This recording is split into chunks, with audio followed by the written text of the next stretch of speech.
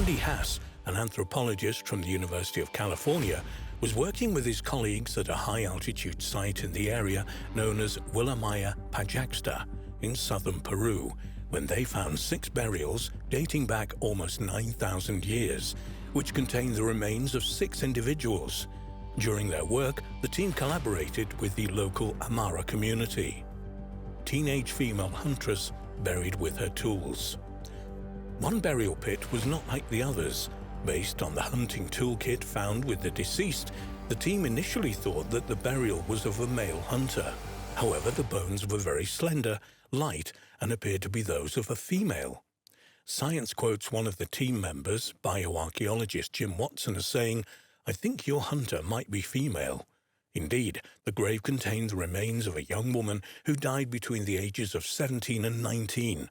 Her gender and age were determined based on an analysis of proteins in her teeth. Anthropologist Randy Hass has told Sky News that the female hunter had been buried with stone projectile points for felling large animals, a knife and flakes of rock for removing internal organs, and tools for scraping and tanning hides.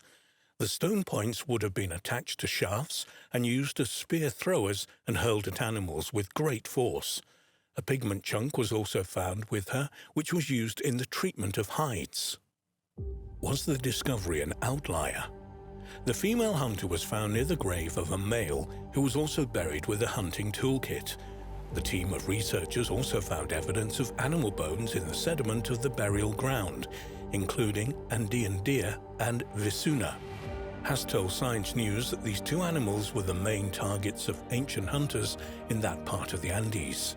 However, many believe that the find was a one-off and that the female big game hunter was an outlier. Science quotes Meg Conkey, an archaeologist who didn't take part in the study, as stating that skeptics may say it's a one-off. Moreover, the presence of hunting gear in a grave does not necessarily mean that the deceased was a hunter.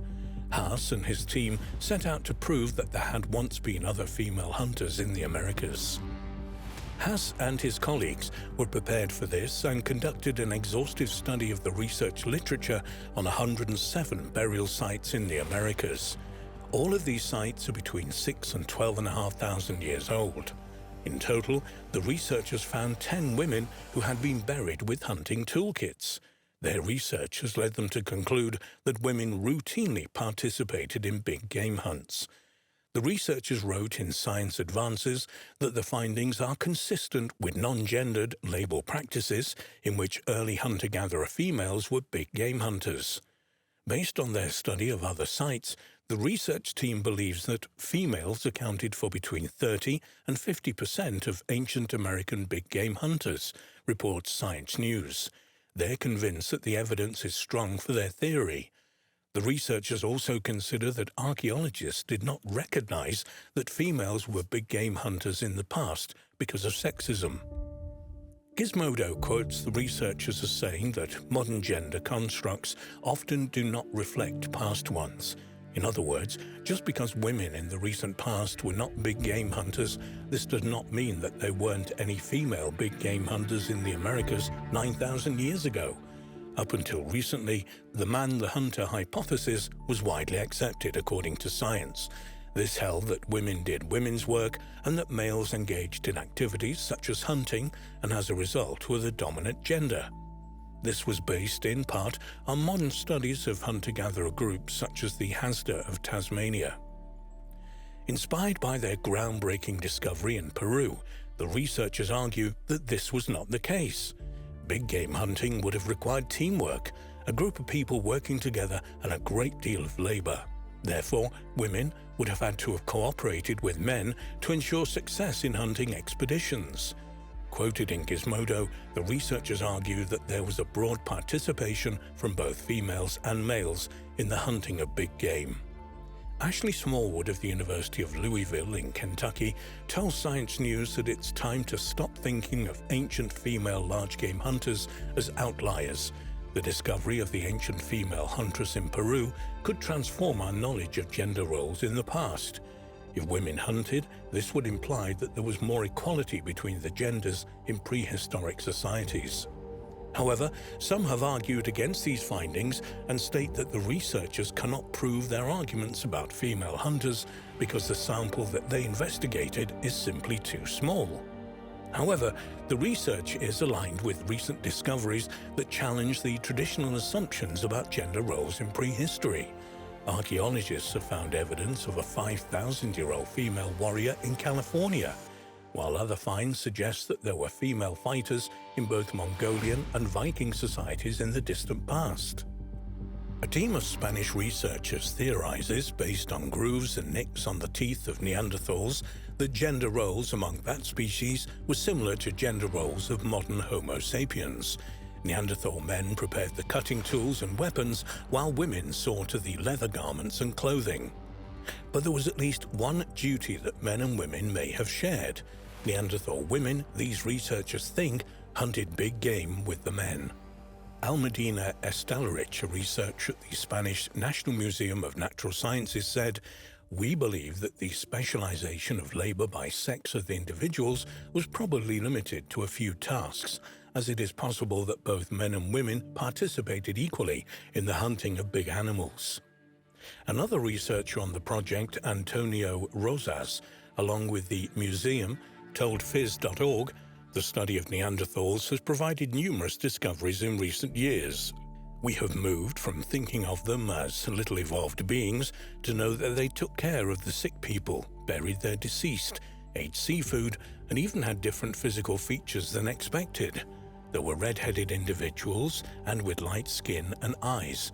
So far, we thought that the sexual division of labor was typical of sapient societies, but apparently that's not true."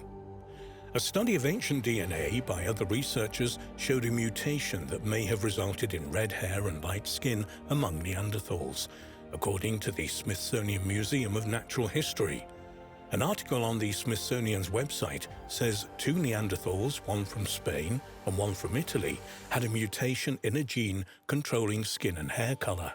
The mutation changes an amino acid, making the resulting protein less efficient.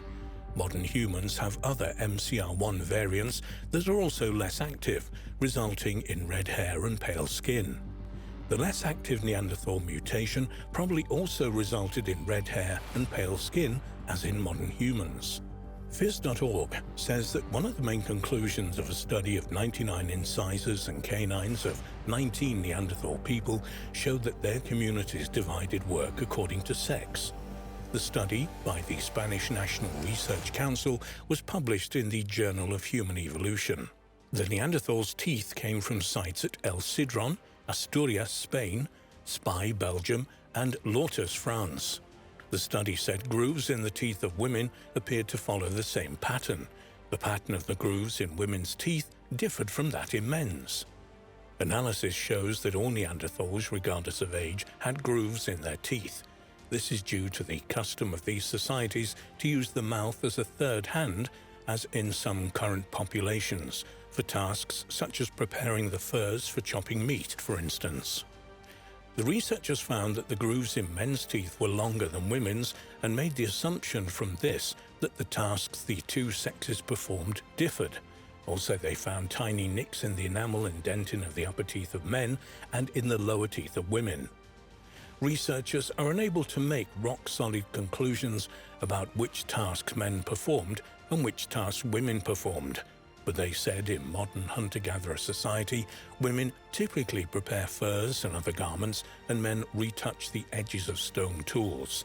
They say this may have been how it was among the Neanderthals they studied.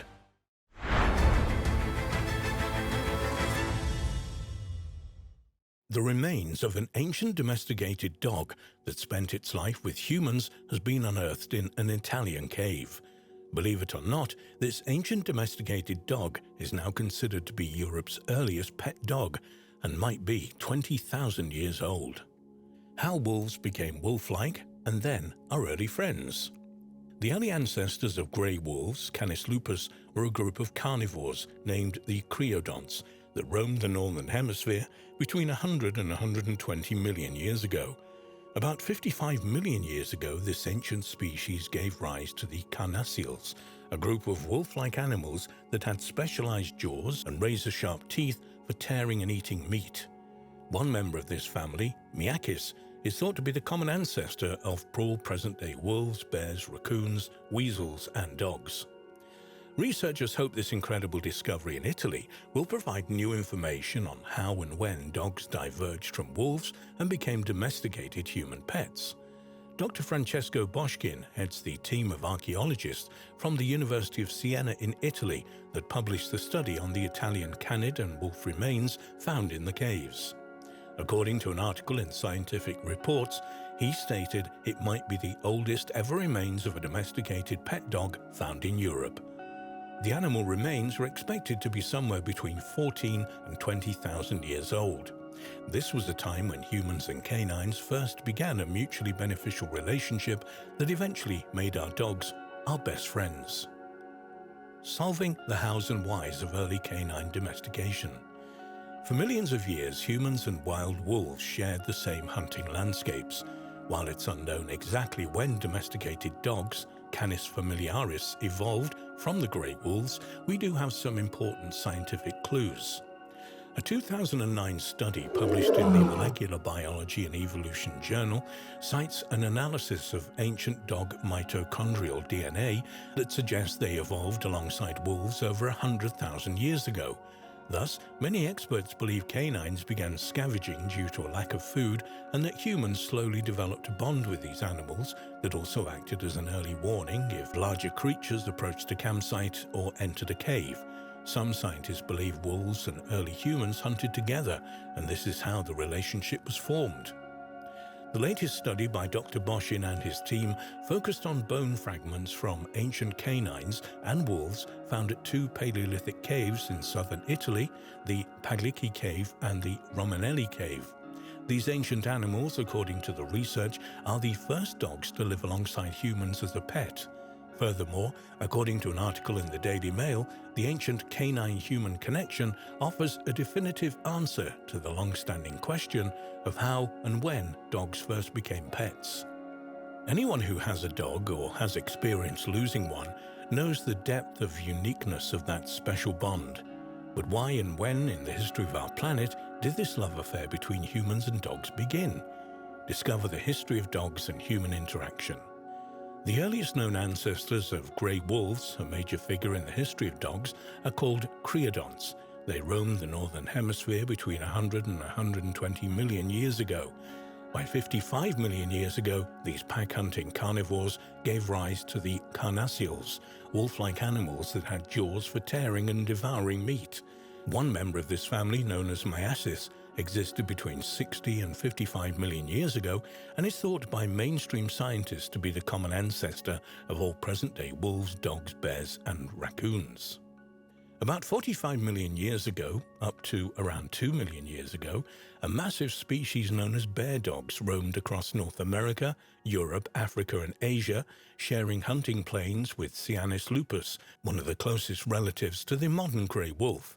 Around 25 million years ago, a species called Cynodictys split in two evolutionary branches, resulting in African hunting dogs and Eurasian wolves and dogs. At this time in North America, the plains were dominated by the fearsome Tomarctus, equipped with razor-sharp claws, a powerful biting jaw, and a long tail for balance while hunting and fighting.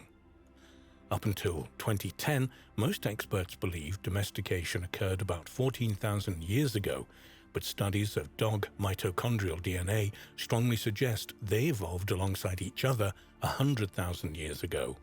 Supporting this new paradigm, in 2009, several ritually buried dog skulls were discovered in a cave in the Czech Republic, which dated to 30,000 BC. Furthermore, in 2011, a Paleolithic dog skeleton dated to 30,000 BC was found biting a large mammoth bone, and its brain had been carefully removed sometime after death, suggesting it held ritual significance. Another dog skull dated to 31,000 BC was found buried with a human body in a cave in Siberia, not only telling archaeologists that the man had domesticated hunting dogs, but they had played an important role within his supernatural belief system. The relationship between humans and dogs was cemented at the dawn of farming, when people realized just how quickly a wolf could be domesticated with starch. Having sharp teeth, strong jaws, and speed, semi-tamed wolves were used to protect small hunting stations and in return were rewarded with companionship, protection, shelter, and a reliable food source. By 6000 BC, dogs were being trained as effective farming tools and weapons used at times of intertribal fighting, and these inherent ancient skills are still evident today in different dog breeds, for example guard dogs, police dogs, military dogs, sheepdogs, and rat catchers. The rise of organized religions led to the ritualization of dogs, and they were generally associated with the human soul's journey in the afterlife. Canine deities were worshipped in ancient China, Egypt, and South America, where they were carved into statues and temples and featured centrally in mythologies and legends. Evidence of the ritualization of dogs was found in the skeleton of a male husky-like dog that lived 7,000 years ago in Siberia that had worked alongside humans throughout his lifetime, ate human food, and was ritually buried as though it were a human. What is more, a wild wolf was ritualistically buried nearby, perhaps once perceived as protecting human souls on their journey through the afterlife. Around 2000 BC, the Iron Age saw Romans, Egyptians, Greeks, and Britons increasingly using dogs in warfare, blood sports, and violent entertainment. Larger breeds such as the Mastiff and Wolfhound were found to be effective in war, and the ancient Roman history Strabo reported in 38 AD of large British dogs which were bred in their homeland of Britannia to hunt dangerous game as war dogs. In 43 AD, at the Roman conquest of Britain, a procurer called Syneggi was recorded as selecting dogs for exporting to Rome to either compete in the amphitheatre or to join the Roman army as war dogs. He mentioned a wide-mouthed giant dog that surpassed the Roman Molossus dog. What does the future have in store for dogs and us? Today, like in so many aspects of life, dogs have become extremely polarized, and we have specially trained medical dogs that detect cancers and smell when diabetic patients are suffering hypoglycemia, low blood sugars. This is all happening as astronaut dogs are being trained in space programs and search and rescue dogs leap from helicopters and speedboats, not to mention military dogs that can detect explosives and locate injured bodies in places deemed too dangerous for soldiers. A highlight in research for this article was learning that in 1943, during World War II, the American Army began a war dog training program which parachuted puppies into war zones to sniff out enemy tunnels and bunkers. What on earth will dogs be doing in the future? In the modern police and army, dogs that are trained to bite often suffer from broken teeth, which are now being replaced with sharp titanium fangs at a cost of between $600 and $2,000 a tooth. Is this the beginning of a new evolutionary path for canines? Like us, will we soon be able to sync our dogs with our computers and smartphones? In conclusion, the evolution of dogs that has spanned nearly 45 million years is far from complete, and although we have altered its course irreversibly with mass breeding over the last 200 years, so far no other animal has evolved to live alongside humans as harmoniously as dogs have.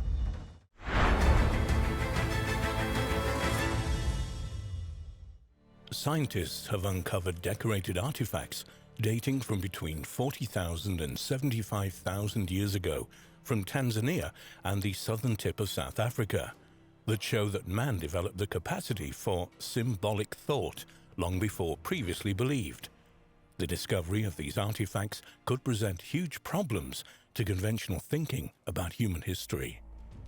The earliest kind of decoration used by humans was probably ochre, which we know was used over 200,000 years ago in the Middle Stone Age and Middle Paleolithic.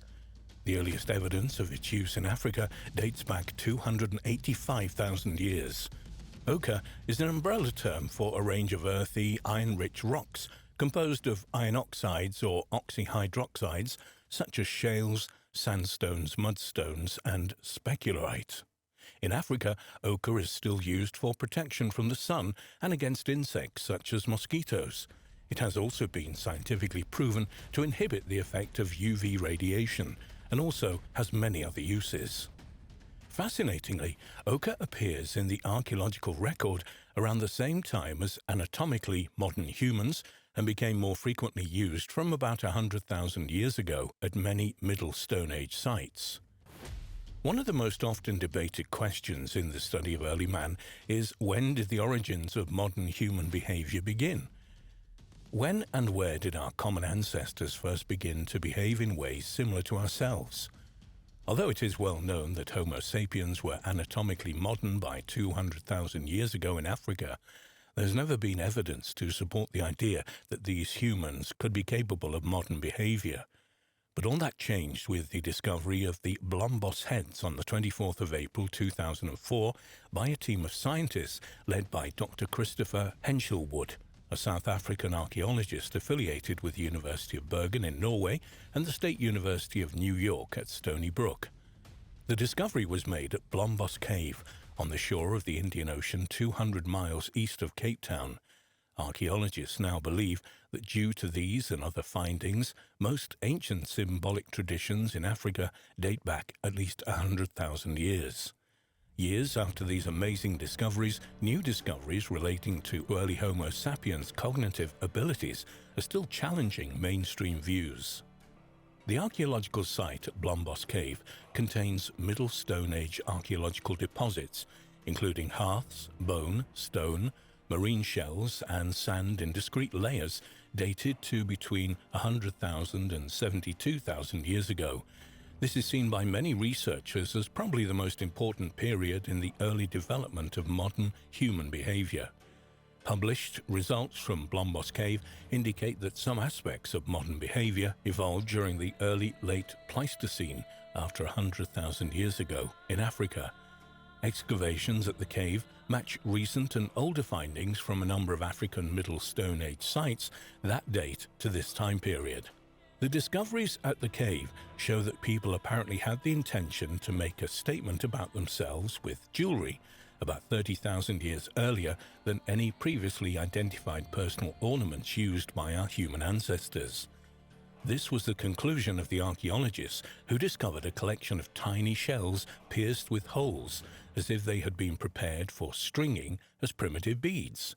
The 41 pea-sized shell beads were uncovered in groups arranged by sizes and shade, each cluster probably representing a single piece of jewelry. According to researchers, the strings of bead represent the oldest, well-dated examples of people making and wearing jewelry. This can be interpreted as further evidence that these people possessed a language capable of sharing the symbolic meanings of these objects. 2 years before the discovery of the beads, Dr. Henshelwood reported the discovery of other evidence of possibly complex symbolic thinking by the inhabitants of Blombos Cave, including abstract engravings and finely worked bone tools and weapon points. The shell beads of Blombos Cave were from a small snail-like mollusk, which must have been brought by the group from rivers more than 10 miles away. All the recovered shells from Blombos Cave were carefully pierced around 75,000 years ago using a bone tool to create a keyhole perforation. These were then strung and worn as a personal ornament. Archaeologists discovered signs of repeated rubbing on the beads, a sign that they had been rubbed against one another and against the cord, resulting in discrete use-wear surfaces on each bead. Such patterns of wear are not present on the shells in their natural environment. Microscopic residues of ochre discovered inside some of the beads probably resulted from deliberate coloring by the wearer or perhaps by transfer when worn. Henshelwood and other researchers believe that this small but growing record of very early artistic artifacts from Africa are vital evidence that modern behavioral traits, such as the use of external symbols, developed slowly over a couple of 100,000 years, not abruptly after our ancestors emerged from Africa, as some archaeologists have suggested. However, not all researchers agreed with Dr. Henshelwood's interpretation that these mysterious artifacts were expressions of a modern type of creativity. Indeed, a few of them have even questioned whether the shells were actually used as beads. Archaeologist Randall White of New York University, for example, does not believe that humans made the holes in the snail shells, saying, "I'm disturbed by the fact that there are no tool traces." Up until the discoveries in Blombos Cave, the earliest African personal ornaments were 13 ostrich eggshell beads from Kenya, dated to 40 to 45,000 years ago. Other, slightly more recent evidence includes a 43,000-year-old perforated teeth from Bulgaria and 41,000-year-old marine beads from Turkey. Discoveries in Tanzania. In 2000, archaeologists reported finding ostrich eggshell beads as well as ochre pencils and fish bones at a site in the Serengeti National Park of Tanzania. The archaeologists were not able to date the two carved donut-shaped pieces of ostrich shell precisely, but they came from the same layer as tools from the African Middle Stone Age between 280,000 and 45,000 years ago. For some reason, the mysterious discovery was not announced until 4 years later, in March 2004, at the Paleoanthropology Society meeting in Montreal. Despite the uncertainty over their exact age, one of the archaeologists who discovered the beads, Curtis Marian, from the Institute of Human Origins and Department of Anthropology at Arizona State University, stated that they were unambiguous examples of symbolic behavior. What is modern human behavior? But why do decorated beads mean that we may have discovered the earliest examples of modern human thinking? Research has shown that symbols cannot exist in isolation, but generally form a part of interlinked systems. Modern human behavior is usually defined as behavior that is caused by socially constructed patterns of symbolic thinking, actions, and communication. The capacity for symbolic thought is not the main defining factor for modern human behavior, but rather it is the use of symbolism to organize behavior that defines us. So, early humans were first behaviorally modern when symbols became an inherent part of their daily lives. In basic terms, this means that people were using the artifacts that they made to organize their social world in a similar way as we do today. Within each group of people, such as those at the Blombos Caves, artifacts may have had meanings that could be understood only by members of that group. A good example is the design of the bead necklace discovered in the cave, which may have carried a significant meaning that was not understood by people outside the group. The findings from Blombos Cave and from Tanzania, and the subsequent reanalysis and excavation of other relevant sites have resulted in a clear change in our understanding of the timing and location of the development of modern human behavior.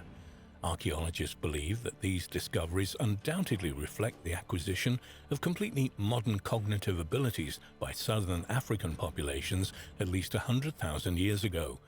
Although scientists are aware that these are vastly important discoveries in terms of early man, they still seem to be a little reluctant to believe very early dates. Randall White commented, "If the dates hold up, we now seem to be seeing a trail of representational objects that is increasingly older as we move back from Europe into Africa."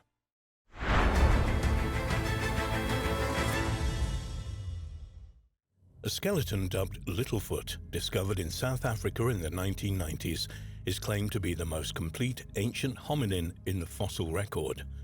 The results of recent analysis into the skeleton have caused controversy, as researchers claim that Littlefoot actually lived some 3.67 million years ago, about a million years earlier than previous claims, and that the fossil probably represents a previously unknown species related to humans. In 1994, Ronald Clark, a paleoanthropologist at the University of Witwatersrand in Johannesburg, South Africa, was examining boxes of fossils at a field laboratory at the Sterfontein Caves, about 25 miles northwest of Johannesburg. The collection had previously been thought to contain nothing but ancient monkey bones.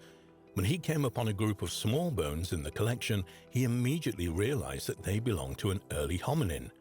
Clark later established that the bones seemed to have belonged to an ancient species of ape-like hominins that were present in Africa between about 4 million and 2 million years ago, before the human genus Homo became dominant. In 1997, Clark came upon more bones from the skeleton at a nearby medical school and decided he would search for more of the Littlefoot skeleton in the cave itself. But it was to take until 2012 to locate and remove all traces of Littlefoot from the cave. Study researcher Robin Crompton, A musculoskeletal biologist at the University of Liverpool in the United Kingdom said that the excavations proved much more difficult than at first thought. This was mainly because the bones themselves were softer than the rock surrounding them. Once in possession of the remains, though, even more difficult work lay ahead. Clark said of the recovery of the skeleton, "We used very small tools like needles to excavate it. That's why it took so long. It was like excavating a fluffy pastry out of concrete." In December 2018, it was finally revealed that after 20 years of excavating in South Africa, researchers had completely recovered and cleaned the most complete skeleton of an approximately 3.67 million-year-old hominin nicknamed Littlefoot. Initial theories were that the Littlefoot fossil is a female who exhibited some of the earliest signs of human-like bipedal walking. Fascinatingly, she may also belong to a distinct species that most researchers haven't previously recognized. The nickname Littlefoot came from the small size of the foot bones that were among the first parts of the skeleton to be discovered. The newly discovered Littlefoot specimen is more than 90% complete, which far exceeds the amount of remains of its more famous cousin Lucy, whose skeleton is about 40% complete. The skeleton's relatively small build and certain skull features suggested to the researchers that it was probably a female of advanced age, with a brain size of about 408 cubic centimeters, about one-third the size of modern human brains. The woman seemed to have suffered a forearm injury early in life, and her comparatively long legs in proportion to her arms means that she had similar proportions to those of modern humans. Littlefoot is the oldest known hominin to have this feature, which suggests that she probably walked upright more than she swung through trees. Researchers stated that Littlefoot was probably 4 foot 3 inches tall and also vegetarian. According to Robin Crompton, "My analysis of her skeleton shows that she and the rest of the local population of her species at that time were under active natural selection for an ability to walk efficiently, fully upright on the ground over medium to long distances." Examination of the skeletal remains showed that Littlefoot had sustained an arm injury early in life. However, this injury had healed long before she fell into the cave where she was found and died. The fatal fall may have been during a struggle with a large monkey, as the skeleton of one was found very close to her, said Crompton. Based in part on the examination of her teeth and hips, researchers believe Littlefoot represents a new species. The name had previously been given to a hominin skull fragment found in South Africa in 1948, but it was withdrawn after researchers decided that the skull probably belonged to an unusual Africanus. However, Lee Berger, an archaeologist at the University of Witwatersrand, who was not involved with the latest research into the skeleton, but is working on publications about Littlefoot, stated that if Littlefoot is actually a newly identified species, which he is far from convinced is the case, then she should have a new species name and not reuse an old undefined one. But Crompton disagreed. After the Australopithecus africanus specimen was properly named, Clark began using that name for other bone fragments found in the cave. He said on the naming issue, "It's a bad practice and against the International Code of Zoological Nomenclature to create new names where a valid name already exists, and no good argument for separation into a different species exists." So as Professor Clark did not have evidence that Littlefoot was part of a different species, and he continued to use that name for the fossils in the published scientific literature, it was entirely appropriate that he used the existing and valid name. Berger is also concerned about the lack of solid information in the recently published papers on the Littlefoot skeleton. He believes there should be more detailed measurements of the fossil bones. For instance, there's no data. There are almost no measurements of the fossils, he says. Berger hopes one day to provide the missing data in his own publications, although he is still at an early stage of the analysis.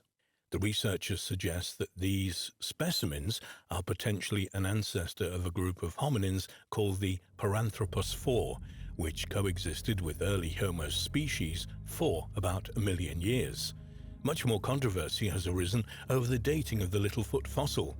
Based on the age of the sediments around the fossil, The researchers have dated Littlefoot to around 3.67 million years ago, about a million years earlier than previous dates for the skeleton. This would mean Littlefoot was alive about 500,000 years before Lucy in Ethiopia. The date would mean that our ancient ancestors were almost certainly scattered across Africa. Some researchers are unconvinced that the skeleton itself is as old as the sediments in which it was found. Fred Grein, a paleoanthropologist at Stony Brook, New York, quipped, "We buried a dead squirrel in our backyard in November 2014, but I think the sand surrounds it dates back to the last glacial retreat on Long Island."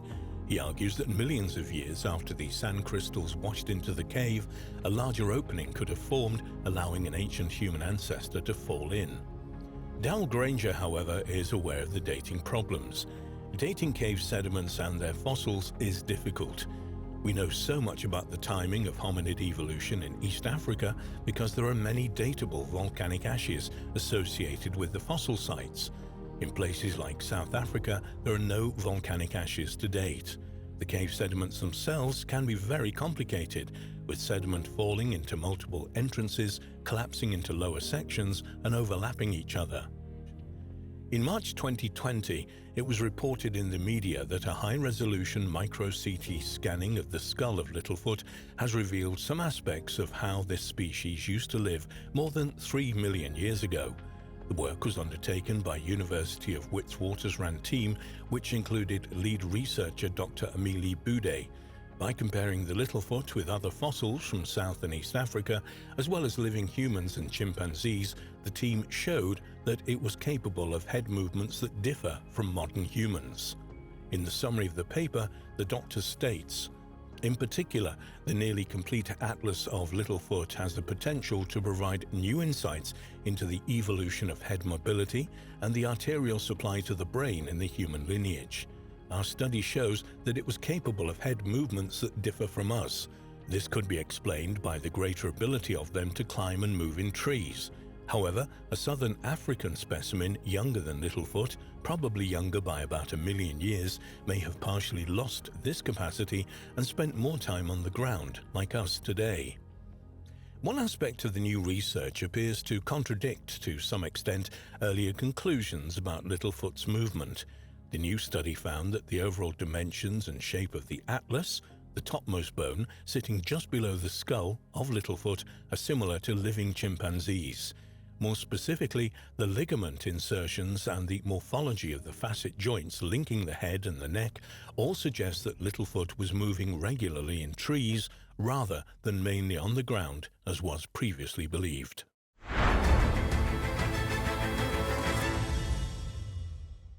Ancient hominin bones discovered in northern Spain's Atapuerca Mountains have pushed back the arrival of humans in Europe to roughly 1.2 million years ago, around 500,000 years earlier than once believed. Fascinatingly, only about 1/10 of the site's total area has been excavated, which means there may be many more important discoveries in store.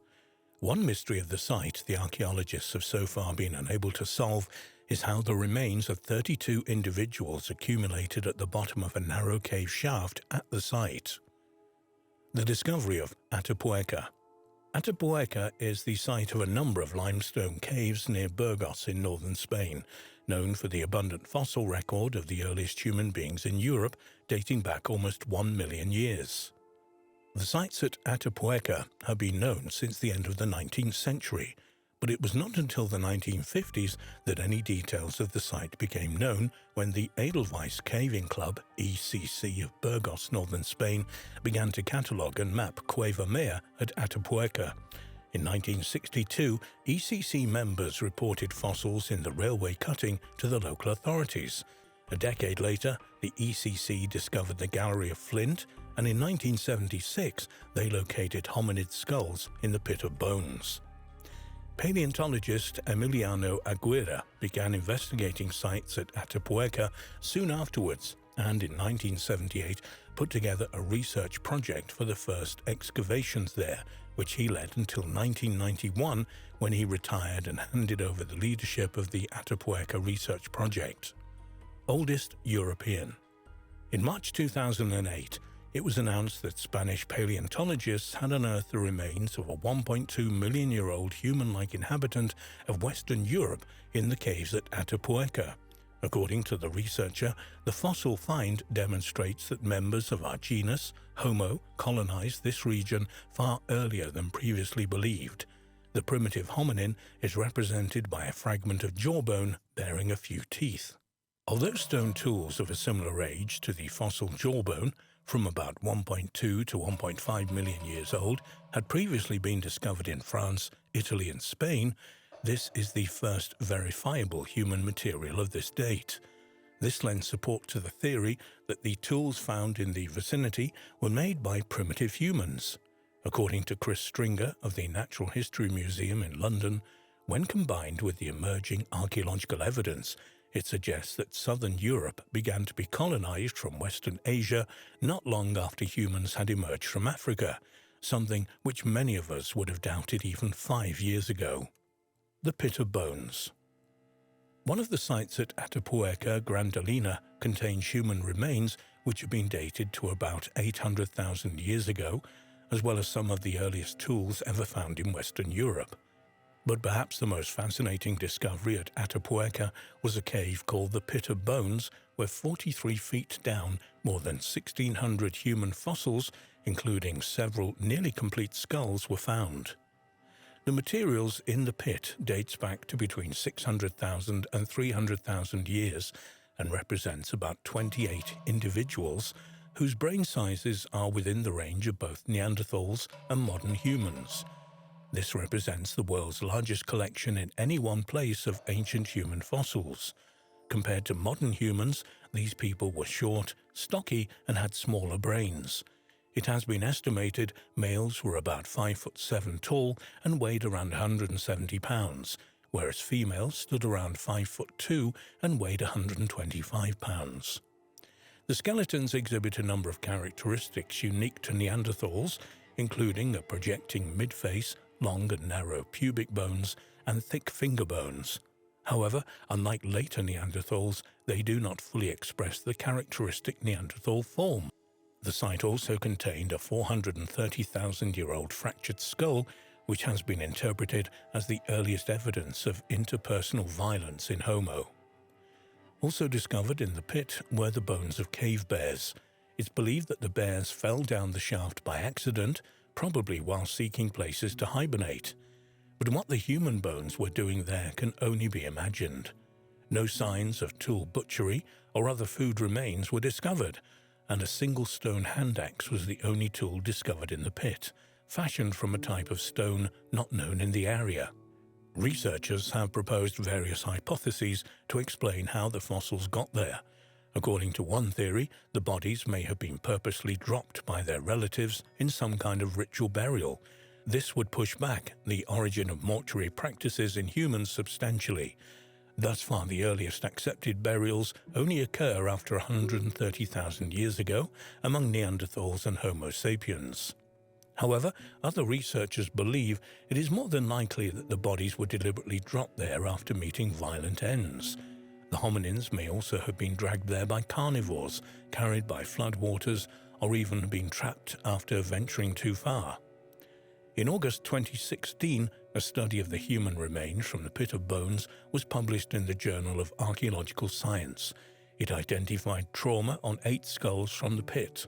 Part of the abstract of the study reads, "The fractures found in 17 crania from SH display a post-mortem fracturation pattern, which occurred in the dry bone stage and is compatible with collective burial assemblages. Nevertheless, in addition to the post-mortem fractures, 8 crania also display some typical peri-mortem traumas. Interpersonal violence as a cause for the peri-mortem fractures can be confirmed for one of the skulls, cranium 17, and also probable for cranium 5 and cranium 11. For the rest of the crania, although other causes cannot be absolutely ruled out, the violence-related traumas are the most plausible scenario for the peri-mortem fractures. If this hypothesis is confirmed, we could interpret that interpersonal violence was a recurrent behavior in this population from the Middle Pleistocene." It would appear from the results of this study that at least some of those in the pit suffered a violent end at the hands of other members of the population in the area. However, this still doesn't explain how and why the dead bodies were taken into the cave chamber. Perhaps the perpetrators wanted to hide their victims, or maybe relatives interred the corpses in the pit. We shall probably never know for sure. DNA evidence. In December 2013, it was revealed that a thigh bone from the pit of bones had yielded 400,000-year-old DNA, by far the oldest human DNA ever sequenced. Previously, the oldest human DNA sequenced came from bones that were less than 120,000 years old. Astonishingly, the results suggested that the thigh bone belonged to a previously unknown human species, which some researchers believe may even be a missing link between Neanderthals and their mysterious cousins, the Denisovans.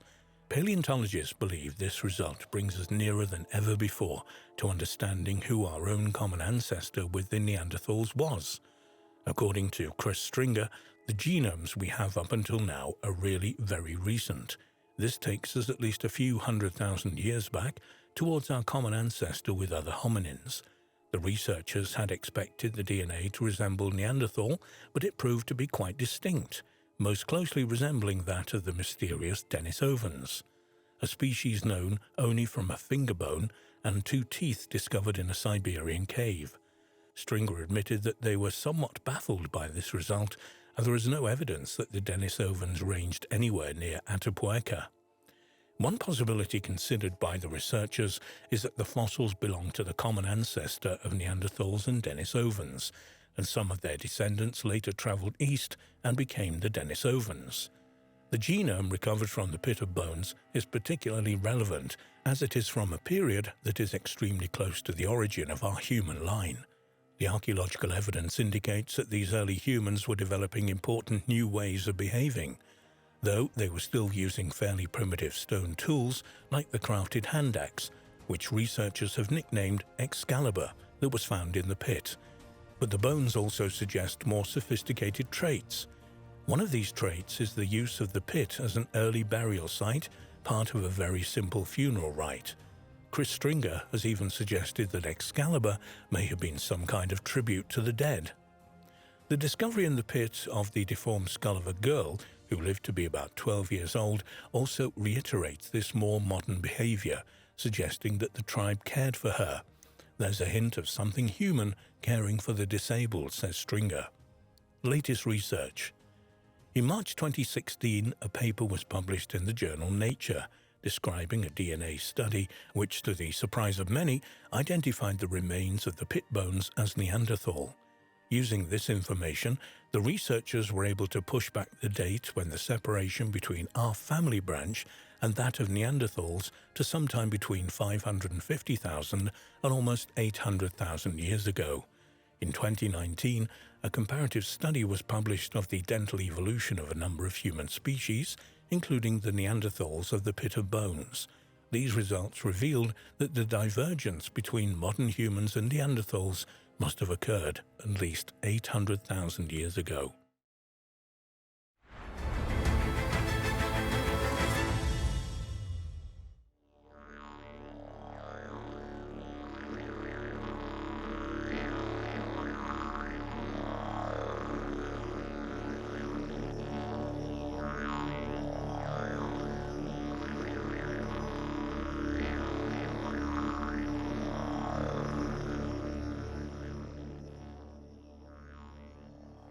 The question of when and how the continent of Australia was first populated has always been a bit of a puzzle to archaeologists, but recently some new light has been shed on the problem.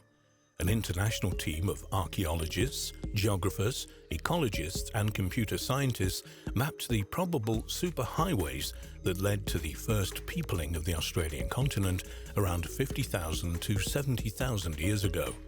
The team generated a fascinating map which reveals these migration superhighways traversed by early humans in Australia, which mysteriously bear striking similarities to Australia's modern highways and stock routes.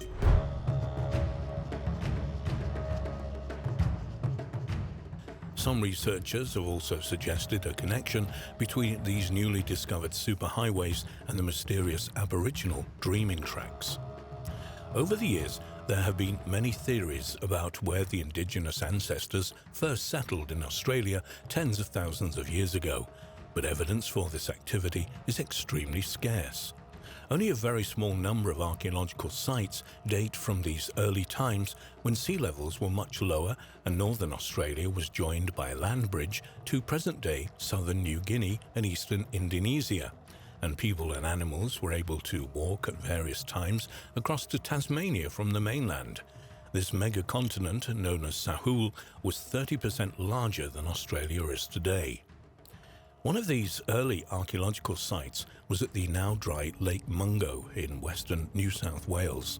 Here, in 1968, Earth scientist Jim Bowler uncovered the cremated remains of an Aboriginal woman in an eroding dune close to the shoreline of the lake.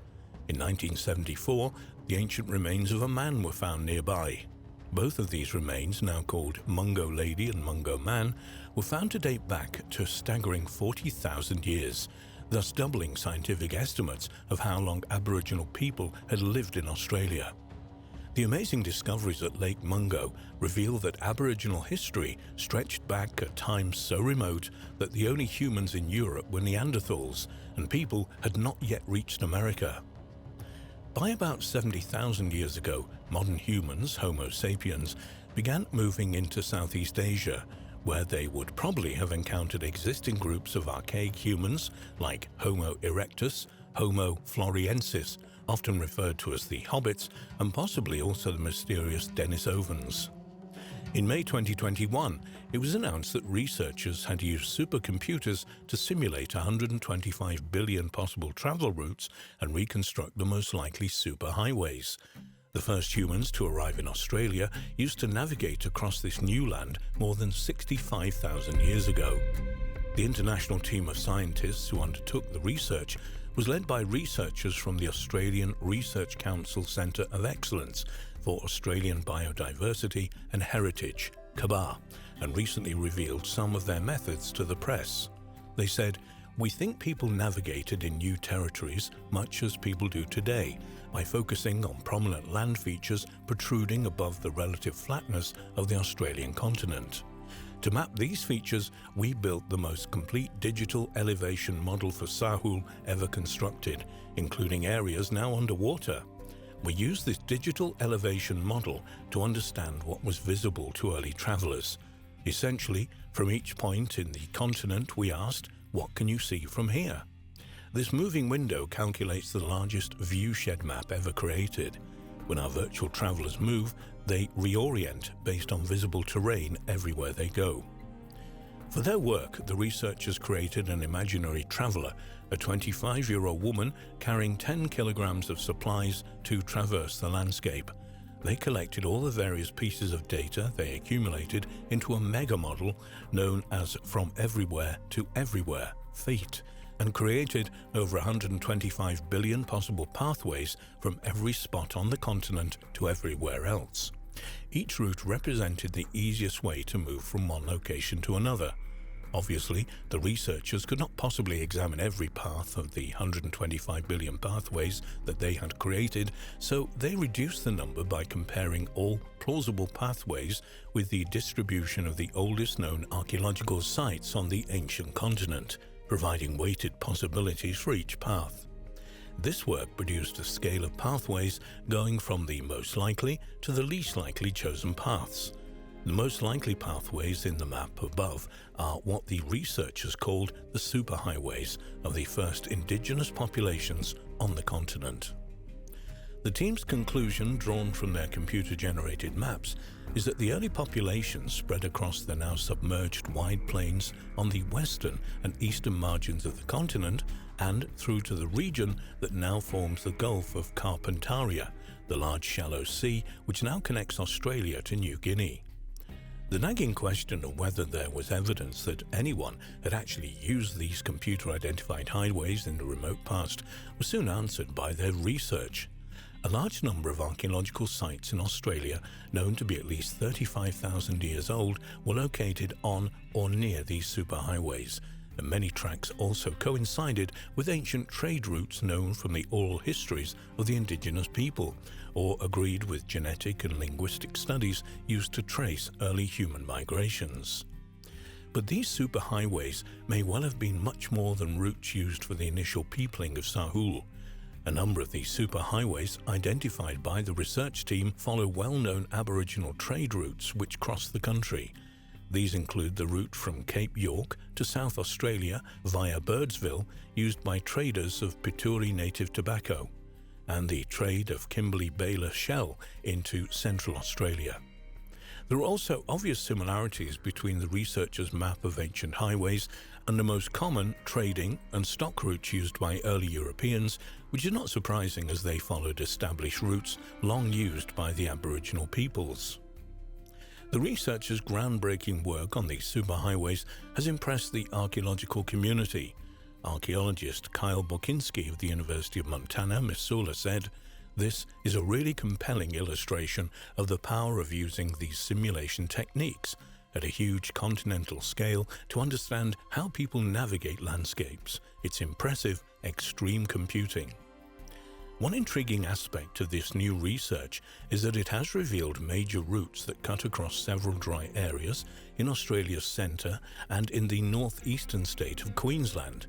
The existence of paths in such locations would appear to challenge the long-held view that the earliest people on the continent avoided the deserts. Kabah Deputy Director, Distinguished Professor Sean Ulm from James Cook University, commented on the importance of the research team's work in revealing the significance of landscape to the native inhabitants of the continent.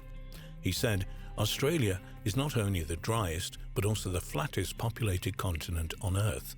Our research shows that prominent landscape features and water sources were critical for people to navigate and survive on the continent. In many Aboriginal societies, landscape features are believed to have been created by ancestral beings during the dreaming. Every ridgeline, hill, river, beach and water source is named, storied and inscribed into the very fabric of societies, emphasizing the intimate relationship between people and place. The landscape is literally woven into people's lives and their histories. It seems that these relationships between people and the country probably date back to the earliest peopling of the continent." This quote brings in a question of a connection between these newly revealed superhighways and Aboriginal dreaming tracks. To the Aborigine, a dreaming track or songline, as it is also known, is a route taken by ancestral heroes in the dreamtime, in which all Aboriginal culture has its roots and before which, in their minds, the Earth did not exist. As with the ancient superhighways, these mostly invisible paths or tracks usually connect Aboriginal sacred sites. In the dreamtime, groups of ancestral beings journeyed across the land, performing mighty deeds and creating the living species and features of the desert landscape. The adventure of these ancestors, also referred to as totemic ancestors, are chronicled in sacred songs, stories, and rituals. These totemic ancestors also established the rules of Aboriginal religion, law, moral systems, and social life. In the mind of the Aborigine dreamtime is a true record of how the landscape was formed, a landscape which is still inhabited by the spirits of their ancestor beings. By reenacting the myths in the dreamtime in song, story, and ceremony, the Aborigines keep their ancestors' rules, beliefs, and relationships with the landscape alive. The massive rock form of Ayers Rock, Uluru in the local Anagu language, is an isolated sandstone outcrop rising 1,140 feet above the Red Desert Plain in the Northern Territory of Central Australia, 208 miles southwest of Alice Springs. This sacred place is seen by the Anangu as a living record of the dreamtime activities of their ancestors, and the appearance and origin of every feature of the giant rock is present on the mental map carried around by the Anangu people of the area. One reason why the local Anangu population prefer tourists not to climb the rock is that the hiking path crosses one of the many traditional dreaming tracks on the site. Hopefully, future work on possible connections between these fascinating superhighways and Aboriginal dreaming tracks might reveal important insights into the spiritual nature of both.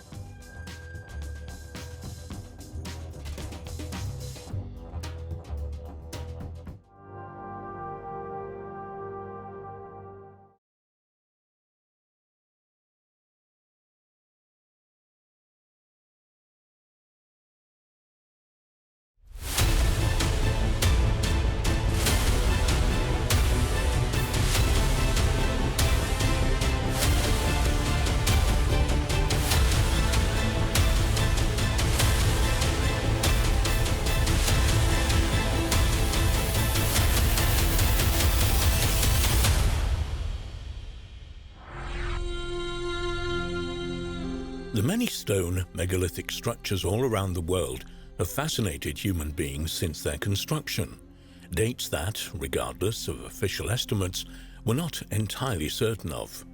Perhaps above when these respective stone monuments were built is why and how.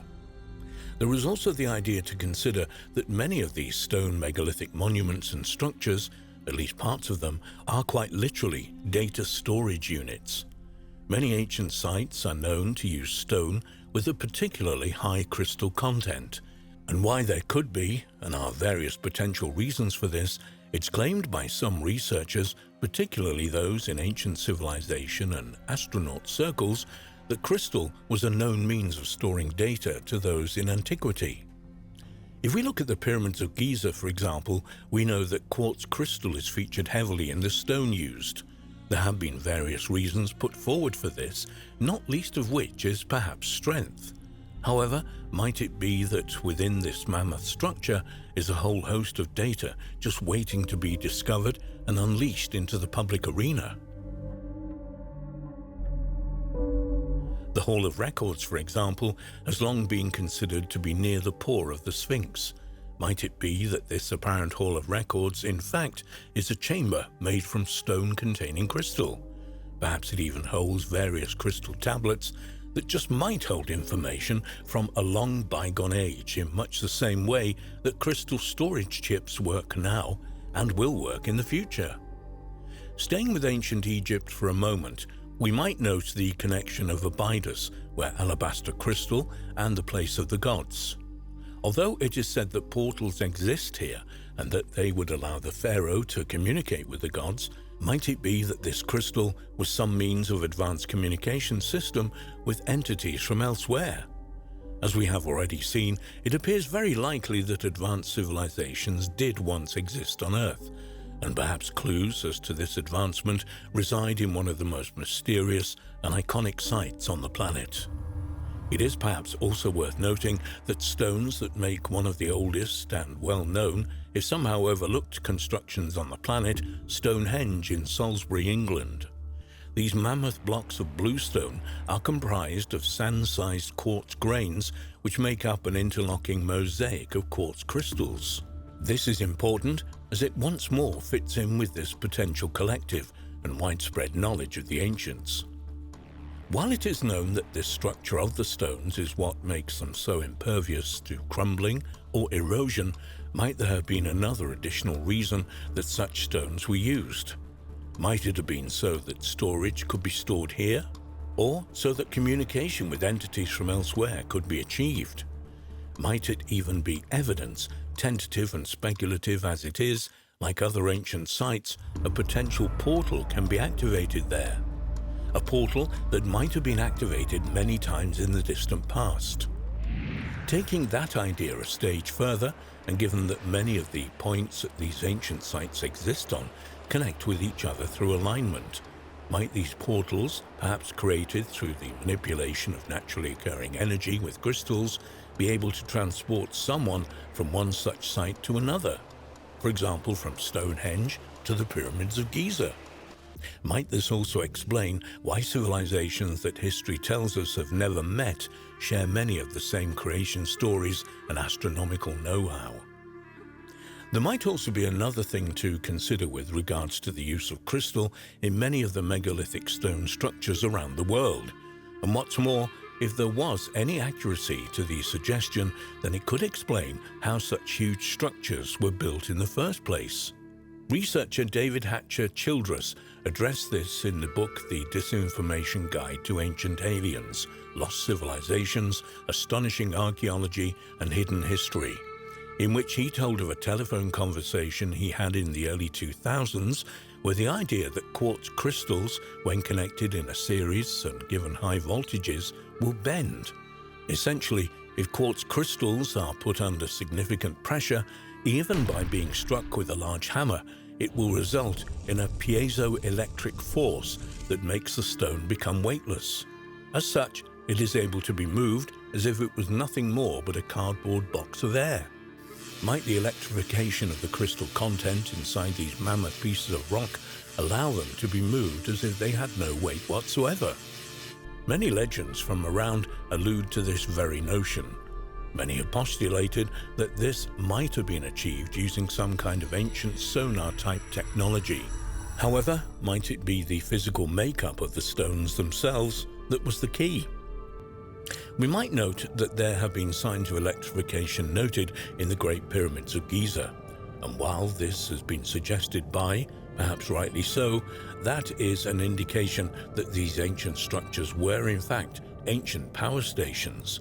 It might be that this electrification was used to bring the pyramids together in the first place. That so many of the megalithic stone structures have such crystal content within them at least makes such a suggestion reasonable and possible. And furthermore, we might consider if the location of these sites, essentially along ley lines and energy vortexes, might have also played a part in this electrification resulting in weightlessness. Might that be why such ancient sites all lie along these lines? Because the energy there is required to build such huge monuments and buildings to begin with. It is perhaps worth examining some of the legends and suggestions of how some of the ancient megalithic stone sites might have been constructed, and how that might tie in with such intriguing writings as the Voynich manuscript. Several stories exist around the world of a time when rocks or stone could be made soft using the sap from a certain plant. Many legends of the Inca civilization, for example, contain many legends of melting rock so as to make it workable. Writing in the book The Disinformation Guide to Ancient Aliens, Lost Civilizations, Astonishing Archaeology and Hidden History, David Hatcher Childress relays how Hiram Bingham, the person who discovered the Incan site Machu Picchu, was told of a plant whose juices softened rock so that it could be worked into tightly fitted masonry. It wasn't just Bingham who heard such accounts of this apparent long-lost knowledge of making it possible to fashion rock and stone as easily as you would clay. Childress, in the same book, goes on to tell how Colonel Fawcett also heard these same stories while in Peru of a liquid that softened stone to the consistency of clay. What's more, Fawcett's son Brian would tell of his own account in the footnotes of his father's book, Exploration Fawcett, while editing it. According to Brian, a colleague of his who was working in central Peru discovered an ancient sealed jar in an Incan grave. At first, he believed the jar would contain some kind of drink, possibly containing alcohol.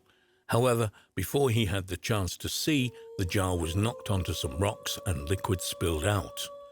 Unbelievably, when Fawcett's friend looked down at the rocks, they were now as soft as wet cement.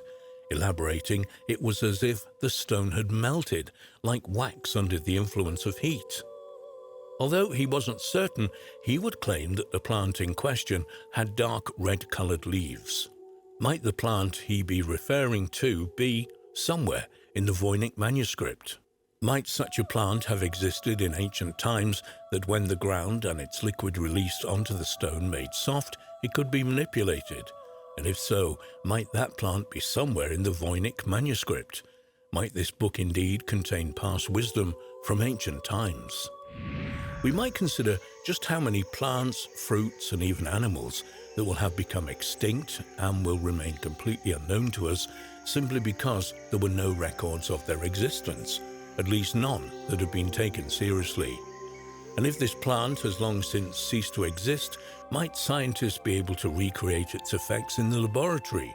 Might such know-how not only help in potentially explaining just how such huge, mammoth structures were built in the past, but also assist in the construction of buildings in the future? Ones, like the ones of ancient times, have such structural integrity that they last thousands of years, largely undamaged from the elements.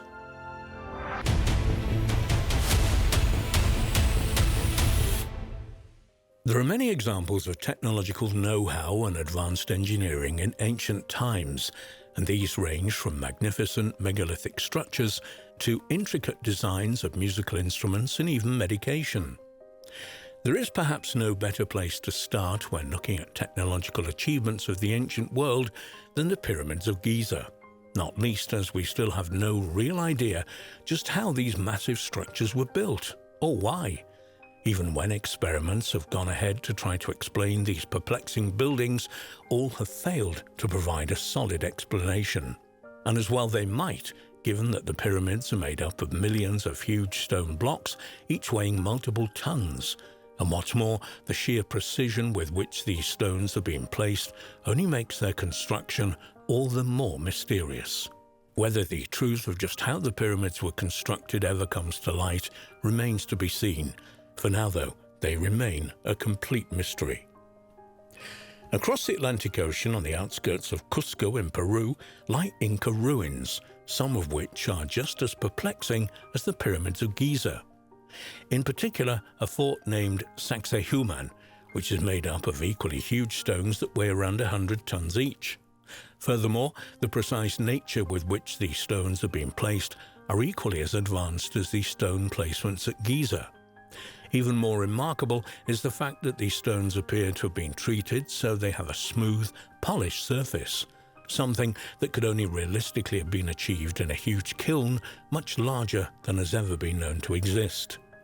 Much like the pyramids of Giza, there have been many theories put forward to explain how the stones were positioned and treated.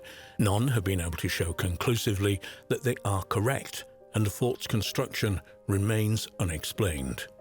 If we cross back over the ancient lands of Europe, there is the Antikythera mechanism, which was discovered off the coast of the Greek island of Antikythera in 1901. Upon examination, it appears clear that the device is some kind of advanced mechanical reproduction of the solar system. This device is said to date back to around 200 BC, leaving those who have investigated it completely at a loss as to how such a device was built almost 2,000 years previously. In total, almost 40 separate intermeshing gears are contained within the device, which is entirely accurate in its workings and is truly a peek into the past and the technological know-how that was clearly present in antiquity. Although it is something that has been well documented between the years of 600 and 1200, a weapon of the Byzantine Empire known as Greek fire still cannot be replicated today. According to the many reports of this deadly weapon, pipes were fitted to the masts of warships, which, when activated, fired a thick fire at enemy ships and soldiers. And what's more, this strange fiery substance was able to continue to burn for some time on the surface of the water. Suddenly, however, at some time around the 1300s, the deadly weapon simply disappears from history. It's not clear why this happened, with some suggestions being that the ingredients required to make this substance became suddenly unavailable, or that the knowledge of how to blend the required ingredients simply became lost as the empire itself weakened. What makes the Lycurgus cup is so intriguing, its remarkable decorations around its side, is that nobody is entirely certain as to what the cup is made from. What is further interesting about the Lycurgus cup is that the glass within it is dichroic, which means that when a light is shone behind it, it shines red. However, shining a light in front of it will make it appear green. What makes this so interesting is that this effect is achieved by changing the structure of gold and silver nanoparticles, something that modern science only managed to achieve in the 1970s. Just how this was achieved in an item thought to date back to Roman times is beyond explanation, although some people have put forward that this could have been completely unintentional and achieved purely by chance. It would appear from the many writings speaking of it that ancient Egyptians and ancient Greeks made use of a drug that was an ancient equivalent of an antidepressant, known as nepenthe. It translates to anti-sorrow and was seemingly given to those who were feeling sorrowful or sad, what we would call in the modern world depressed. Although there is documentation of its use, it's not certain exactly what the drug is, whether it's a single plant or herb, or an ancient combination of different ingredients.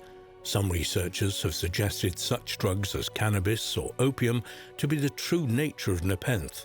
However, both drugs were widely known and used in the ancient world, and we would assume that they would simply be referred to as such. Whether nepenthe contained a mixture of cannabis, opium, and other such drugs remains a mystery. Perhaps one of the strange mysteries from history is that of the Stradivari violin. Widely considered to be the finest violins ever built, the Stradivari family produced these masterful instruments throughout the 17th and 18th centuries. It is thought that around 600 still exist today. However, there is no one who knows just how to make or recreate them, meaning their numbers will continue to dwindle, and it's unlikely an exact replica will ever be reproduced.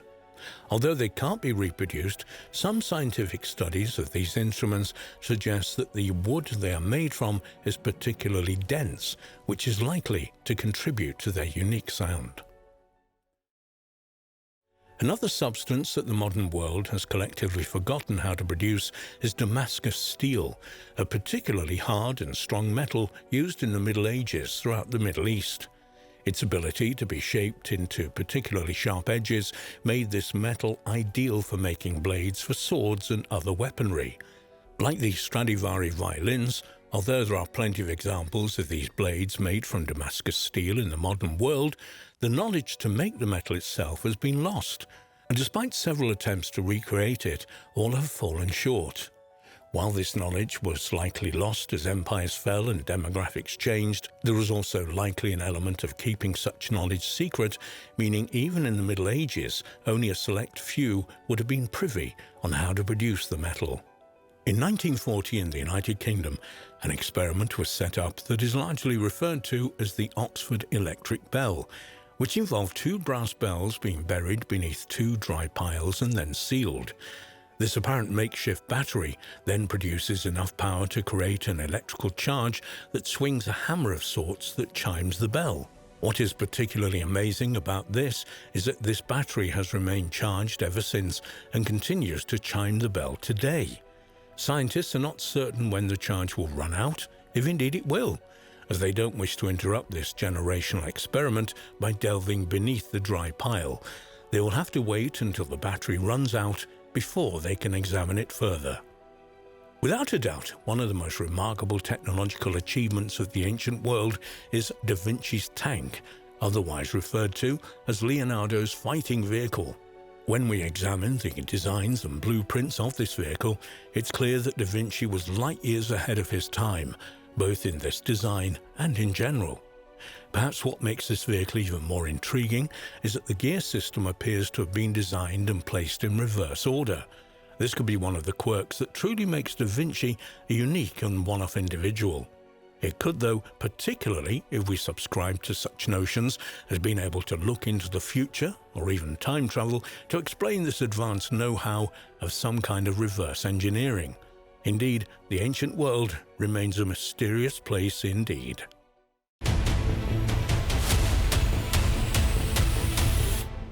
Port Mahomac Monastery in eastern Scotland is believed to have been built by the ancient Picts, a mysterious ancient people who once inhabited the north and east of Scotland.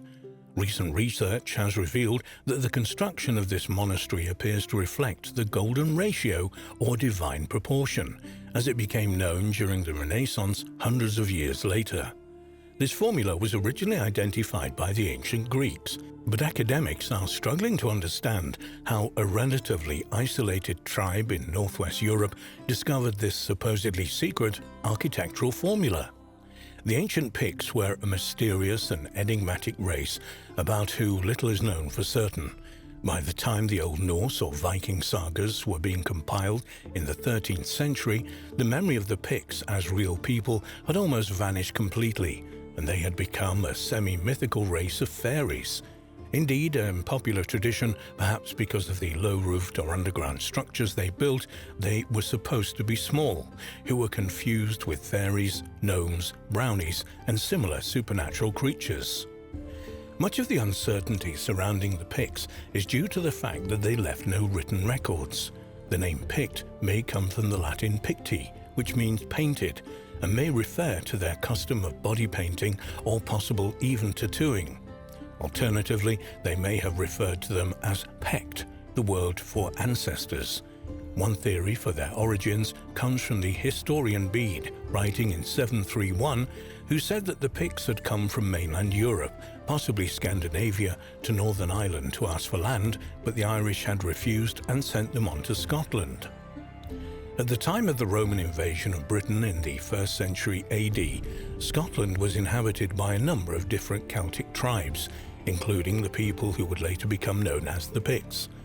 From the accounts of Britain written by ancient classical Greek and Roman authors, it appears that by the 3rd century AD, the predominant peoples of northern Scotland were all known as the Picts. The earliest surviving mention of the Picts dates from AD 297. In a poem in praise of the Roman Emperor Constantius Chlorus, the orator Eumenius mentioned the semi-naked Pict and Hiberni Irish as enemies of Rome. Indeed, the Picts' war with the Romans during the occupation was almost continual. It was a war which they ultimately won, as Scotland never fell to the armies of Rome despite numerous attempts to invade. The Pictish nation seems to have comprised of several federations, each with its own leader or king, and by the 7th century there was a united Pictland, which was already partly Christianized. In 843, Kenneth MacAlpin, king of the Scots, also became king of the Picts, united their two lands in a new kingdom of Alba, which eventually evolved into Scotland. After 900 AD, no further mention is made of the Picts. No one is sure what happened to them, why they suddenly vanished from history. However, many researchers believe that they may have merged with the southern Scots and the two cultures became one from then onwards. This unification of the two cultures was also influenced by the danger posed by the Vikings, whose raids along Scotland's northeastern coast were becoming more frequent. The Golden Ratio. The Golden Ratio, symbolized by the Greek letter phi, is a special number approximately equal to 1.618, which appears often in geometry, art, architecture, and other areas. The Golden Ratio is found when a line segment is cut into two pieces of different lengths so that the ratio of the whole segment to that of the longer segment is equal to the ratio of the longer segment to the shorter segment. In the hugely influential ancient mathematics textbooks Elements, written by Euclid of Alexandria around 300 BC, the definition reads, "A straight line is said to have been cut in extreme and mean ratio, when, as the whole line is to the greater segment, so is the greater to the lesser." The Golden Ratio is also known as the Golden Section, Golden Mean, or Divine Proportion. While it has always existed, it's not known exactly when it was first discovered and used practically. Researchers believe that it has probably been discovered and rediscovered on numerous occasions throughout history, which may explain why there are several names to describe it. It has been conjectured that the ancient Egyptians may also have used both pi and phi in the design of the Great Pyramids. The classical Greeks are also thought to have based the design of the Parthenon on this proportion, though there is some debate about this. Many researchers claim that if a rectangle is drawn around the face of Leonardo da Vinci's Mona Lisa, the ratio of the height to width of that rectangle is equal to the Golden Ratio. Some also think that da Vinci also used it to define all the basic proportions of his painting The Last Supper. Although there is no proof to show da Vinci consciously used the Golden Ratio in his work, it is known that he was a close personal friend of Luca Pacioli, who published a 3-volume discourse on the Golden Ratio in 1509 entitled Divine Proportions. Indeed, da Vinci was responsible for the illustrations used in this work. It's certainly possible that not only da Vinci, but other Renaissance artists used the golden mean in their paintings and sculptures to achieve balance and beauty. But what does all this talk of divine proportions have to do with an ancient Scottish tribe described by the Romans as primitive and half-savage? In fact, the Picts were skilled in farming and possessed a sophisticated culture, which included seagoing trade and the elaborate carving of paintings and stones. Portamahomac is a small fishing village on the shore of Dornoch Firth in northeast Scotland. Between 700 and 1100 Christian Pictish monks lived in a monastery on the site.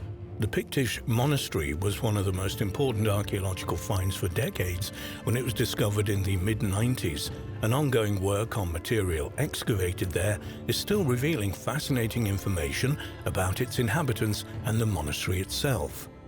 So far, various sculptural fragments have been discovered, as well as Pictish burials and a Viking hoard dating to around 1000 AD, which have been secreted away in the wall of a church. There are also traces of burning in parts of the site, evidence that Viking raiders attacked the community at some point, according to experts. But it's the dimensions of one particular structure, known as the Smith's Hall, within the monastery complex that has attracted the most discussion. According to experts, this horseshoe-shaped building was constructed with an incredible symmetry that went way beyond what was necessary for such a building. When investigated further, the ratios of lengths of different walls and bays inside the window were incredibly found to conform to the principle of the golden ratio. Jean Goins, former chairman of the Archaeological Heritage Society of Scotland, confessed her astonishment to learn that the Picts had been using the golden section. It's really absolutely fascinating. It's mind-blowing stuff.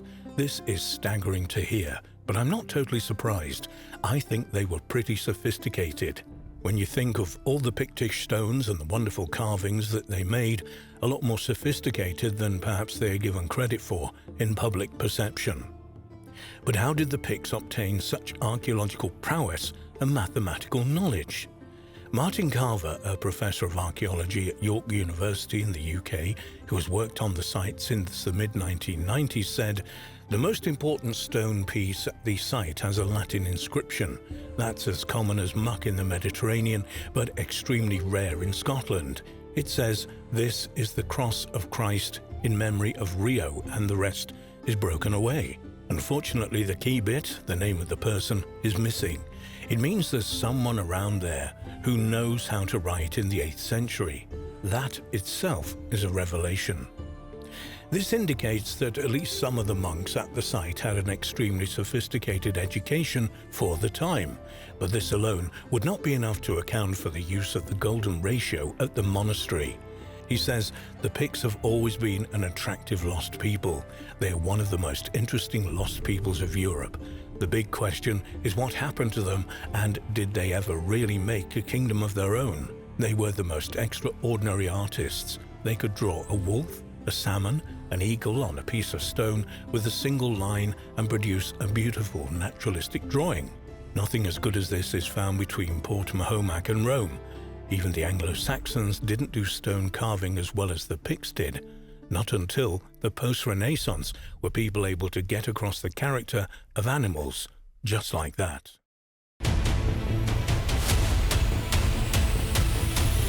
The recent discovery of Roman coins during excavations of a castle in Japan have prompted the question of how in the world they got there. Perhaps Rome's empire stretched much further than previously believed, or there were Romans trading with the ancient inhabitants in Okinawa 1800 years ago. Numerous Roman coins have also been discovered in southern India and Sri Lanka that are evidence of direct links with the Roman world. Could there have been direct links with Japan too? Could the Roman legions themselves have even traveled that far east? The vast Roman Empire was at its maximum extent in the 2nd century AD, from the Antonine Wall in central Scotland to the deserts of Arabia in the Middle East and the Sahara in North Africa. But the commercial and diplomatic influence of the Roman Empire reached far beyond the physical borders of the empire. This trade was absolutely vital to ancient Rome. The empire cost a huge sum of money to run, and trade brought in a large amount of money. The population of the city of Rome at its height may have reached 1 million people, and such a vast population required numerous amounts which could only be obtained via trade with other areas. It's no exaggeration to say that trade was such a vital part of the success of the Roman Empire that once the empire collapsed, trade throughout the lands that had once made up that empire collapsed too. A very obvious sign of such trade is the presence of Roman coins. Indeed, coins are the most durable example of such contacts. Roman coins were first produced in the late 4th century BC in Italy and continued to be minted for another 800 years across the vast lands of the empire. It was recently announced in the media that Roman coins had been found in an extremely unusual location. a medieval castle in central Okinawa Honto, in the middle of the Yokatsu Peninsula. From 2013, a team of archaeologists from Irma City's local Board of Education had been excavating Katsuren Castle, the seat of Lord Amorari in the 15th century. A couple of years later, Toshio Tsukamoto, a researcher from Gangoji Temple Cultural Properties Department, was visiting the excavations, examining the finds, when he spotted something strange. In his own words, "I'd come to analyze artifacts like Japanese samurai armor that had been found there when I spotted the coins. I'd been on excavation sites in Egypt and Italy and had seen a lot of Roman coins before, so I recognized them immediately." But the news was greeted with disbelief in the archaeological community. When archaeologist Hiroyuki Miyagi heard of the 10 Roman and Ottoman Turkish coins that had been unearthed from the ruins of a medieval castle in Okinawa, he first thought it was a hoax. "I couldn't believe they'd found coins from the Roman Empire in Katsuren Castle. I thought that they were replicas that had been dropped there by tourists." However, when Miyagi later examined the coins using X-ray technology, he changed his mind. "You can see the engravings on the coins clearer when you use X-rays," he said. Miyagi found that the Ottoman coin contained an inscription that dated it to 1687, but the Roman coins appeared to be much older, from 3 to 400 AD. One of the Roman coins has been identified as a copper alloy coin of Constantius II from 337 to 361 AD, the son of Constantine the Great. The published images of the other Roman coins are not as clear, but experts believe them to be of roughly the same date, from about 320 to 370 AD. How on earth did coins of the Roman Empire find their way to Japan? Was there some kind of connection between the Empire and the Far East? Could the Roman legions have traveled that far? Katsuren Castle was built in the 13th or 14th century AD and was occupied until the 15th century. So the coins cannot represent direct commercial links between the inhabitants of the castle and the Roman Empire, which had fallen many hundreds of years earlier. Furthermore, other finds from excavations at the site include pottery from the same geological layer as the Roman coins, which dates to the 14th or 15th century, much later than the coins. Other finds from the castle, such as coins and ceramics, suggest trade links with China, so it's possible that the coins arrived there indirectly through trade with China or Southeast Asia. Masakai Yuko, a spokesman from Uruma City's Board of Education, said that he didn't believe the Roman coins indicated direct trade, saying, "We don't think there's a direct link between the Roman Empire and Katsuren Castle, but the discovery confirms how this region had trade relations with the rest of Asia." Most Japanese archaeologists are of the opinion that the Roman coins ended up in the castle after passing along different trade routes that linked the West to Asia. Some have suggested that Roman coins like those found at Katsuren Castle may have been in circulation as currency among merchants at the time, as many used Chinese coins. But Hiroki Miyagi believes that this could not have been the case.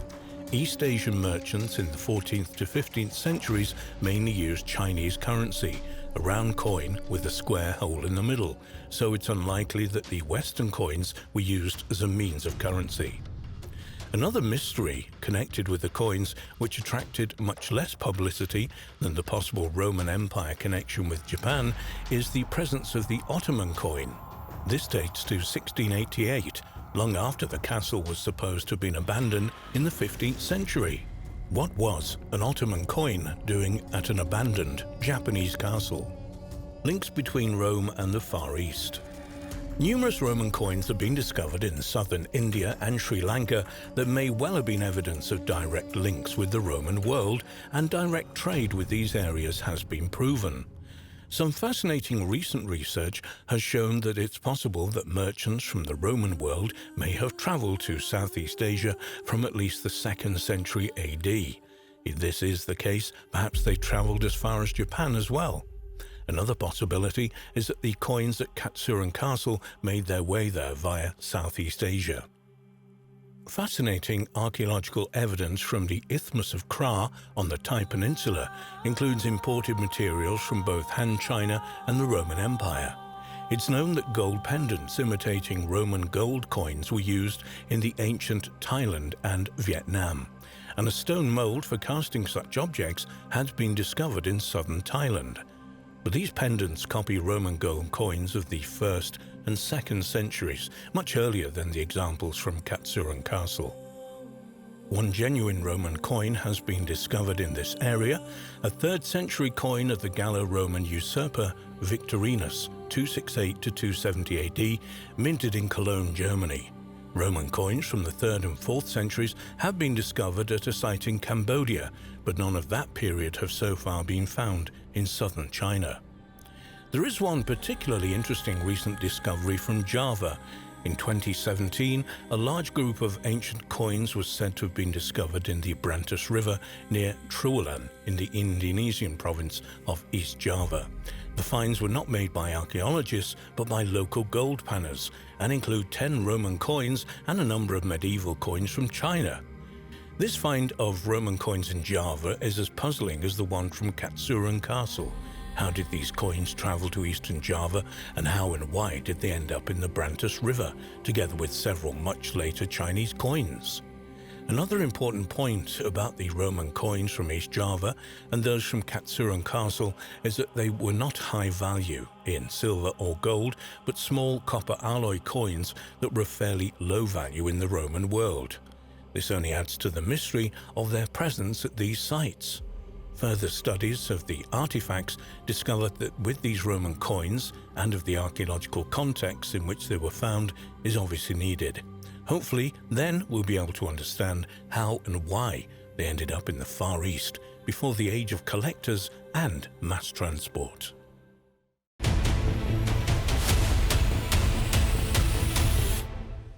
The Antikythera mechanism is an ancient Greek mechanical model of the solar system and has been described as the oldest example of an analog computer. As it's the only one of its kind, its origins are a complete mystery. However, recent research has indicated that the Antikythera mechanism might in fact be the famous planetarium made by the Sicilian astronomer, engineer and mathematician Archimedes. However, ancient sources mention that Archimedes made 2 of these machines, which means that the other one is out there somewhere, waiting to be discovered.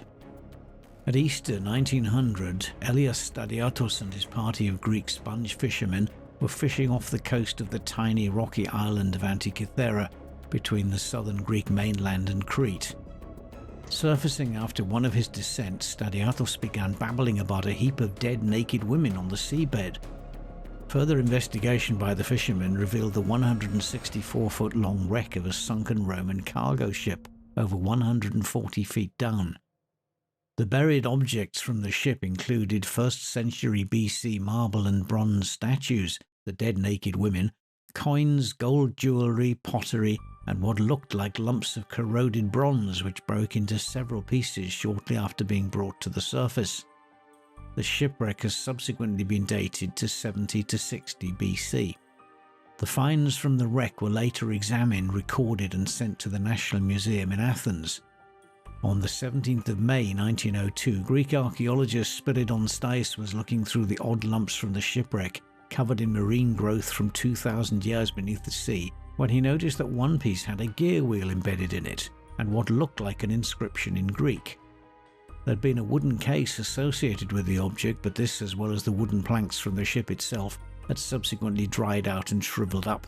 Further examination and meticulous cleaning revealed additional pieces of the mysterious object, and soon an elaborate geared mechanism made of bronze and measuring about 33 by 17 by 9 centimeters was revealed. Stais believed the strange mechanism to be an ancient astronomical clock, but the prevailing opinion at the time was that it was too intricate a device to belong to a wreck dated by the pottery on board to the early 1st century BC. Many researchers thought that the mechanism was the remains of an astrolabe, an astronomical device for observing planetary movements used for navigation, the earliest known example of which is from 9th century AD Iraq. But no general agreement on the date or purpose of the artifact was reached, and the enigma was soon forgotten. In 1951, English physicist Derek de Solla Price became fascinated by the complexity of the shipwreck mechanism and began what was to be 8 years of detailed study using X-ray photography. In June 1959, the conclusions of his analyses were published as an article in Scientific American, entitled An Ancient Greek Computer. X-rays of the mechanism had revealed at least 20 separate gears, including a differential gear previously thought to have been invented in the 16th century. The differential gear allowed for the rotation of two shafts at different speeds, as used on the rear axle of automobiles. Price deduced from his research that the Antikythera find represented the remains of a great astronomical clock, which had close ties to a modern analog computer. These conclusions met with some unfavorable reactions from scholars at the time. A certain professor refused to believe in the possibility of such a device and hypothesized that the object must have been dropped into the sea in medieval times and somehow made its way into the wreck. The discovery and reconstruction of the Antikythera mechanism has also persuaded scholars to look at descriptions in ancient texts of such devices in a different light. Roman orator and writer Cicero, writing in the 1st century BC and living at the time of the Antikythera shipwreck, mentions an invention of his friend and teacher Posidonius. Cicero notes that Posidonius had recently constructed a device which at each revolution reproduces the same motions of the sun, the moon, and the 5 planets that take place in the heavens every day and night. Cicero also mentions that the Sicilian astronomer, engineer, and mathematician Archimedes, about 287 BC to 212 BC, is said to have made a small planetarium. Apparently Cicero saw it in the 1st century BC and said, "The invention of Archimedes deserves special admiration because he'd thought out a way to represent accurately by a single device for turning the globe those various and divergent movements with their different rates of speed. The moon was always as many revolutions behind the sun on the bronze contrivance as would agree with the number of days it was behind it in the sky." Some researchers have even proposed that it was an astronomical device designed and built by Archimedes that was rescued from the Antikythera shipwreck. Credited with the first calculation of pi, the volumes of spheres and the distance from the Earth to the Moon, Archimedes may well have had the skill and knowledge to craft something like the Antikythera mechanism. But could the Antikythera mechanism have been designed, built, or even owned by Archimedes? A number of other ancient writers also refer to Archimedes' planetarium, both in prose and in verse. The ancient Greek mathematician Pappus of Alexandria, who lived in the 4th century AD, wrote that Archimedes wrote a now lost manuscript entitled On Sphere Making. Pappus also states that it was the only manuscript written by Archimedes on practical matters. Could this lost manuscript contain a description of, or even instructions for using, the Antikythera mechanism? The latest dating of the Antikythera mechanism puts its construction at around 200 BC, so it was already well over 130 years old when the ship sank. For some researchers, this new date after the death of Archimedes means that he couldn't have played any part in its creation. However, it was created just a decade or two after his death, which surely means that it's possible that the device may well have been designed by him and survived long after he was gone. Other researchers consider it unlikely that Archimedes built the device because it utilizes certain findings on the movement of the sun and moon, which are attributed to Greek astronomer, geographer, and mathematician Hipparchus around 150 BC, long after Archimedes had died. However, mathematician Tony Freeth believes that the original form of the astronomical computer came from Archimedes, and the Antikythera device represents a later version of this design. A study published by an Anglo-Greek team of scientists in the journal Nature in March 2021 put forward a believable theory for the functions and appearance of the Antikythera device.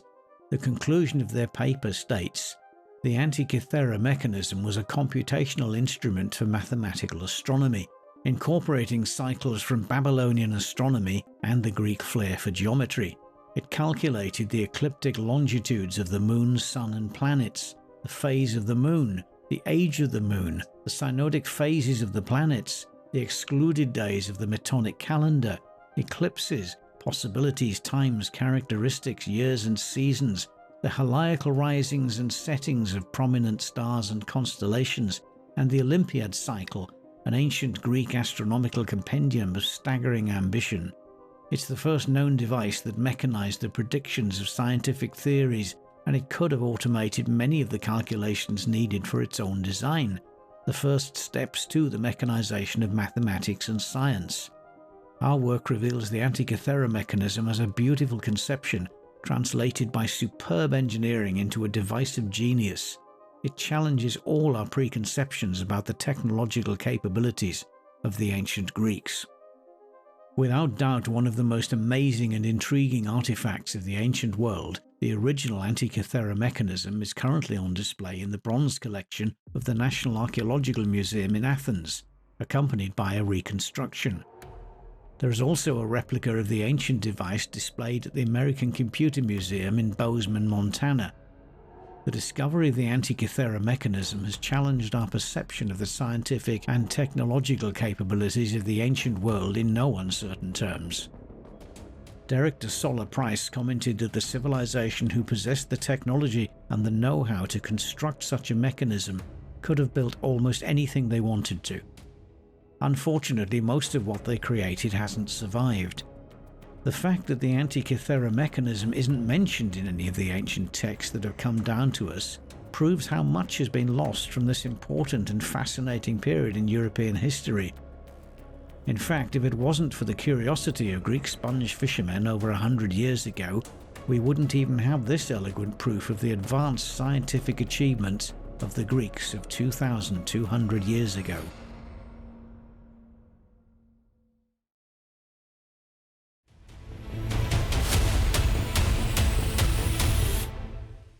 The Vikings were one of the most mysterious and brutal groups known in history.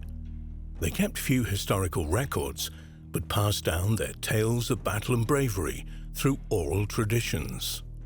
Legends of Viking artifacts, Norse gods, and horrific methods of torture still intrigue modern minds today. One of the most mysterious legends in the Vikings is the existence of the elusive Sunstone. The stone has been mentioned in countless stories, passed down through generations. It's believed that seafaring Vikings would have used the stone to guide them on their voyages. To this day, we don't know precisely how this stone would have worked. While roaming the seas, the Vikings likely used several methods of navigation. Some researchers believe Vikings would have used the sun, as well as the paths of migratory animals such as birds or whales to guide their way. These animals most likely would have helped guide them to Iceland, Greenland, and as far as North America. Though recent discoveries also suggest that they may have also used sundials or other rudimentary inventions to navigate. But none of these methods have captured the interest of Viking researchers as much as the Sunstone. The original stories of this mystical stone date back to the reign of Norwegian King Olav II. The many stories about the stone suggest that it would have harbored some sort of magical power. However, it's possible that the stone may have simply been some sort of crystal used to manipulate light. One theory claims that the stone could have been a special cut of calcite crystal. In modern times, replicas of these crystals have become popular for their ability to split light into several wavelengths, creating a rainbow effect. If this is true, the Vikings may have used the sun's rays and the color spectrum to guide themselves around the ocean when there was no land in sight. This may also explain why people throughout history thought the stone was magical. To primitive people, the properties of the sunstone seemed impossible to explain. This could be where the stories of the mysterious sunstone originated. People simply couldn't understand how light could be projected from a stone in such an incredible way. Maybe the mysterious sunstone is not so mysterious after all. The weapons of the Vikings are legendary. One particular style of sword, known as the Ulfberts, was especially unique. The craftsmanship applied to these weapons was hundreds of years ahead of its time. The privilege of having such a sword belonged exclusively to the elite. Because an Ulfberht sword unparalleled strength could only be had at high cost. The sharpness and durability of the blade made it possible to cut through bone or a lower quality weapon with one blow. The quality of these swords was so remarkable that other societies would not be able to forge such a weapon until over 700 years later. Scientists have been mystified as to where these swords were created until recently, when new information became available. A previous theory held that the swords may have their origins in the Middle East or Asia, but surprisingly, it seems that the materials were sourced closer to where they were found, in Central Europe. A sword found in 2012 was studied for its chemical composition, and it was revealed that this sword had a high manganese content, which implied that it didn't come from the East. The guard was made of iron with a high arsenic content, which suggests it may have originated from a European deposit. The pommel was covered with a sheet of tin-lead alloy. It was determined that the pommel plate lead had come from a site in the Taunus region just north of Frankfurt, Germany. The lead would not have likely been mined and transported elsewhere for processing, since the deposit was already largely depleted in Roman times. This suggests that the sword was forged close to the source, bringing researchers one step closer to the elusive Ulfberht sword. In addition to being known for their sea voyaging and advanced weaponry, the Vikings were infamous for their brutality. One particular infamous method of punishment is the blood eagle, a glory ritual Vikings are said to have performed on their most loathed enemies. The ritual involved carving the victim's back open and cutting their ribs away from the spine before the lungs were ripped out through the wounds.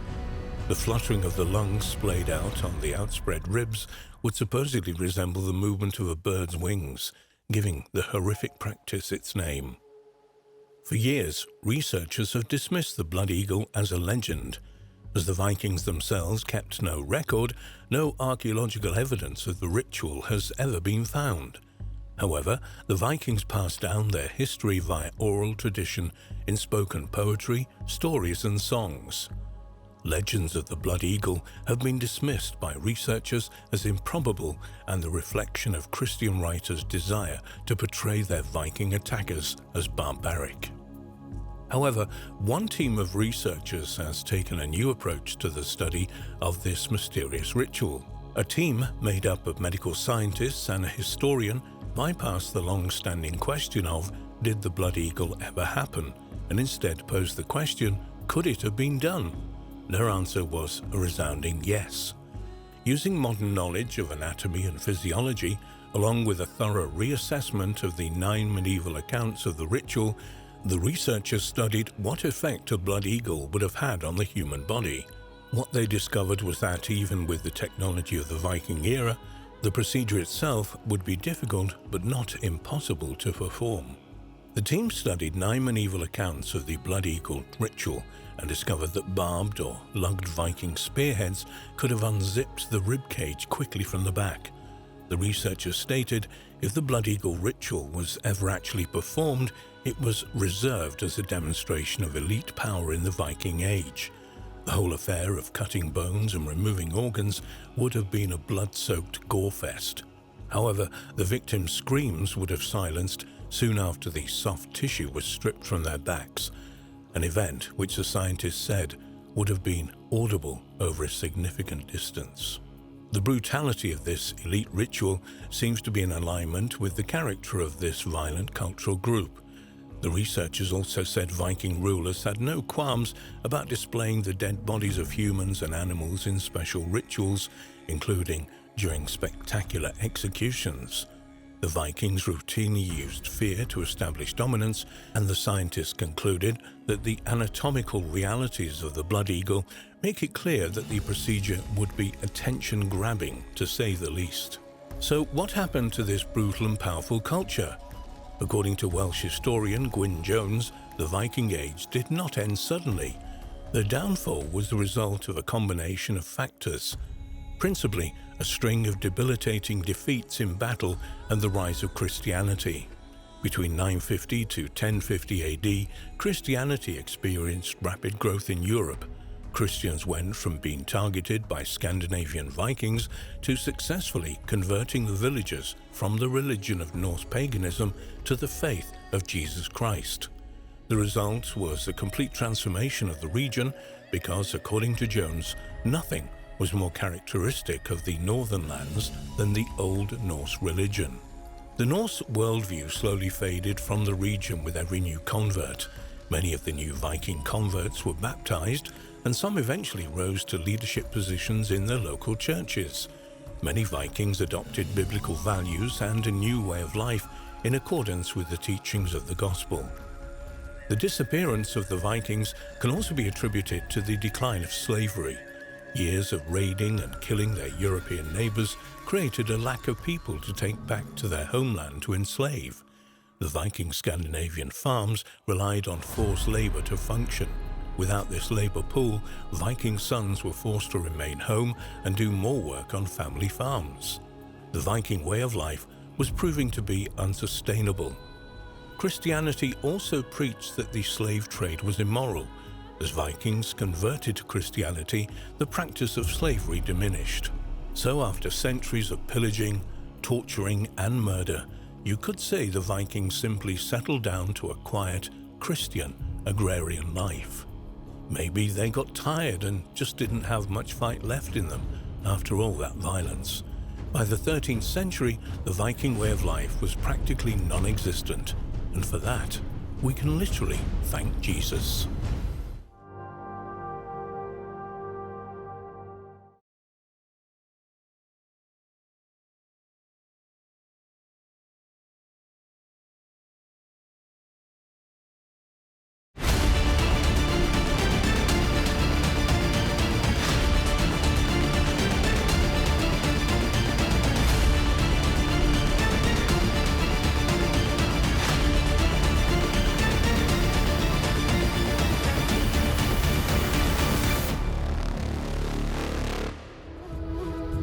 Researchers believe they have uncovered the first clear example of a treasure the ancient Egyptians brought home with them from the legendary lost land of Punt. It is a 3,300-year-old baboon skull, a remnant of animal that was revered in ancient Egypt but was not native to the land of the pharaohs. The legendary treasures of Punt. The ancient Egyptians wrote about the land of Punt and depicted it as a prosperous location from 2450 BC to 1155 BC. They went to Punt, which they referred to as God's land, to acquire gold, African blackwood, ebony, ivory, aromatic raisins, wild animals, and slaves. One of the most famous artworks created about this location is the Punt colonnade on Hatshepsut's temple at Deir el-Bahari, demonstrating that her people brought her myrrh trees, gold, ivory, panther skins, and apes back from Punt. The travels to Punt for treasures also demonstrate the ancient Egyptians' nautical skills. Nathaniel Dominy, a primatologist at Dartmouth College and lead author of the new study, explained that the long-distance seafaring between Egypt and Punt, two sovereign entities, was a major milestone in human history because it drove the evolution of maritime technology. Trade in exotic luxury goods, including baboons, was the engine behind early nautical innovations.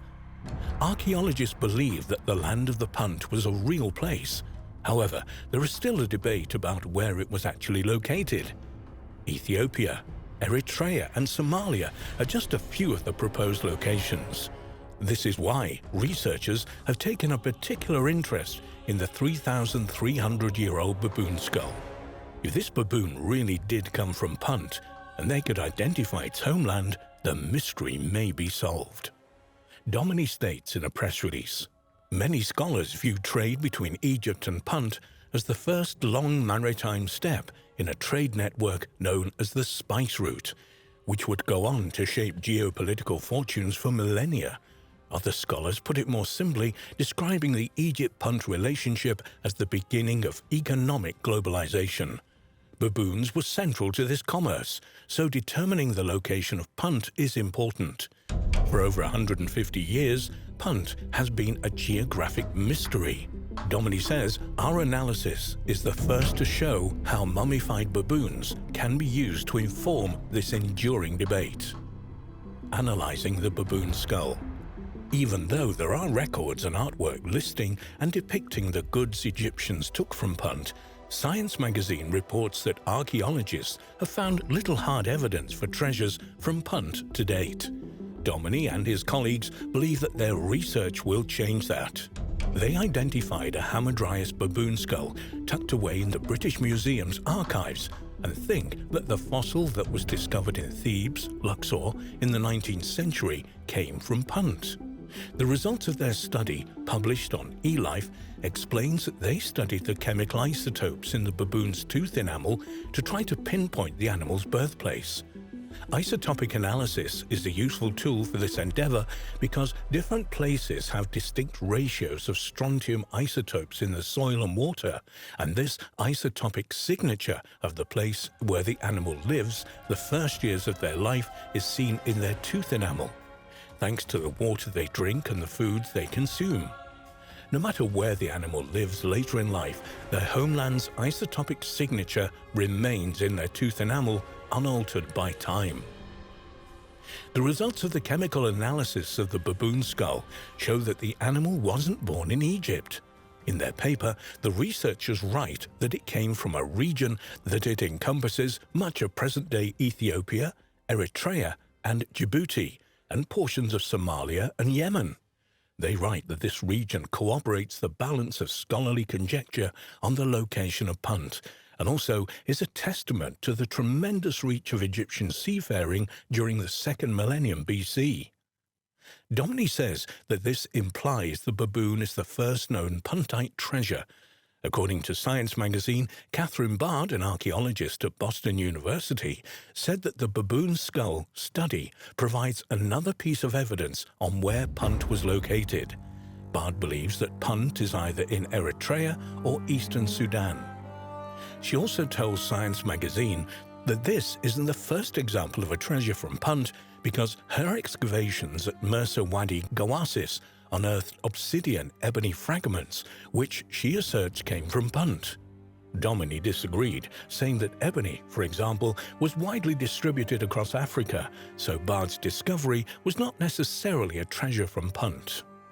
The ancient Egyptians linked Hamadryas baboons to their god of wisdom and the creator of hieroglyphics, Thoth and Amun-Ra, the sun god.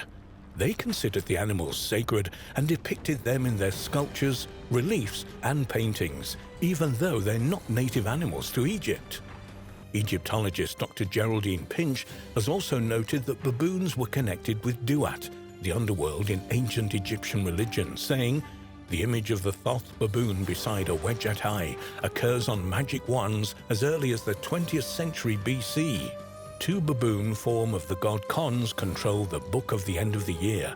These contain lists of those who were destined to die and those who would live." Anaut Balaji has written that baboons were associated with ancient Egyptian kings too. For example, King Nama is shown as being transformed into a baboon known as the Great White One, as part of a rejuvenation festival scene. Bajaji noticed that some scholars opine that the title of this god is derived from the silver-grey mane of a dominant Hamadryas, and individual ancestors were ritually deified in the form of baboons and received cultic offerings. When archaeologists were excavating a dried-up lagoon known as Mersa Gawasis, they discovered traces of an ancient harbor that had helped launch early voyages like Hatshepsut's onto the open ocean. Man-made caves in the area contain timber, rigging, limestone anchors, steering oars, reed mats, cedar planks, and the remains of one of the oldest sea-going ships ever discovered. These artifacts have offered proof of the Egyptians' nautical skills and also provided important clues to the location of Punt. A more recent discovery adds weight to the evidence that Punt was located somewhere in Africa and not on the Arabian Peninsula. Science in Poland reports that archaeologists and ornithologists have identified a depiction of a bird on the portico of Punt in the Temple of Hatshepsut as a secretary bird, Sagittarius serpentarius, a very large bird of prey found only in Africa, particularly around coastal regions in Sudan. For centuries, the land of Punt has been delegated to the realm of myth and folklore, but more and more recent findings are making it clear that Punt was not a mythical place, it's a real location that is still waiting to be found.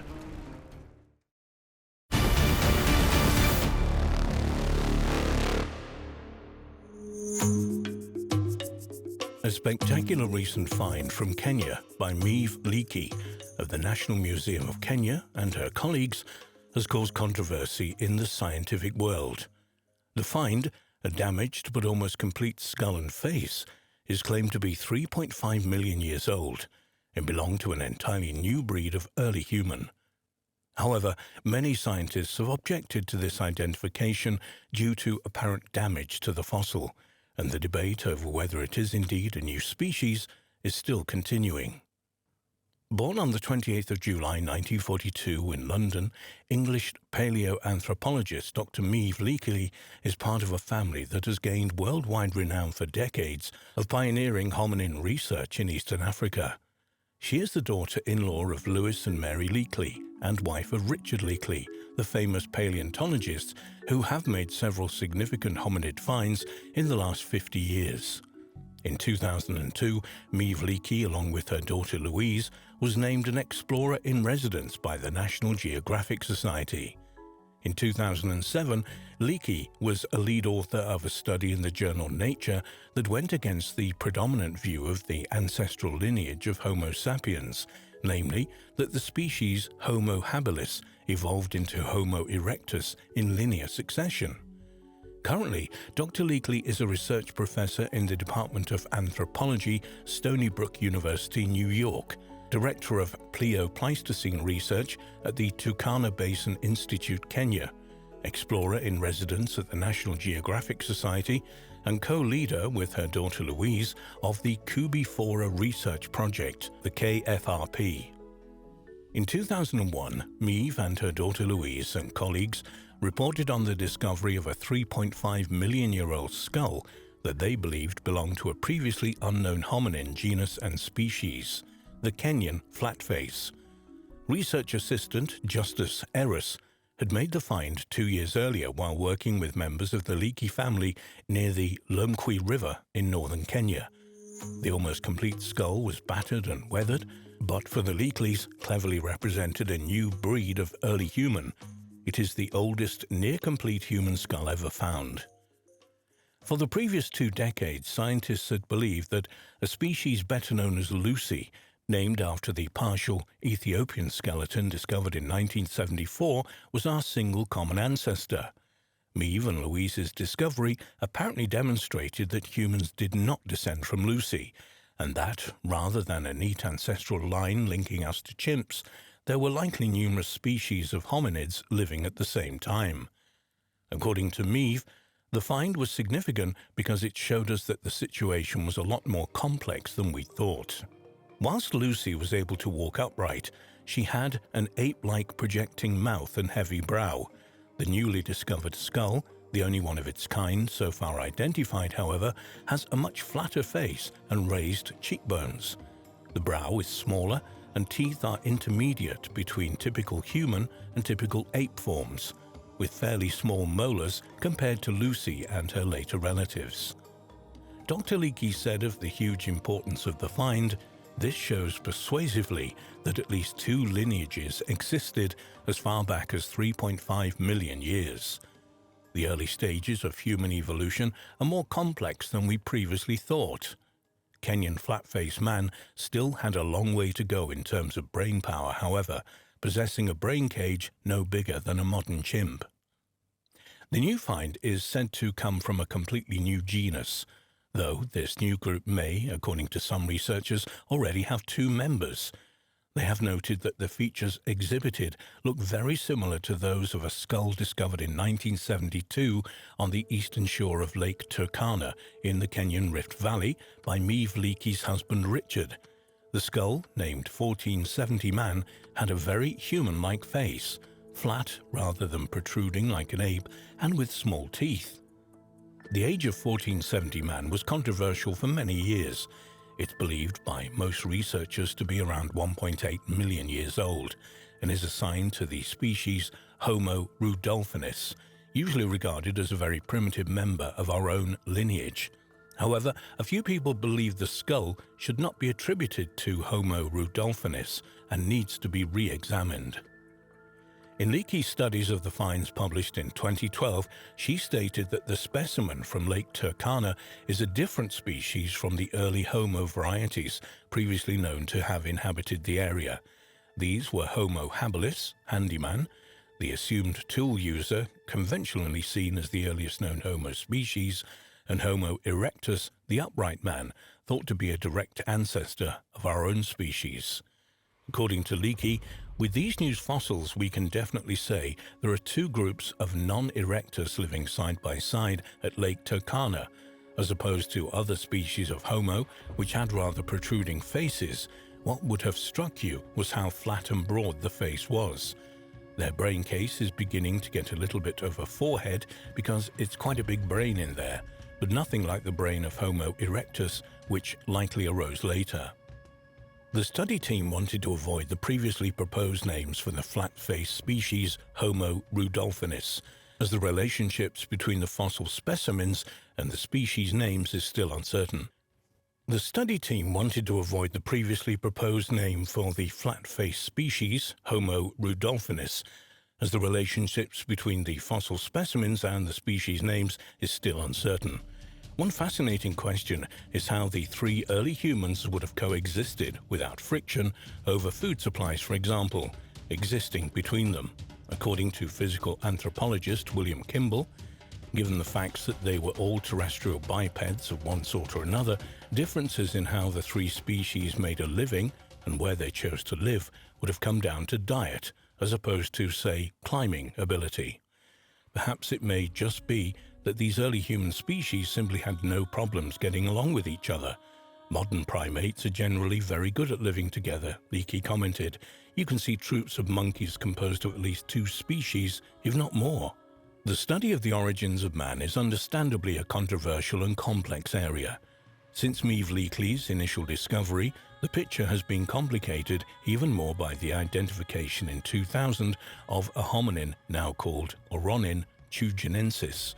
This creature could represent an entirely new group of hominids and is claimed to be the oldest human-like creature known to science, taking our lineage back to an astonishing 6 million years ago.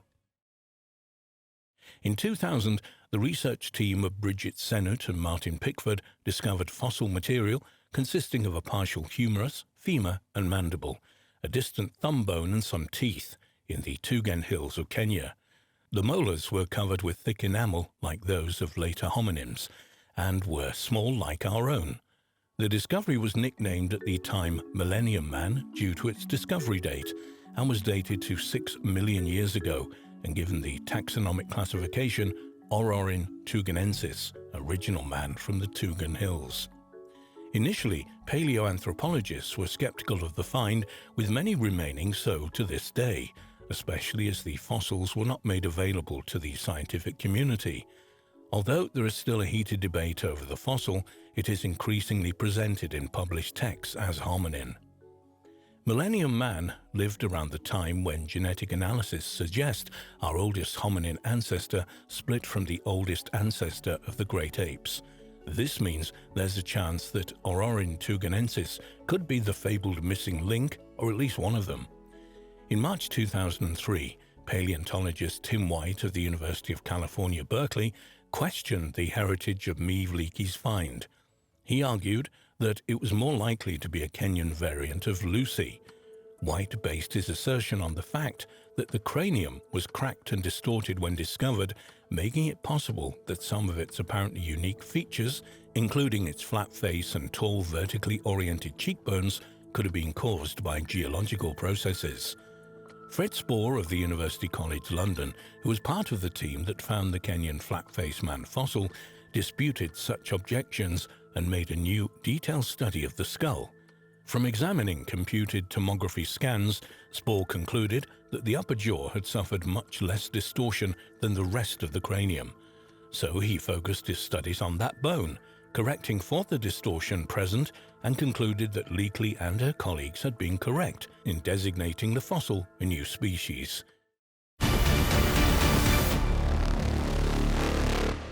A mysterious small clay figurine of a human found in 1889 at Nampa, Idaho, has remained a controversial artifact since its discovery. As the figurine was found at a depth of 300 feet in a geological stratum that dates to around 2 million years ago, some researchers believe the culture that created it must have flourished at the same period. But according to conventional chronology, this is simply not possible. In 1887, 5 gentlemen, James A. Pinney, Nathan Falk, Joseph Perrault, John Bernard, and M.A. Kurtz, formed a company to locate artesian water at the new town of Nampa, southwest Idaho. By July of 1889, their sand pump had reached a depth of over 300 feet. According to Mr. Kurtz, he was at the sand pump checking the contents coming out when, in his own words, he had the clay image in his hand and supposed it was a twig. I dipped it into a barrel of water standing near, washed it off and saw at once what it was. The tiny baked clay artifact was about 1.5 inches long, in the shape of a human. American amateur geologist George Frederick Wright later wrote about the discovery in his book, The Origin and Antiquity of Man. The record of the well shows that they had penetrated first about 50 feet of soil, then about 15 feet of basalt, and afterwards passed through alternate beds of clay and quicksand, down to the depth of about 300 feet when the sand pump began to bring up numerous clay balls, some of them more than 2 inches in diameter, densely coated with iron oxide. 2 million years old. Wright went on to describe the mysterious figurine. It was a female figure and had the lifelike lineaments in the parts which were finished that would do credit to the classic centers of art. American archaeologists at the time noticed that the apparent similarities between the Nampa figurine and those of Upper Paleolithic Europe. But how had the figure ended up in a geological formation from the Pliocene-Pleistocene transition dating to approximately 2 million years ago? The oldest known example of a depiction of a human being is the Venus of Hohlfels from a cave in the Swabian Alps of Germany, which is dated to between 40,000 and 35,000 years ago. Does the incredibly ancient Nampa figurine challenge the evolutionary scenario, as some independent researchers have suggested? What mysterious culture existed in North America 2 million years ago who could have been sophisticated enough to craft such an object? Perhaps the figure shows that intelligent humans might have existed on Earth far earlier than originally believed by science. The Nampa figurine has been held up by some as a perfect example of an out-of-place artifact, objects found in contexts that are way out of sync with the accepted chronology of human history. For some researchers, such artifacts place a huge question mark against what we think we know of the world and its history.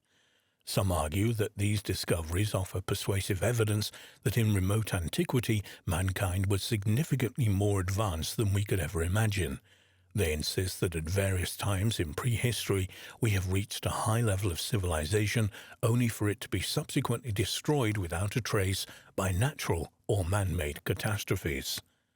Two well-known examples of such out-of-place artifacts are the supposed fossilized human footprints discovered in the 1880s at the summit of Big Hill in the Cumberland Mountains in Jackson County, Kentucky, and an apparently man-made object enclosed in rock known as the Costco artifact, which to all intents and purposes resembles a modern spark plug.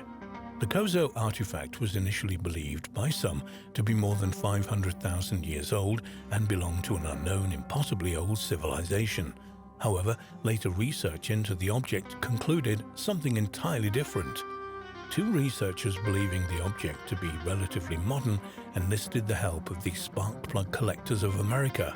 They sent letters and copies of the X-rays of the artifact to 4 different spark plug collectors who had no knowledge of the case and had never seen the pictures before.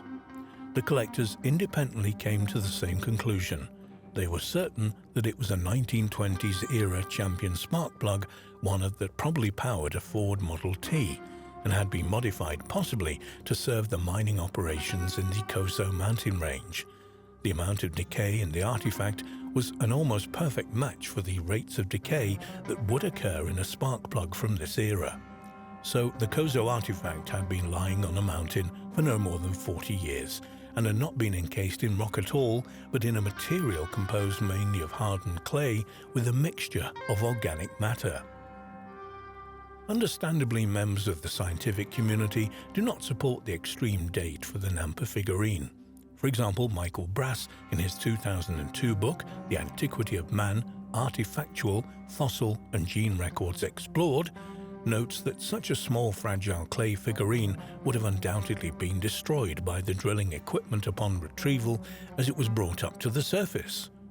Other researchers have pointed out that there are a number of ways by which the figurine could have worked its way into the Pliocene-Pleistocene clay, through fissures, through mining activity, or even by being pushed there by the drill. The presence of the clay balls found at the same general depth, close to the solid bedrock. This might suggest that a variety of materials had descended fairly rapidly through the deposit by a mechanism currently unknown. The reliability of the work of George Frederick Wright, which is so critical for those who believe that the figurine is really 2 million years old, has also been called into question and revealed to be highly suspect. Wright's contemporaries were highly critical of his writing and did not take his work seriously as science. D.J. Brinton wrote a book review of Wright's Man and the Glacial Period in the journal Science in 1892.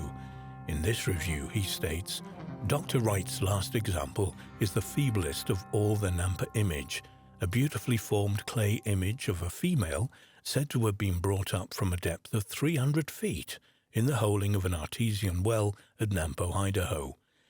It is sad to destroy illusions, but when this same image with its story was laid before a well-known government geologist, and he at once recognized it's a clay toy manufactured by the neighboring Pocatello Indians, the person displaying it replied with engaging frankness, "Well, now, don't give me away." As if that were not enough, the well-known government geologist was in fact J.W. Powell, who wrote in Popular Science Monthly in 1893, "In the fall of 1889, the writer visited Boise City in Idaho. While stopping at a hotel, some gentlemen called on him to show him a figurine which they said had been found in sinking an artesian well in the neighborhood at a depth of more than 300 feet. It was claimed that this figurine had been brought up from the bottom of an artesian well while the men were working. When this story was told, the writer, Powell, he simply jested with those who claimed to have found it. He had known the Indians that live in the neighborhood had seen their children play with such figurines, and had no doubt that the little image had lately belonged to some Indian children, and said the same. While stopping at the hotel, different persons spoke about it, and it was always passed off as a jest, and various comments were made about it by various people, some of them claiming it had given them much sport. When Powell later read George Frederick Wright's book, he was extremely surprised to discover that Wright had obtained the Nampa figurine and that he had actually published it as evidence of the great antiquity of man in the valley of Snake River. A certain Mr. McGee also attacked the honesty of the supposed discoverers of the ancient artifact, Kurtz and Doofs. In the 1894 second edition of Man and the Glacial Period, George Frederick Wright repeats McGee's assertions.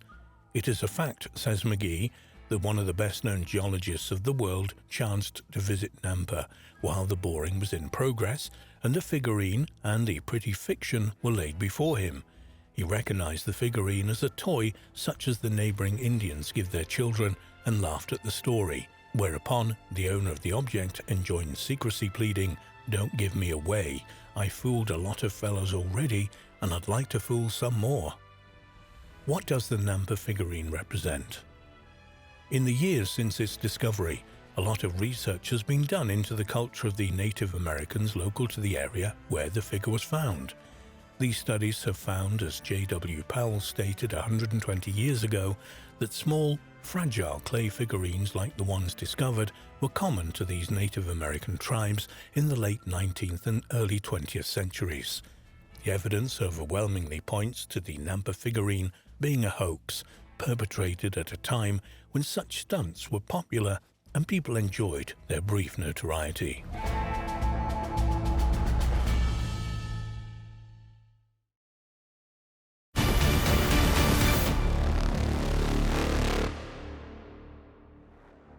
The scientific discovery of fossilized trees dating back more than 260 million years has shocked the scientific community. Together with other recently discovered fossilized plant and tree discoveries on Antarctica, these finds suggest something that should not be, that the world's coldest, driest continent was once green and forested. Amongst other things, scientists have had to come up with an explanation of how trees were able to survive within a few degrees of latitude of the South Pole itself, where it's dark for 6 months of the year. But what does all this mean for scientific theories about Antarctica? Will they have to be changed? An ancient forested Antarctica. Over 100 years ago, Royal Naval officer and explorer Robert Falcon Scott's ill-fated expedition to Antarctica discovered fossils of plants on the Beardmore Glacier less than 310 miles from the South Pole. The expedition's chief scientist, Edward Wilson, recorded these remarkable findings in his diary, writing that most of the bigger leaves were like beech leaves in shape and venation. At the time, these discoveries were dismissed by scientists as mistaken or exaggerated, their significance almost completely ignored for over 100 years. However, over the last decade or so, a few scientists have begun to suspect that Edward Wilson may have been onto something. Even so, when proof was finally discovered, they were as shocked as anyone. The fact is that Antarctica has not always been a forbidden land of ice. Millions of years ago, when the continent was still part of the huge southern hemisphere landmass called Gondwana, forests grew near the South Pole. From around 400 million to 14 million years ago, the southern continent was a very different and much greener place than Antarctica is today, with a much warmer climate. The warmth came from the size of the landmass itself, with Gondwana land keeping away the cold currents that encircle Antarctica today. Professor Jane Francis of the University of Leeds in the UK has spent 10 field seasons in Antarctica collecting fossil plants and received the Polar Medal from the Queen in 2002. She is still in awe at the thought of a green Antarctica. I still find the idea that Antarctica was once forested absolutely mind-boggling. We take it for granted that Antarctica has always been a frozen wilderness, but the ice caps only appeared relatively recently in geological history. One of the professor's most important fossil discoveries was made in the Transantarctic Mountains, where, high up on glaciated peaks, she and her team found a sedimentary layer packed full of fragile leaves and twigs. Analysis showed that these fossils were the remains of stunted bushes of beech dating back to mere 3 to 5 million years old. Consequently, they were some of the last plants to have lived on Antarctica before the deep freeze set in. But other fossil discoveries from the continent reveal the incredible fact that truly subtropical forests existed on Antarctica during much earlier times, during the age of dinosaurs.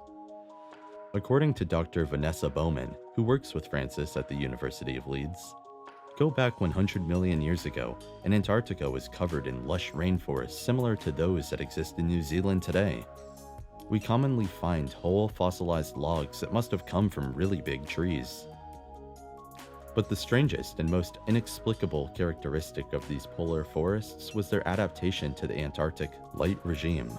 Close to the pole, in winter, it is always night, while in the summer the sun shines even at midnight. Professor David Bierling of the University of Sheffield explained the problem that these Antarctic trees must have faced. During prolonged periods of warm winter darkness, trees consume their food store, and if this goes on for too long, they will eventually starve. To understand how these Antarctic trees survived against such seemingly insurmountable odds, Professor Bierling investigated the types of plants that once grew on Antarctica. What we did was grow seedlings of these trees in blacked-out greenhouses where we could simulate Antarctic light conditions. We also raised temperature and CO2 concentration to match ancient growing conditions. We found that trees made so much food during the summers that this eventually caused photosynthesis to slow down. As a result, they couldn't fully take advantage of the long, hot summers for photosynthesis. So, Professor Bierling's experiments demonstrated that trees were able to cope extremely well with the highly unusual environment. These hardy ancient trees were also able to withstand alternating months of pure sunlight and darkness, before eventually succumbing to history's greatest mass extinction. The discovery of fossil trees. In 2016, Eric Gulbranson, a paleoecologist from the University of Wisconsin-Milwaukee, and his team discovered the oldest polar forest on record from the southern polar region. Although the forest has not yet been precisely dated, Gulbranson believes it probably flourished about 280 million years ago before being swiftly buried in volcanic ash, which fortunately preserved it down to the cellular level. In Gulbranson's words, "They're actually some of the best preserved fossil plants in the world. The fungi in the wood itself were probably mineralized and turned into stone within a matter of weeks. In some cases, probably while the tree was still alive. These things happen incredibly rapid. You could have witnessed it firsthand if you were there." Ancient fossil trees that date back 100 million years can also be found in a small part of Alexander Island on the west coast of the Antarctic Peninsula, with logs up to 23 feet high still standing upright. Incredibly, the roots of these coniferous trees are still attached to the carbonaceous soil deposits today. Scientists from Rice University in Houston, Texas, undertook research on fossilized from the Antarctic Peninsula, and were extremely surprised to discover that the region was covered in tundra up to 12 million years ago. The continent's gigantic ice sheets began forming about 38 million years ago, with the Antarctic Peninsula the last area to be covered in ice. There has always been controversy in the scientific community about how quickly this glaciation took place. Scientists have now determined the exact species of plant that existed on the Antarctic Peninsula 12 million years ago, and concluded from fossil record that there was a long, gradual process of glaciation over the peninsula. In 2018, more new forests were discovered by researchers from the University of Wisconsin-Milwaukee on the frozen slopes of the Transantarctic Mountains. Here, they discovered gray rocks containing fossils from Antarctica's ancient forested past. The team discovered fossil fragments of 13 trees that are well over 260 million years old, showing that this forest flourished at the end of the Permian period, before the first dinosaurs walked the Earth. Then came the Permian extinction. Many geologists and paleoecologists believe that the Permian extinction occurred over the course of 15 million years during the latter part of the Permian period, 299 million years to 252 million years ago. What caused this great extinction of 90% of the world's species at the time is still shrouded in mystery, though we know it was triggered by a volcanic event. However, the team from the University of Wisconsin actually discovered 5 new fossil forests that would have lived into and beyond the Permian extinction interval. These forests may give us vital information about this mysterious extinction event, according to Eric Gulbranson. These new findings tell us how these organisms were reacting or responding to the climatic or environmental changes that were taking place during the extinction crisis. Having a fossilized record of the extinction interval is our only understanding of how life on the planet goes through such an event. A rainforest during the age of dinosaurs. In April 2020, it was revealed that scientists had discovered the remains of temperate rainforests which flourished in Antarctica around 90 million years ago. Fossil remnants of this forest were discovered on the ocean floor in the Amundsen Sea off the coast of West Antarctica. The significance of the find lies largely in its location, as 90 million years ago this West Antarctic forest would have been a mere 560 miles from the then South Pole. Ulrich Salzman, a professor of paleoecology and paleoclimatology at the Northumbria University in the UK, commented, "The numerous plant remains indicate that 93 to 83 million years ago, the coast of West Antarctica was swampy landscape in which temperate rainforests grew, similar to the forests that can still be found, say, on New Zealand's South Island. In order for such a landscape of dense vegetation to have existed in Antarctica, there would have had to have been little or no ice sheet present, and carbon dioxide levels would need to have been higher than previously thought. And this exactly is what scientists now believe was the case 90 million years ago on the continent. Antarctica continues to provide the scientific world with surprises, which must surely mean they have to constantly update many of their theories about its history and prehistory. Who knows what other revelations about this strange continent lie in wait?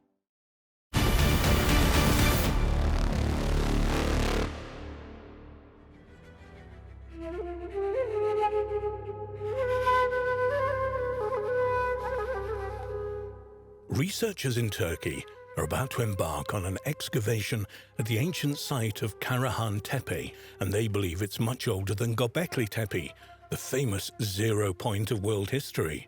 If you were to ask any professor of history or even a self-respecting armchair archaeologist to name the oldest monument ever discovered, they would have all said Göbekli Tepe. But now, that answer might be Karahan Tepe, and this is creating a lot of excitement in archaeological circles. Karahan Tepe is said to be much older than Göbekli Tepe.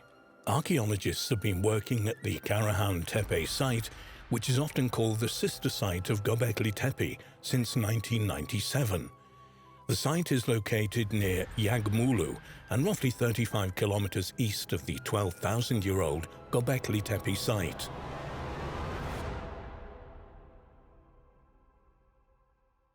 Over the years, archaeologists have made a series of amazing discoveries at the Karahan Tepe site. In particular, tons of buried T-shaped obelisks, similar to the ones carved with wild animals at Göbekli Tepe, have led researchers to conclude that Karahan Tepe is much older than its younger sister, Göbekli Tepe. Head of excavations at Karahan Tepe, Dr. Nesmi Karul, said that 12 spots estimated to be in the same period as Göbekli Tepe are now known in the region, one of which is the Karahan Tepe. Speaking at the 10th International Resort Tourism Congress, Culture and Tourism Minister Mehmet Nuri Ersoy said that an intensive and rapid excavation program continues in Karahan Tepe, which to date has yielded 250 obelisks featuring animal figures. Ersoy claims that planned excavations will prove the settlement at Karahan Tepe will be much older than the 12,000-year-old Göbekli Tepe. A 2016 National Geographic article recounted the fascinating story of the discovery and preservation of Göbekli Tepe. Professor Klaus Schmidt, a German archaeologist who led excavations at the site, argued before he died in 2014 that a vast labor force needed to build the enclosures, and that this construction project pushed people to develop agriculture as a way of providing predictable food and perhaps drink for workers. At the 2015 World Economic Forum in Davos, Switzerland, Turkey's Dogus Group announced that they plan to spend $15 million over the next 20 years in partnership with the National Geographic Society on the Göbekli Tepe site. And Dogus Group chairman Ferit İhsanek said in a press release that the reason so much cash was being spent on Göbekli Tepe was because this prehistoric temple was the zero point in time. Karahan Tepe may well be Göbekli Tepe's older sister. While Göbekli Tepe holds the world record in media headlines and elsewhere as the earliest temple of its type ever discovered, there are several other contenders for this crown in Turkey. According to Jens Nottroff, an archaeologist at the German Archaeological Institute who is working on Göbekli Tepe site, smaller versions of the pillars, symbols and architecture carved into stone at Göbekli Tepe have been found in settlements up to 125 miles away, including Karahan Tepe. Professor Nottroff told National Geographic that Göbekli Tepe probably served the region as a cathedral, and therefore the surrounding sacred sites were like parish churches.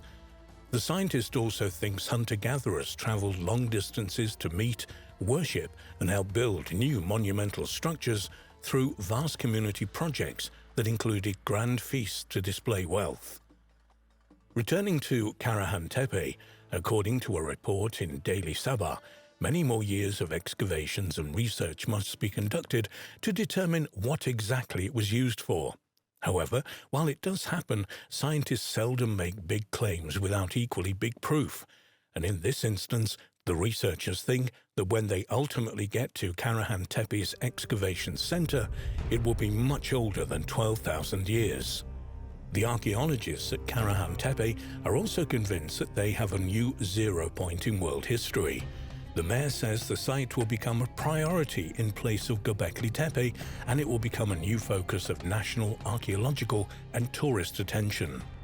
Karahan Tepe is the sister to the enigmatic Göbekli Tepe that sits around 23 miles southeast of Göbekli upon an elevated limestone ridge. It has many striking similarities to Göbekli. Firstly, it consists of T-shaped pillars, 266 of them that mostly form parallel rows. The pillars have relief carvings, and the site appears, like Göbekli, to be deliberately buried under a great artificial mound, although this could be natural, as after 10,500 years of accumulation of dirt, combined with high winds, could have covered it back up. The comparisons do not end there. It also has serpent relief carvings, strange rock indentations, large cup marks, porthole stones, and an unfinished T-shaped pillar still in the quarry, the focus of this article.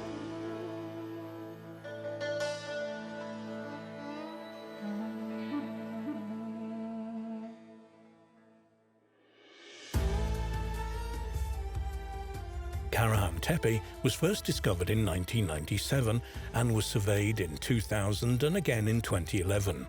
Like Göbekli Tepe, it's located within the boundaries of Sanliurfa, ancient Edessa, the birthplace of Abraham, around 30 miles from the city.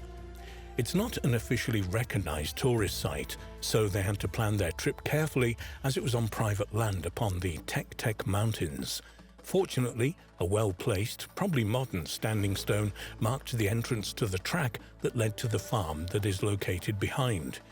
When Andrew Collins visited there in 2004, the person who showed him around was warned he would get a beating if they found anyone had visited there. 10 years later, and the owners welcomed the occasional visitor with tea and information. No beatings entailed, just sweet hot beverages and conversation after the morning visit. The dating of the site is impressive, as it's dated to 8,500 BC, contemporary with the now submerged Navali Quarry and the later stages of Göbekli Tepe. There are obvious similarities to these and other sites in the vicinity, but we've heard that there was a quarry on site where an unfinished T-shaped pillar still sits within the bedrock. Kevin Fish diligently searched for it with only one clue, that it was directly to the west of the main enclosure, as mentioned in the 2011 report. Kevin eventually converged at the impressive monolith. It lies on a rock face sloping 30 degrees towards the setting sun. At 18 feet long, it would have probably been the largest monolith at the site. The site is not excavated yet, so this can't be confirmed, and weighs in at around 30 to 40 tons. Its downward angle on the slope on natural exposed rock face may have been why this was a preferred spot to quarry from. As archaeologist Bahattin Selik explains, this is quite a practical technique, with roughly chiseling on the side of the rock to produce a T-shape, whilst carving the other side 40 centimeters wide and 1 meter deep. The solid pillar separated from the bedrock with this technique and can easily be removed from the quarry with the help of a slope. Andrew Collins decided to measure it and discovered it was indeed 18 feet, 5.5 meters in length, with a maximum width of 6.6 feet, 2 meters, across its T-shaped head. This is similar in size to the twin monoliths at the center of Göbekli's enclosure, C and D.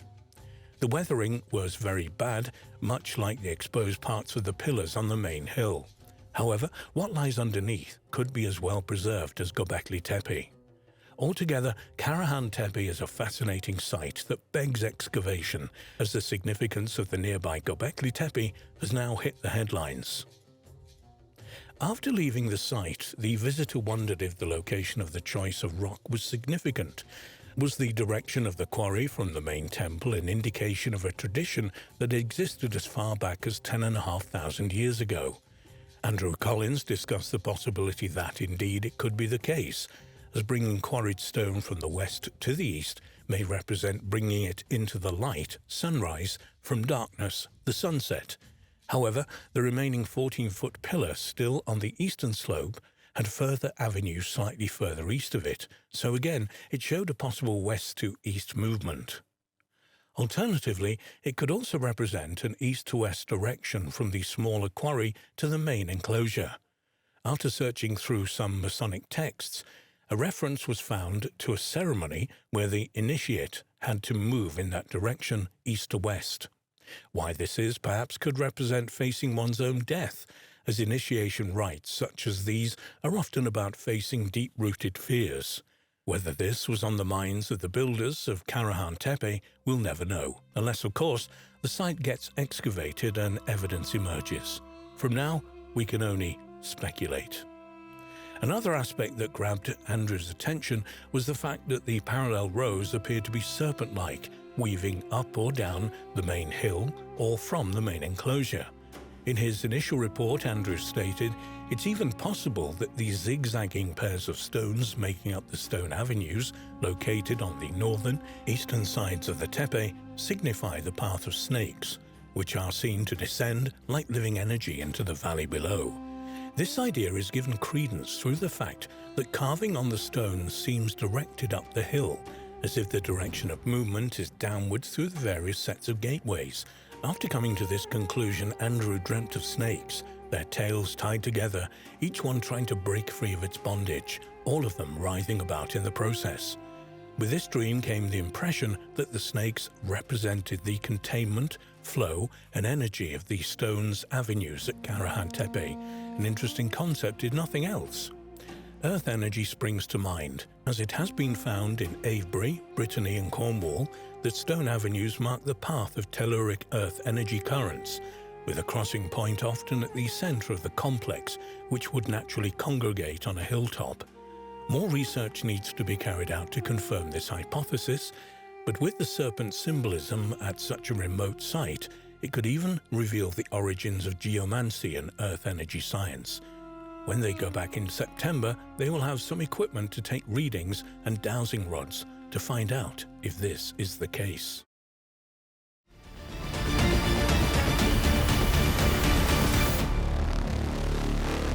A woman's skull, the oldest known human remains ever found in Antarctica, discovered lying on Yamaha Beach at Cape Sheriff in Antarctica's South Shetland Islands, has become one of the continent's biggest mysteries. No surviving documents have ever been discovered to explain how or why a young woman came to be in Antarctica during this era. But now, new evidence may have finally been found to solve the case. Antarctica is about 5.5 million square miles in size, and thick ice covers about 98% of the land. The continental ice sheet contains about 7 million cubic miles of ice, making up about 90% of the world's ice and 80% of its fresh water. Although Antarctica has a fascinating history of human activity in the region, it extends back only about 200 years. Indeed, the majority of what is known about Antarctica has been discovered in the last few decades. Remote, inaccessible, and hostile, Antarctica was the last continent to be discovered, and knowledge of the South Polar region was collected slowly. The real nature of Antarctica was shown for the first time as long as the 18th century by the second voyage of the English navigator, Captain James Cook. Mariners who followed Cook into high southern latitudes of the icy continent did so because of his reports of huge numbers of whales and seals. On the 16th and 17th of November, 1820, American seal hunter Nathaniel Brown Palmer, then 21 years old, commanded the 47-foot-long sloop Hero, which entered the Orleans Strait and came very close to the Antarctic Peninsula. Palmer and his men became the first Americans and the third group of people to discover the Antarctic Peninsula. While there, Palmer met Russian captain Thaddeus Bellingshausen on a major national expedition that circumnavigated Antarctica eastward. The highly controversial question of who was first to sight land in Antarctica has never been resolved. British, Russian, and US ships were all present in the Antarctic Peninsula area in the early 1820s when the first sightings occurred. However, the first documented landing of the continent was not until decades later, on January 24, 1895, when the Norwegian whaling ship Antarctic landed at Party at Cape Adare on the northern Ross Sea. From the late 18th to the mid-20th century, whalers and sealers operated in the rich seas surrounding the continent. From the mid-20th century onwards, scientific investigation replaced whaling and sealing as the primary year-round human activity in Antarctica. These days, around 1,200 people spend the winter in Antarctica. All of these are scientists and their support staff. Yamana Beach is an ice-free beach located on the west coast of Cape Sheriff in the north extremity of the Year-Old Peninsula, Livingston Island in the South Shetlands of Antarctica. Sometime in 1985, human remains were discovered by chance the remote Antarctic beach by Chilean biologist Dr. Daniel Torres. According to Torres, on the afternoon of January 7, 1985, I was doing a census of mammals and also collecting marine refuse on Cape Sheriff, Livingston Island. On the beach, I saw a big plastic container and an enormous plastic orange buoy. I went to the buoy first to collect it, and as I headed along the beach, I noticed that among the very dark volcanic stones, there was one very white stone. But when I got closer, I saw that on the surface of the stone there was a series of lines that looked like a human skull. Obviously, I stopped and went up closer, and I was able to establish that it was a human cranium, half buried in this very thick volcanic sand, 40 meters away from the shore. I started very slowly separating the pebbles until I could pull out the top part of the cranium, and as the upper jaw bones were missing, I was looking for the other remains until I found them. Subsequent analysis of the skull at the Chilean Antarctic Institute revealed that it belongs to a young woman of 21, at the most.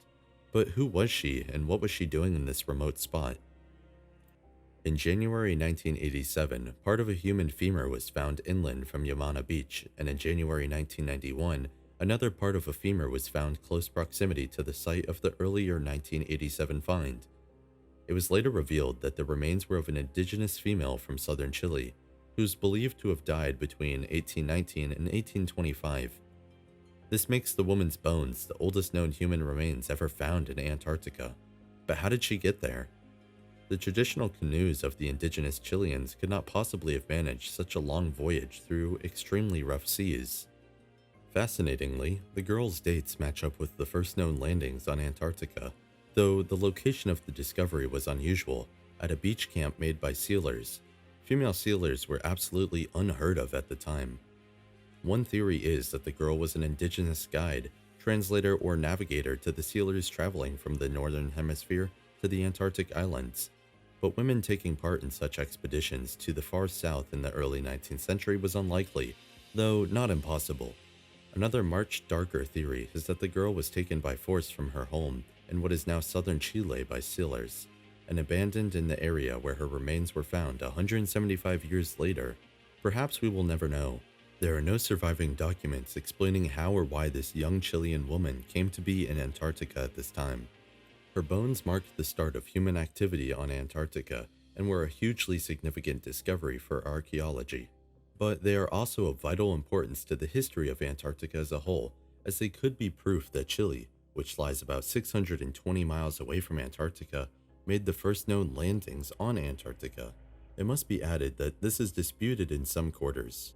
Some researchers believe that in 1819, officers, soldiers, and seamen of the storm-damaged Spanish ship San Telmo, the flagship of a Spanish naval squadron bound for Peru, may have been the first people to land on Antarctica. If any crew members survived the initial sinking of the San Telmo north of Livingston Island and managed to get to Antarctica, they would have been the first humans in history to reach the continent. Indeed, some remnants and signs of wreckage were later said to have been found on Livingston Island in the South Shetland Islands by the English Captain William Smith, on board of Brig Williams, who arrived at the island of Livingston in October of the same year.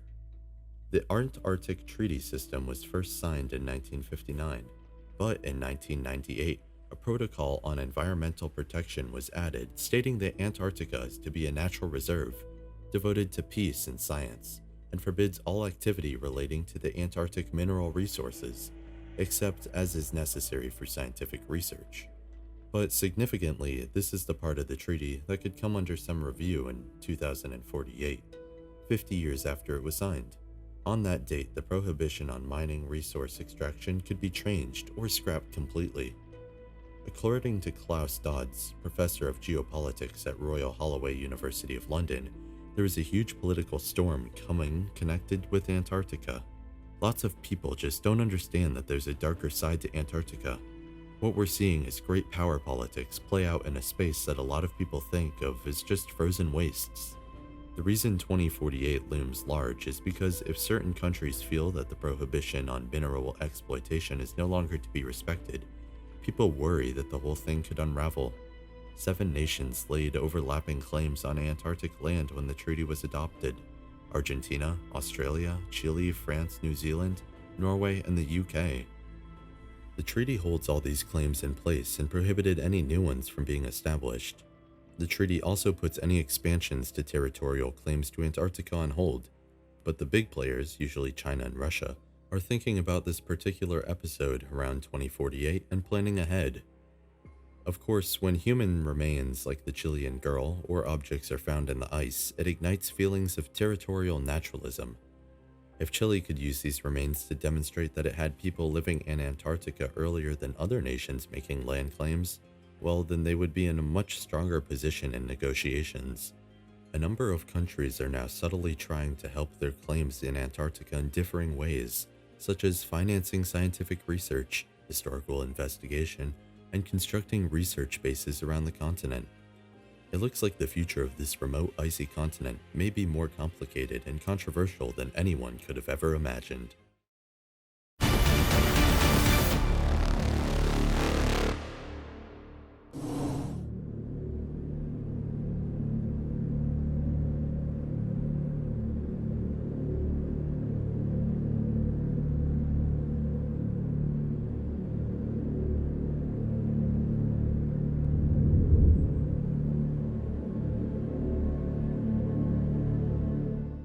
Archaeologists are preparing to launch the 3rd major excavation of an important site on the Year-Old Plain in the Halil River of southeastern Iran.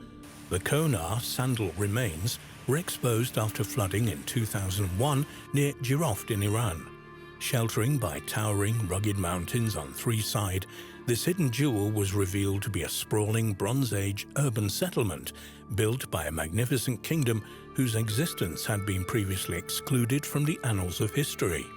The discovery led some experts to hypothesize that the long-lost Year-Old culture was actually the cradle of civilization before the emergence of Sumer or Mesopotamia. The excavated area in Iran's Kerman province has been named Konar Sandal. Its central feature is a pair of massive burial mounds separated by a distance of approximately 1 mile, 1.6 kilometers, which have been designated as Konar Sandal A, north, and Konar Sandal B, south. The site is located near Year-Old in southeastern Iran. Beneath Mound A, archaeologists found a stone structure they believed was used for religious purposes. Under Mound B, they found the remains of a 2-story fortified citadel anchored to a base that covered more than 33 acres, 13.5 hectares. At the foot of the mounds, deeper digs have revealed the presence of many smaller buildings, and it's believed that similar structures will eventually be unearthed in the space between the 2 mounds and elsewhere in the subterranean surrounding environment. In addition to the excavated structures, Konar Sandal has also yielded a plenitude of stunningly attractive and finely crafted artifacts, revealing the existence of a culturally sophisticated people who created and resided in an indisputably advanced society. Unlike the first 2 explorations, which were carried out by international teams, this new excavation will be strictly an Iranian affair, sponsored by the country's Research Institute of Cultural Heritage and Tourism. The demarcation project is aimed to determine the legal boundaries of the prehistorical site, explained the Kerman provincial tourism chief, who referred to the Konar Sandal site as one of the most important Bronze Age cities in Southwest Asia. This is a strong contention, but in fact this assessment may be unduly modest. The first section of the Year-Old Plain site and necropolis was discovered in 2001. Heavy flooding of the Halil River washed away tons of topsoil that had previously covered it, exposing a complex of ancient tombs no one had ever expected to find. impressive hauls of Bronze Age jewelry, ceramics, tools, drinking cups, board games, and a variety of decorative items inlaid with semi-precious stones were recovered from the unearthed cemetery. Unfortunately, the initial discoverers were looters and antiquities black marketers who stole and sold many valuable artifacts before law enforcement and the military finally arrived to secure the site. After this initial discovery, the first official excavation at Year-Old began in 2003 under the leadership of the Iranian archaeologist Dr. Youssef Majidazeh. It ended in 2007, and he published his team's findings shortly thereafter. Based on radiocarbon dating, the archaeologists concluded that the Year-Old civilization that built the integrated urban complex had reached the peak of its power and prosperity at around the year 2500 BC. However, signs indicated that initial construction on the complex may have begun as long ago as the 5th millennium BC. During this excavation, and during another that was launched in 2014, archaeologists continued to find many valuable and intriguing artifacts inside the mounds and beneath the surrounding landscape. Most notably, they also found 4 tablets inscribed in 2 different languages, one of which was composed entirely of geometrical figures and could not be compared to anything that had been found before. So, just how significant was the discovery of this long-lost, literate kingdom in a bleak, desolate area of Iranian desert? Significant enough to throw the identification of Mesopotamia as the cradle of civilization into question. Jean Perrault, a French archaeologist with previous excavation experience in Iran, was invited to inspect the site and its contents during the earliest stages of the first excavation. When asked to share his impressions, he stated the following: "An area we formerly regarded as resided only by nomads and their cattle was the heart of an incredibly advanced civilization. In this area, people lived with a social hierarchy. These people had an explicit view of the world, which distinguishes them from the Sumerians. Henceforth, we must consider Year-Old as the origin of civilizations and refer to all other civilizations as pre- or post-Year-Old civilization." There may be a bit of hype in this statement, since Sumerian civilization can be traced back at least as far, if not farther, than the Year-Old civilization to the 5th and 6th millenniums BC. But given that Mesopotamia and southern Iran are separated by only 600 miles, 1,000 kilometers, there exists the possibility that the Year-Old civilization shared a common ancestor with the Sumerians, and that perhaps the two split following the chaos, confusion, and destruction caused by the great floods that occurred at the end of the last ice age. At the very least, it's reasonable to assume that the peoples of Mesopotamia would have interacted with their Year-Oldian neighbors to the east, perhaps to a significant enough extent that each culture was influencing the development of the other. In fact, many of the artifacts discovered at Konar Sandal are decorated with mythological imagery that seems to link its culture with that of Mesopotamia. The Year-Old civilization specialized in the creation of pottery using a semi-precious mineral known as chlorite, and examples of this pottery containing strikingly similar iconography have been found at various archaeological sites throughout the Middle East and Asia, including sites identified with Bronze Age Mesopotamia.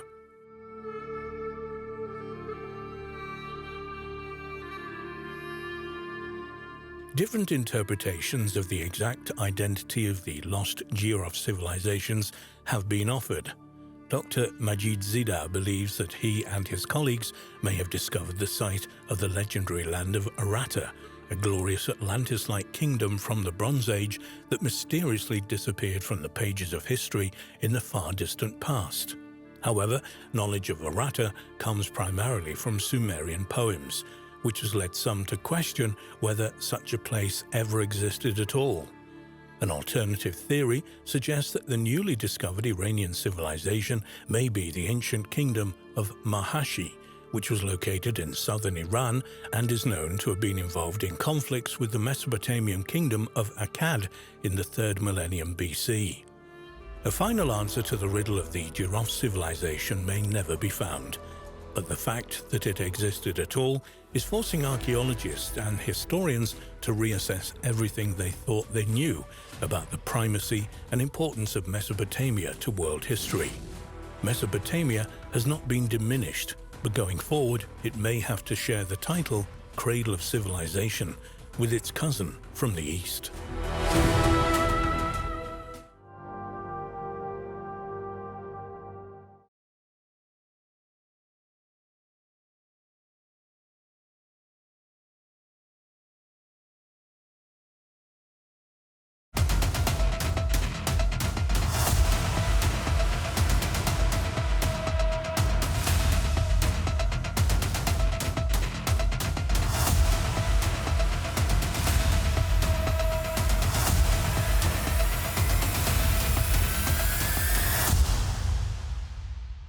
Divers working on a submarine project in McDonald Lake in the Halliburton Forest and Wildlife Reserve, Ontario, Canada, discovered a submerged man-made ancient stone structure, possibly 5,000 to 10,000 years old. For some, this is irrefutable evidence of a long-lost civilization that inhabited the region before the last ice age. One or two researchers have linked the discovery to Canada's Stonehenge, a huge 5,000-year-old stone wheel discovered south of Alberta. Who were the people who constructed these mysterious monuments, and what do they represent? The Halliburton Forest and Wildlife Reserve Limited is a privately owned forest comprising 120 square miles in Halliburton County, Ontario, Canada.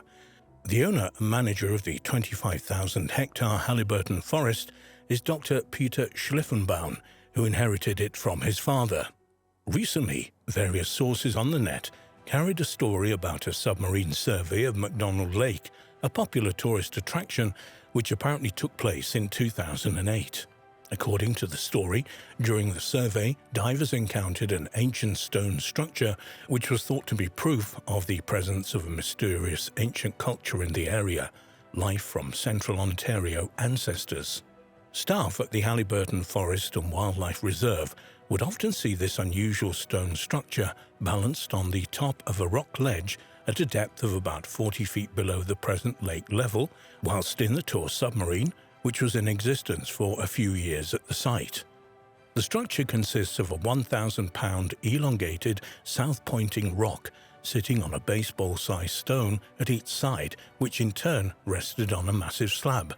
Initially, the structure was considered a complex version of a glacial erratic, rocks carried by glaciers thousands of years ago and left where they happened to melt at the end of one of the recent ice ages.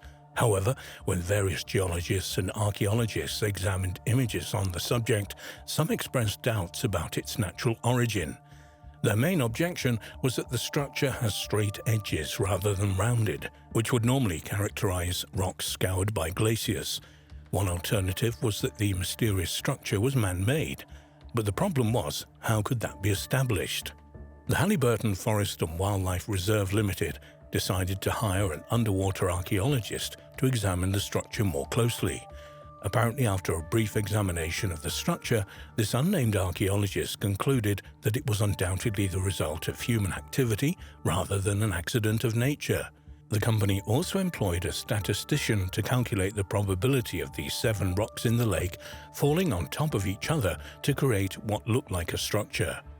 The statistician determined that the probability of 7 rocks falling into such positions at the right time and place was almost impossible. But if the structure was man-made, what was it? Who built it and when? Some researchers think it resembled the prehistoric stone cairns found throughout the world, which serve as monuments, burial sites, markers for ceremonial land, or even navigational aids. Others think it may be a burial chamber, or perhaps a dolmen.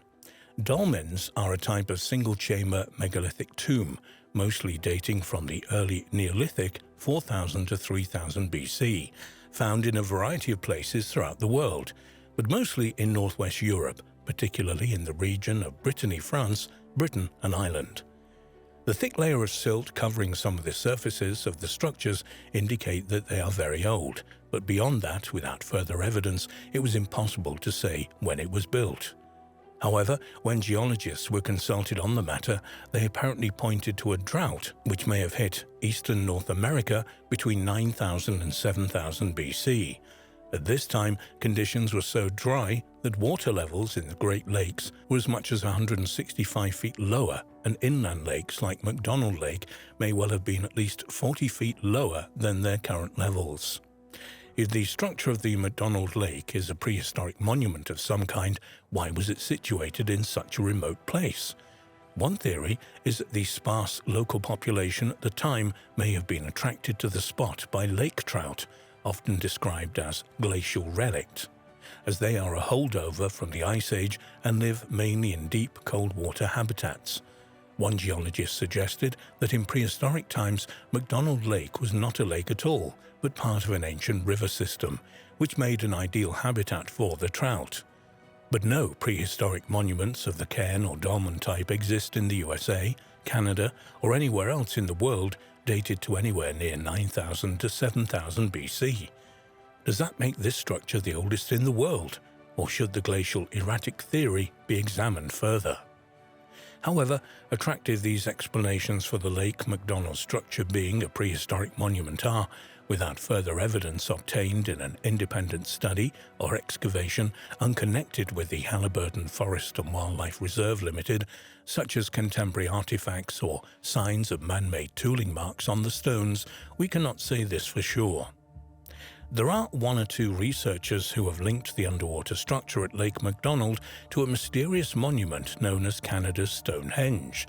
This would make the Lake McDonald prehistoric structure later in date, say around 3000 BC, though still unique to the area.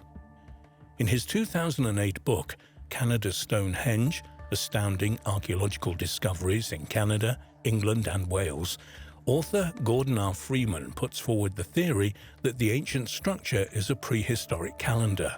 A summary of the book on Freeman's website states, "The discovery of a 5,000-year-old sun temple and an ancient time machine, Stone Age calendar, in Canada led scientist Gordon Freeman to groundbreaking discoveries in Stonehenge.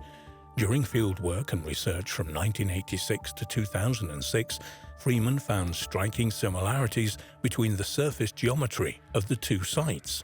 These similarities push back the boundaries of written history and have far-reaching implications for North American and European history. Could the same mysterious ancient cultures have built Canada's Stonehenge and the Lake McDonald structure? Perhaps they were both related to ancient astronomical observations. Freeman describes what he discovered at the ancient site of Canada's Stonehenge, located in Vulcan County, Alberta, in his book. "I had found an amazingly accurate year-round calendar in this sun temple, marked with rock lines pointing to sunrises and sets at critical dates. I later learned of arguments going on, mainly negative, about whether Stonehenge contained marked observation lines to the summer solstice sunrise and the winter solstice sunset. By applying what I had learned in Alberta to observing sunrises and sets through Stonehenge, I found that an accurate entire year-round calendar exists in Stonehenge." The term Canada's Stonehenge refers to the monument known by archaeologists and historians as Majorville Medicine Wheel. There are between 70 and 150 Native American stone structures known as medicine wheels spread over the northern United States and southern Canada. Though each individual structure is unique, the shape of the most common type of medicine wheel resembles that of a wagon wheel lying on its side, with a central cairn from which lines of cobblestone radiate outwards to a surrounding ring of stones. The diameter of medicine wheels, as well as the number and length of their spokes, varies. The largest so far discovered has a diameter of around 80 feet. Occasionally, there will be a break in the outer stone circle to allow a stone pathway or entrance into the center of the structure, and sometimes one of the spokes can be considerably longer than the others, perhaps signifying the importance of the direction in which it's pointing. The dates of these medicine wheels also vary considerably, but it is acknowledged that the oldest so far investigated is the Majorville Medicine Wheel, which was started around 5,500 years ago. There is no doubt that the wheel may have served some astronomical function, but it is more probable that this would have been part of a wider ritual use, perhaps involving hunting magic or buffalo fertility. This is not to say that Native Americans were not sophisticated enough to build observatories, far from it, but in one sense, to state that the Majorville medicine wheel was built only to make complex astronomical calculations is to apply modern Western ideas from a 21st century technology-dominated era back into the past. This explanation reflects our own concerns with timekeeping, calendars, computers, and space, not necessarily those of the Native Americans who built and used Canada's Stonehenge.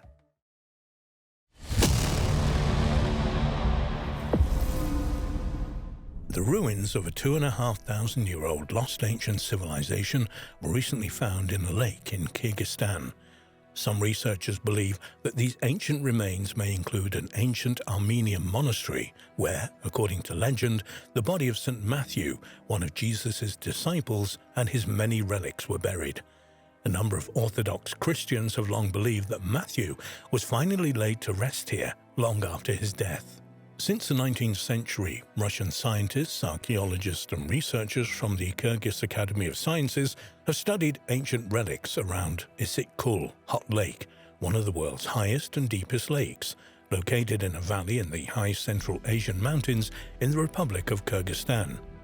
Issyk-Kul Lake is 113 miles long, up to 37 miles wide, and has an area of 2,408 square miles.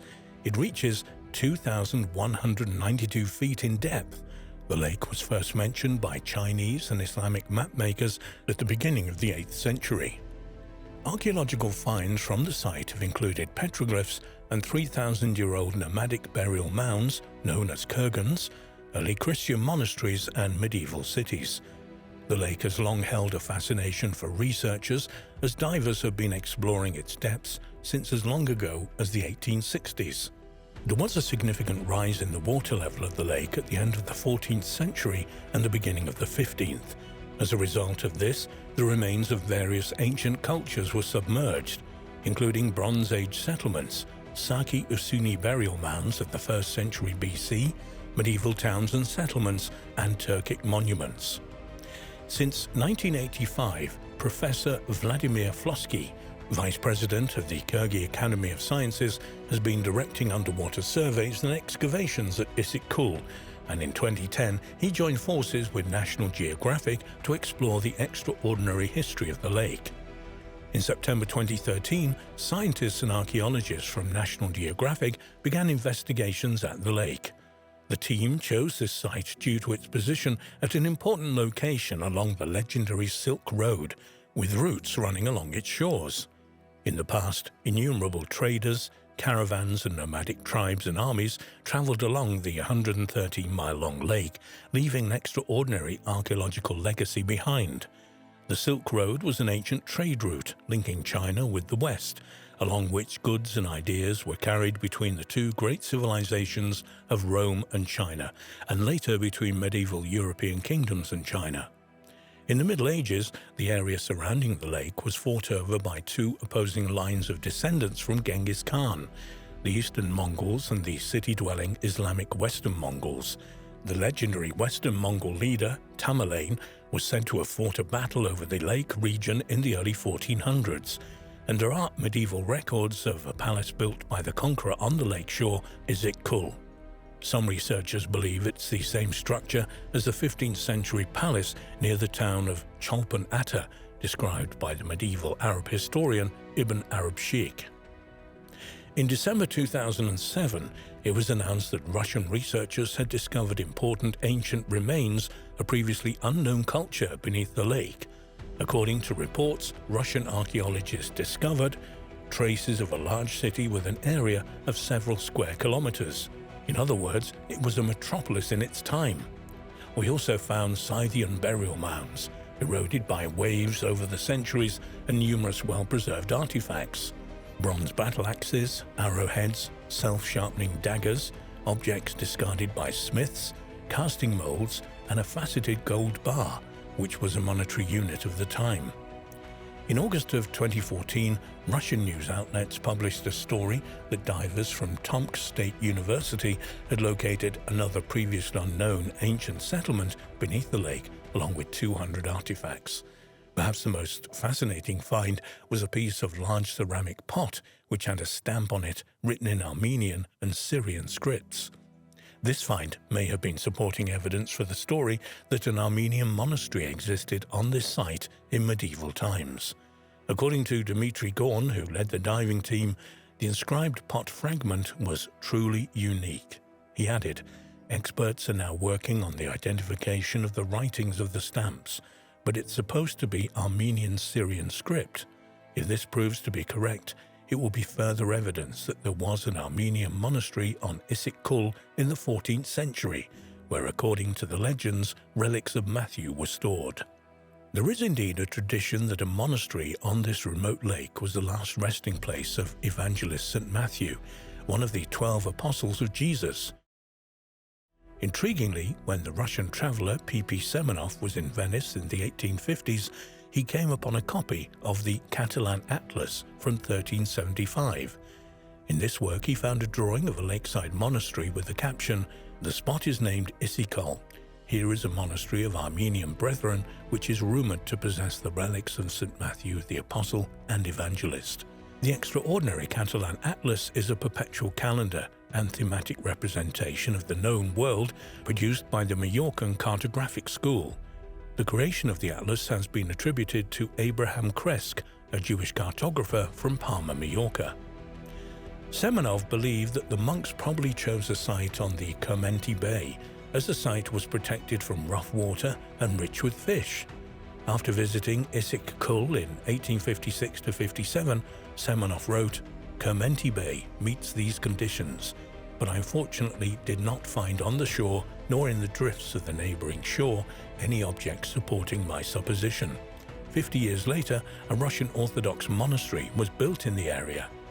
However, many Christians believe that Matthew the Apostle's remains were discovered in Salerno, Italy in 1080 and are now in Salerno Cathedral, which is dedicated to the saint.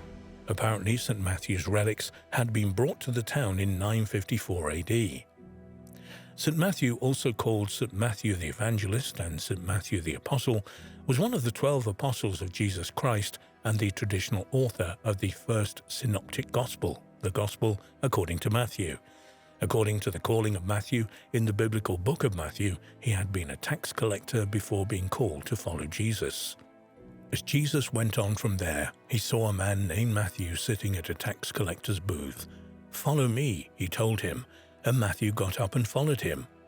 While Jesus was having dinner at Matthew's house, many tax collectors and sinners came and ate with him and his disciples. When the Pharisees saw this, they asked his disciples, "Why does your teacher eat with tax collectors and sinners?" On hearing this, Jesus said, "It is not the healthy who need a doctor, but the sick. But go and learn what this means. I desire mercy, not sacrifice, for I have not come to call the righteous, but sinners." According to tradition, Matthew's missions later brought him to the east, perhaps Ethiopia and Persia. Stories differ as to whether he died a natural death or that of a martyr. According to another tradition, he died as a martyr in Syria, and his relics were kept there for 150 years. Apparently, his followers later fled from persecution to the depths of Asia, bringing the relics of the apostle with them. Yet another tradition holds that St. Matthew died while traveling to India and established several Christian communities on his way, one of which was Issyk-Kul. It's known that a thriving Christian Armenian community existed in Kyrgyzstan since the 1st century AD. Many artifacts were found in Chu Valley, a large valley located in North Tian Shan, including an engraved stone with a cross carrying an Armenian inscription, "Jesus our Lord." A Syrian inscription under the cross stated, "This is the grave of Johann, the Armenian bishop," and a date 772 in Armenian chronology corresponding to 1323 AD. In medieval times, 2 Armenian monasteries stood near one of the villages on the shore of the lake, Svetli Mis, Bright Cape. More evidence that the remains of St. Matthew may have ended up in an Armenian monastery on the lake comes from the late 19th century, When Baron Kolbaz, Russian general and explorer of Central Asia, traveled to the site, he wrote, "It is worth noting that not far from the Trinity Monastery, at the confluence of rivers Tayup and Khoisu, ruins of an ancient town are found underwater. The town hosted the Armenian monastery guarding the relics of St. Matthew." Archaeological investigation of the Kermonty settlements began in 2005, when an exploratory team visited the site of the monastery and settlement. Finds from the area include bronze crosses, a signet ring with ornamentation, colored beads, and more than 24 crucifix necklaces.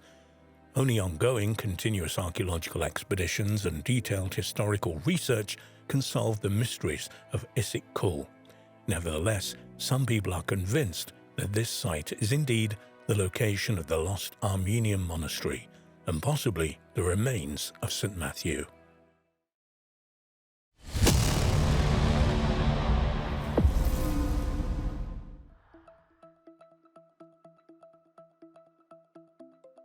The Maltese archipelago consists of 5 islands in the central Mediterranean Sea, positioned 60 miles to the south of Sicily.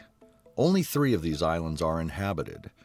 Malta Island, which is the largest, along with Gozo and Camino. Malta has a long history going back at least 7,000 years, with a wide range of archaeological remains, from the megalithic temples and underground chambers of prehistory to the Baroque architecture of the medieval period. The most spectacular and enigmatic of the ancient remains on Malta are the Neolithic temples and tombs, built 1,000 years before the pyramids. And Malta has the oldest freestanding stone buildings in the world. One of the most fascinating and mysterious of these megalithic structures is known as the Hall Soflieni Hypogeum. A hypogeum is a subterranean rock-cut chamber of an ancient building, and there are a number of these type of monuments spread across the Mediterranean, in southern France, Sicily, Sardinia, and Crete. The Hall Soflieni Hypogeum is an underground tomb and temple complex, extending for around 5,380 square feet, and is located in the town of Paola, which is in the south of Malta Island. The site was discovered by accident in 1902 when workers digging cisterns for new houses above broke through the roof of one of the chambers. The first excavations at the site were performed by Father Emmanuel Magri of the Society of Jesus, and later continued by Dr. Tamiz Zamit, the first curator of Malta's museums department. Between 1905 and 1911, Zamit excavated a fascinating collection of archaeological material from the complex, including human remains, pottery, beads, amulets, and figurines, and he wrote a series of reports of his work at the site that was published from 1910 onward. The Hypogeum was first opened to the public in 1908, while excavations were still taking place. The Hall Soflieni Hypogeum consists of a series of oval chambers, halls, and niches, set on 3 levels, one underneath the other. Incredibly, the underground structures were all carved out of solid rock in semi-darkness, allegedly using stone mallets and antler picks, and later smoothed over using flint implements. The upper level of the complex consists of a hollow with a central passageway, with burial chambers cut into the natural caves on each side. This is the oldest level of the Hypogeum, in use from 3600 BC to 3300 BC, and is similar in plan to earlier rock-cut tombs found elsewhere on the islands, such as the Shemshia tombs, which date to around 4000 BC. The middle level, 3300 to 3000 BC, was cut into the subsurface rock as an extension of the upper level of the structure. This level exhibits exquisite stoneworking skill in the elaborately carved trilithons, which are a construction with 2 upright posts, with a horizontal one set on top. The trilithons are set in imitation of the built masonry of the above-ground megalithic structures found elsewhere on Malta. This level also contains some of the most important features of the Hypogeum monument, such as the main chamber, the oracle room, and the Holy of the Holies. Most of the wall surfaces in the main chamber originally had a wash of red ochre, tracing out spiral and honeycomb designs, some of which are still visible today. The famous Sleeping Lady, a 12-centimeter-long reclining terracotta figure with traces of red ochre, was recovered either from here or a nearby room which is known as the Snake Pit. Believed to date from around 3000 BC, this corpulent ceramic figure is naked to the waist and wears a fringed skirt. She appears to be in a deep, tranquil sleep on a bed with a rush mattress, along with other similar figurines from the Neolithic sites on Malta and elsewhere in the Mediterranean. The Sleeping Lady has been used as evidence for the theory of universal peace-loving Mother Goddess, or Great Goddess worship in prehistory, proposed by a number of researchers. One interesting theory regarding the Sleeping Lady, whether goddess or not, is that either in a trance or asleep, she may represent a place in the hypogeum where dreams or trance visions were interpreted by priests or priestesses. Such a dark subterranean context would have been ideal for the stimulation of such states as it would induce dreams and visions. Alternatively, because the area was used for burials, the statue may be a representation of eternal sleep.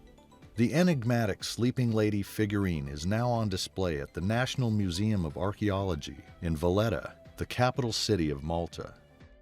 Also on the middle level, the roughly rectangular oracle room has an elaborately decorated ceiling of ochre-painted spirals and a fascinating side chamber, which has the property to amplify and echo a deep human voice.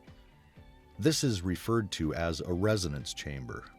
Whether this intriguing effect was intentional or not is difficult to say, though the possibility that these strange acoustics were utilized in some religious ceremonies performed in the chambers is an intriguing one. The chamber resonates at an intriguing 111 Hz, which is known to be a healing frequency.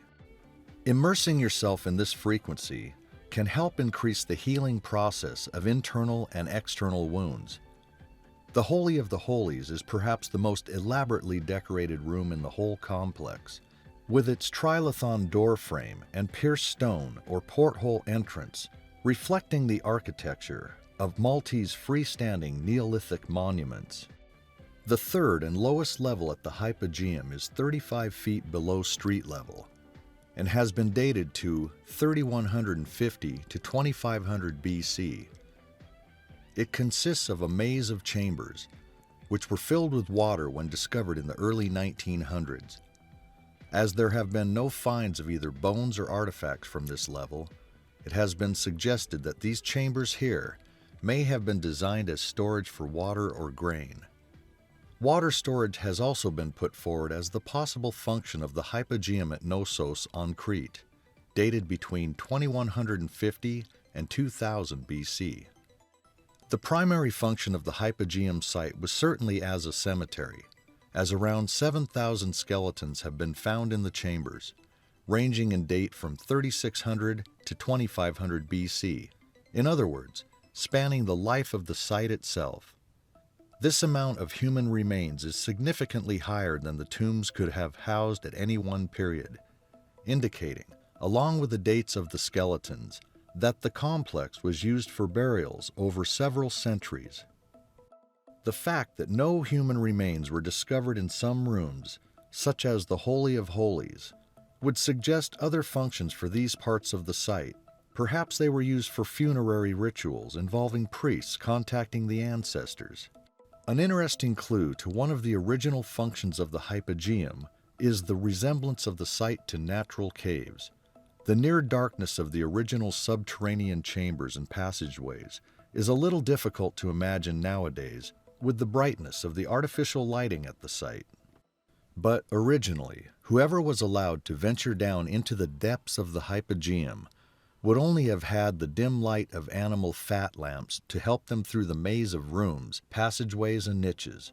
Perhaps what took place inside the hypogeum involved some kind of procession or ritual initiation through the disorienting labyrinth structure, which included passing through porthole entrances into particularly restricted shrines. Such a mysterious subterranean structure as the hypogeum is bound to generate its own legends and folklore. Indeed, there are a host of legendary tales associated with the hypogeum, from disappearing parties of school children to subterranean monsters and underground alien bases.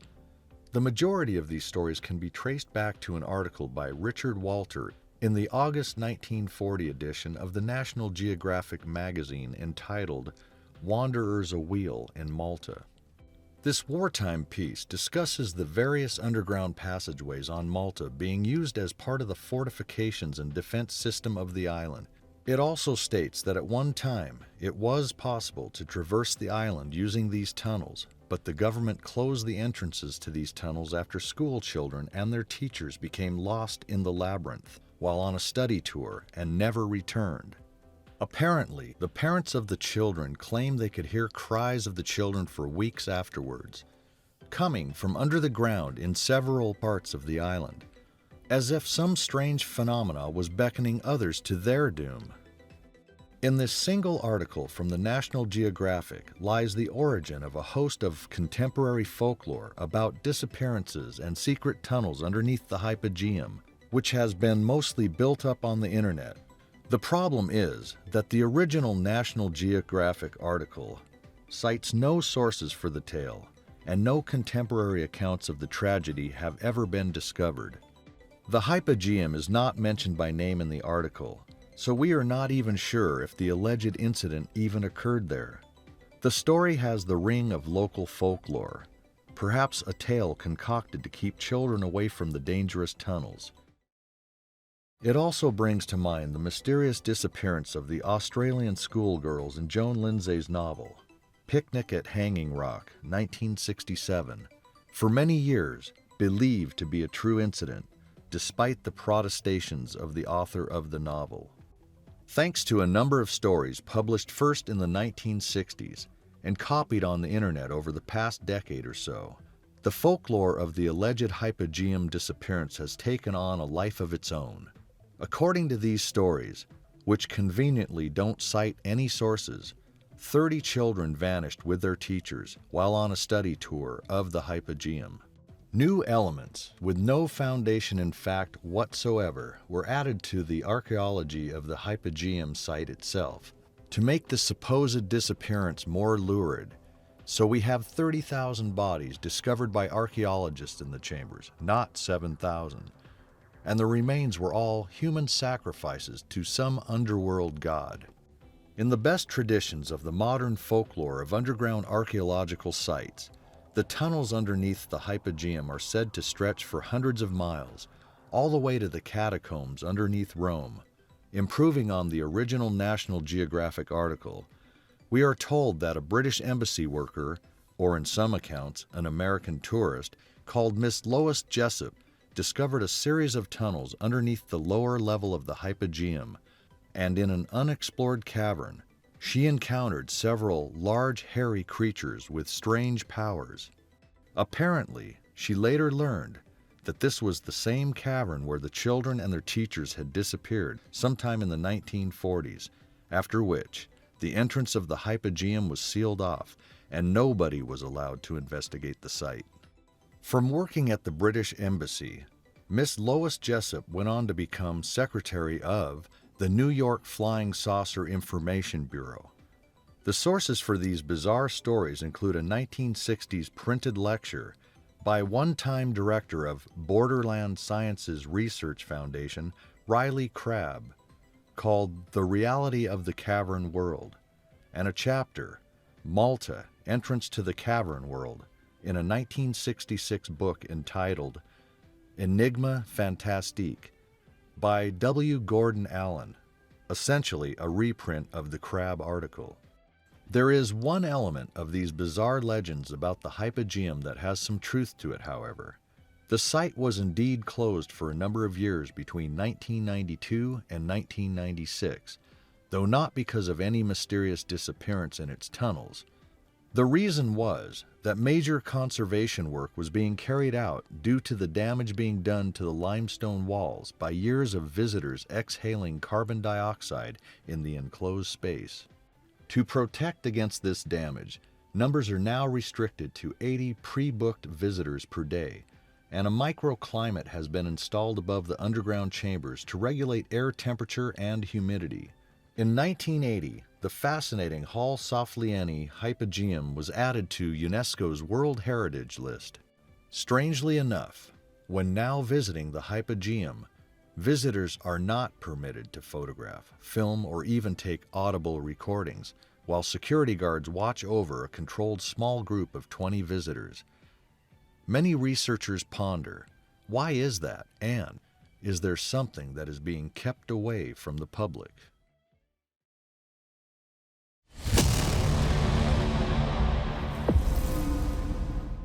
Recent research in Brazil has revealed the discovery of an ancient megalithic observatory built at least 5 centuries before the European conquest of the Americas began. This finding, along with other archaeological fascinating discoveries in Brazil in recent years, which include giant land carvings, remains of fortified settlements, and complex road networks, are challenging the earlier views that the Amazon had been untouched by humans except for small nomadic tribes. Nearly all the discoveries were made after a period of widespread deforestation in the Amazon in the early 90s through to the mid-2000s. The archaeology of the Amazon. For decades, the Amazon was thought by archaeologists to have been almost uninhabited rainforest, but recently were made after a period of widespread deforestation in the Amazon in the early 90s through to the mid-2000s. For decades, the Amazon was thought by archaeologists to have been almost uninhabited rainforest, but recently researchers have been finding new evidence that the area was in fact a hive of human activity and home to millions of people. In March 2018, a study funded by National Geographic and the European Research Council Project PAST revealed details of 81 sites in the previously unexplored territory of the Amazon's upper Tapajós basin. Settlements discovered in the area ranged from small villages of around 100 feet wide to a large site covering 19 hectares. The sites were first discovered by satellite imagery of the area revealed by deforestation. The remains of the settlements are represented by ditches enclosing the sites for fortification, sunken roads, and earth platforms on which houses would once have stood. Dr. Jonas Gregoria de Souza from the University of Exeter was the first author of the study. He said regarding the findings and the distribution of the sites, "The idea that the Amazon was a pristine forest, untouched by humans, home to scattered nomadic populations, we already know that was not true. The big debate is how populations were distributed in pre-Columbian times in the Amazon. The idea was that in the areas that are located further away from the main rivers, populations maybe were actually smaller and they had a negligible impact on the environment. We demonstrated that these regions may have had pretty large populations as well as in the past." Wood charcoal associated with pottery fragments from one site was carbon dated to between 1410 and 1460 AD, which fits in well with the dating of many of the sites previously discovered in the southern rim of the Amazon, which showed a peak of activity between 1250 and 1500. Models based on the team's research indicate that at the time, the southern rim of the Amazon alone could have had a population of between 500,000 and 1 million people. However, this population was soon to be decimated by the arrival of Europeans. According to de Souza, diseases traveled much faster than people, and probably this population was already weakened by diseases brought by Europeans even before the Europeans set foot in the area. The Solstice Archaeological Park is located near the city of Calçone in Amapá State, northern Brazil. The site contains a megalithic stone circle and is often referred to as the Amazon Stonehenge or the Brazilian Stonehenge.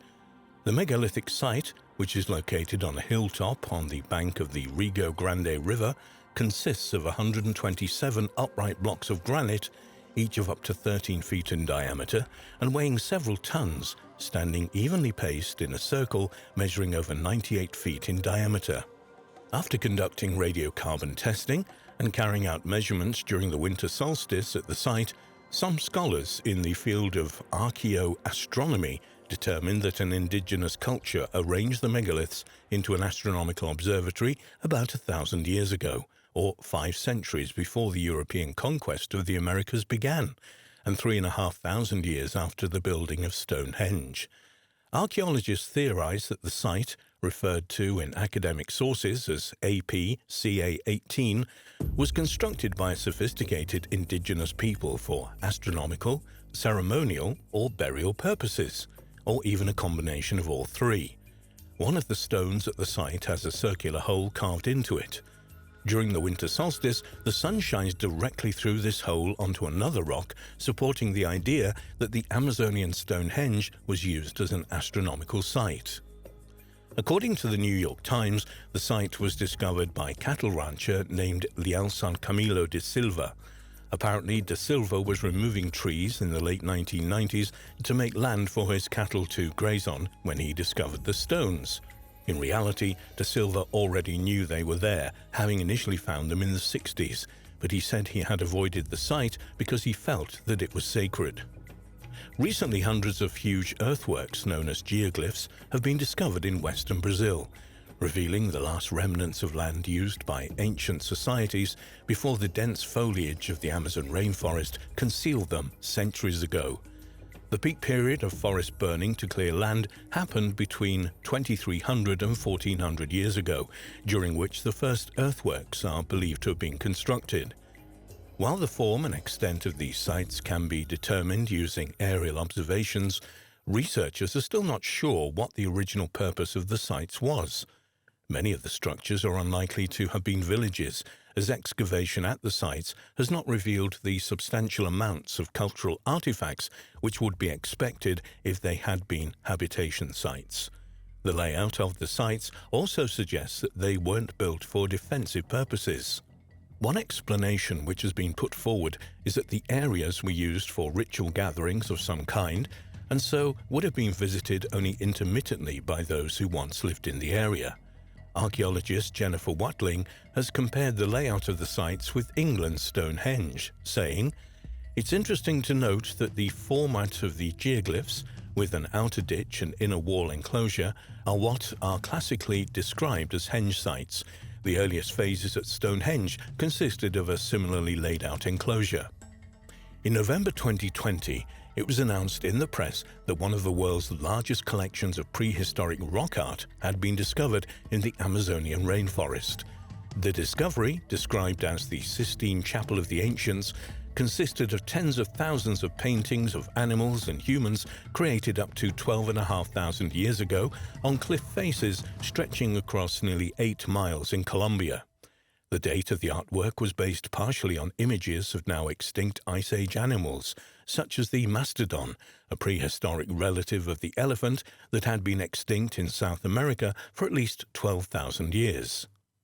There are also depictions of Paleolama, an extinct camelid, as well as giant sloths and Iron Age horses, all seen at first hand and painted by some of the very first humans ever to reach the Amazon. Other images include fish, turtles, lizards and birds, as well as people dancing and holding hands, with one figure wearing a mask resembling a bird with a beak. The incredible discovery was filmed for a major Channel 4 series called Jungle Mystery: Lost Kingdoms of the Amazon. The documentary's presenter, archaeologist and explorer Ella Al-Shamahi, said of the extraordinary findings, "This site is so new they haven't even given it a name yet." The discovery was made by a British Columbian team funded by the European Research Council. The researchers' team leader, a professor of archaeology at Exeter University and a leading expert on the Amazon and pre-Columbian history, said, "When you're there, your emotions flow. We're talking about several tens of thousands of paintings. It's going to take generations to record them. Every turn you do, it's a new wall of paintings. We started seeing animals that are now extinct. The pictures are so natural and so well made that we have few doubts that you're looking at a horse, for example. The Ice Age horse has a wild, heavy face. It's so detailed, we can even see the horsehair. It's fascinating. The site of the discovery is so remote that after a 2-hour drive, a team of archaeologists and filmmakers had to trek on foot for around 4 hours to find it. Even after arriving at the site, the team found that some of the paintings were placed so high up that they could only be viewed with drones. Al-Shamahi remarked on the incredible depiction of Ice Age life in the Amazon as suggested by the newly discovered paintings. One of the most fascinating things was seeing Ice Age megafauna because that's a marker of time. I don't think people realize that the Amazon has shifted in the way it looks. It hasn't always been a rainforest. When you look at a horse or mastodon in these paintings, of course, they weren't going to live in a forest. They're too big. Not only are they giving clues about when they were painted by some of the earliest people, that in itself is just mind-boggling. But they're also giving clues about what this very spot might have looked like, more savanna-like.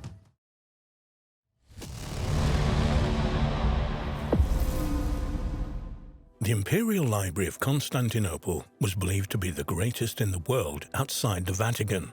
The library, which at one stage consisted of over 100,000 manuscripts, survived for almost 1,000 years before it was supposedly destroyed in the Fourth Crusade of 1204 when Norman Crusaders devastated the city.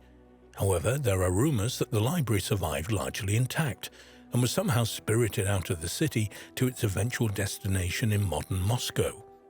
It became known as the Library of Ivan III, and some researchers believe it lies there still, in vaults beneath the Kremlin building, waiting to be discovered.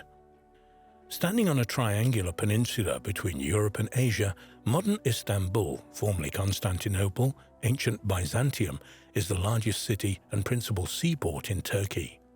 The city's original name, Byzantium, possibly derives from that of Byzas, as leader of the Greeks from the city of Megara, west of Athens, who, according to legend, captured the peninsula from pastoral Thracian tribes and constructed the town around 657 BC. In 196 AD, the Roman Emperor Septimius Severus burned the town for opposing him in a civil war, afterwards rebuilding it and naming it Augusta Antonina in honor of his son. Later, Emperor Constantine wanted to build a new capital of the Roman Empire on the site of ancient Troy, but changed his mind and located his new city at the site of Old Byzantium, claiming in 330 AD that it was a new Rome, Nova Roma. Soon afterwards, however, it was renamed Constantinople after the emperor. The great city would be Christian but governed by Roman law and adopt Greek as its primary language. Due to its unique geographic location spanning Europe and Asia, it would soon become a melting pot of peoples and cultures. In 337 AD, Constantine died, leaving the empire in confusion and the question of his successor up in the air. Finally, his son Constantius II defeated his brothers and all other challengers to become the Roman Empire's sole emperor. Constantius II expanded the governmental bureaucracy, adding quaestors, praetors, and even tribunes. According to most historians, he is credited with building the first of 3 Hagia Sophias, the Church of Holy Wisdom, in 360 AD. The great church was later destroyed by fire in 404 AD, after which it was rebuilt by Theodosius II. It was destroyed and rebuilt again under Justinian in 532 AD. Constantinople was the heart and capital of what became known as the Byzantine Empire, the eastern half of the Roman Empire. The empire survived for 1,000 years after the western half, centered in Rome, had crumbled into various feudal kingdoms, only to fall to Ottoman Turkish attacks in 1453. About 357 AD, Constantius II, concerned about the deterioration of a large collection of early texts written on papyrus rolls, began the formation of what was to become the Imperial Library of Constantinople. He ordered manuscripts, including the Judeo-Christian scriptures copied from papyrus, onto the more permanent medium of parchment or vellum. The person in charge of the library under Constantius II is believed to have been a man named Themestius, who supervised a team of scribes and librarians who copied the texts on papyrus rolls onto parchment or papyrus codices. It is believed by some researchers that this library preserves some of the texts that survived the burning of the Library of Alexandria, though the historical accounts of the various periods of destruction at Alexandrian are not clear on this. The 12th century epitomist Johann Zonaras Relays was quoted as stating that in 475, when the Imperial Library of Constantinople was damaged by fire, contained 120,000 volumes, which suggests that the library grew steadily during the first century after its founding. In fact, the majority of Greek classics which exist today are known through Byzantine copies originating from the Imperial Library of Constantinople. The Theodosian Code informs us that in 372 the Emperor Valens ordered the employment of 7 copyists, 4 for Greek and 3 for Latin texts, and some assistants to maintain and repair the books at the Imperial Library. Thus we know that the library housed both Greek and Latin texts, but not necessarily in separate libraries, as was the practice in Rome. It is known that the library was burnt in the year 473, though ancient sources reported that Constantius II, Themestius, and the scribes working at the library managed to save and recopy many works before they were completely lost to the fire. Some historians believe that part of the collection housed in the library was later obtained by Emperor Charlemagne in the 8th century, though there is no solid evidence to support this.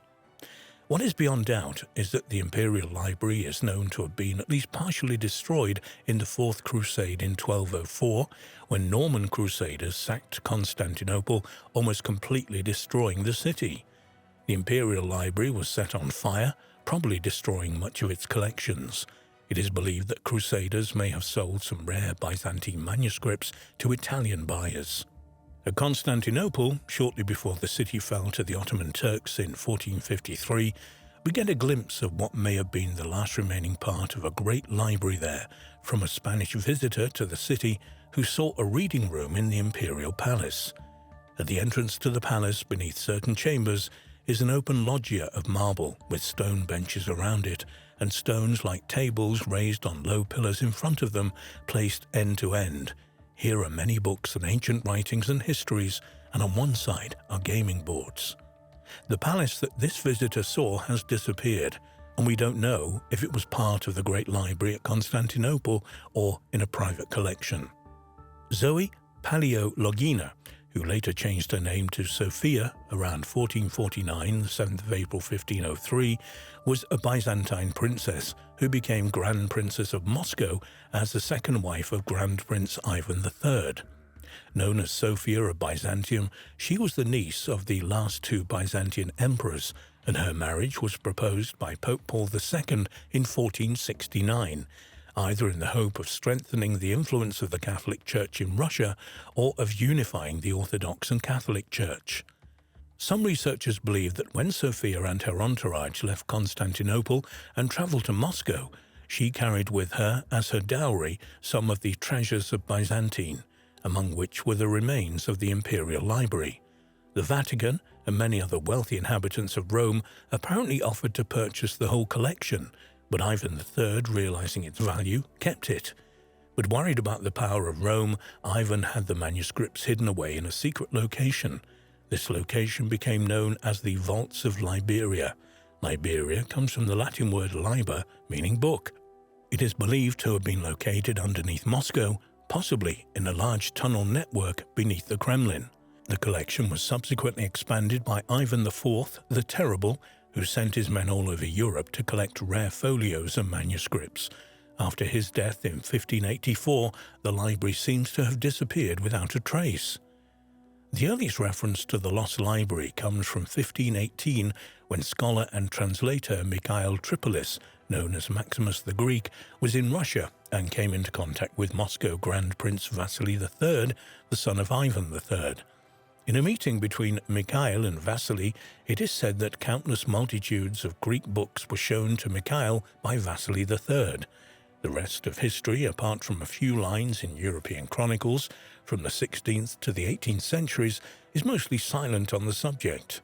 However, in the 19th century, an Estonian historian named Christopher von Dabilov claimed to have seen a list of folios from the missing collection, though he never provided proof of this. But the majority of scholars believe that the library of Ivan IV is nothing more than a legend. Even if the library of Ivan the Terrible had existed, it would probably have been destroyed by now, perhaps in one of 3 fires which ravaged Moscow during the 16th and 17th centuries. There are, of course, some researchers who believe that the Kremlin is hiding the existence of the library. Indeed, every few years, believers, apparently acting on leaked secret information, undertake clandestine excavations in the Russian capital in the hope of chancing upon the long-lost library of Ivan IV.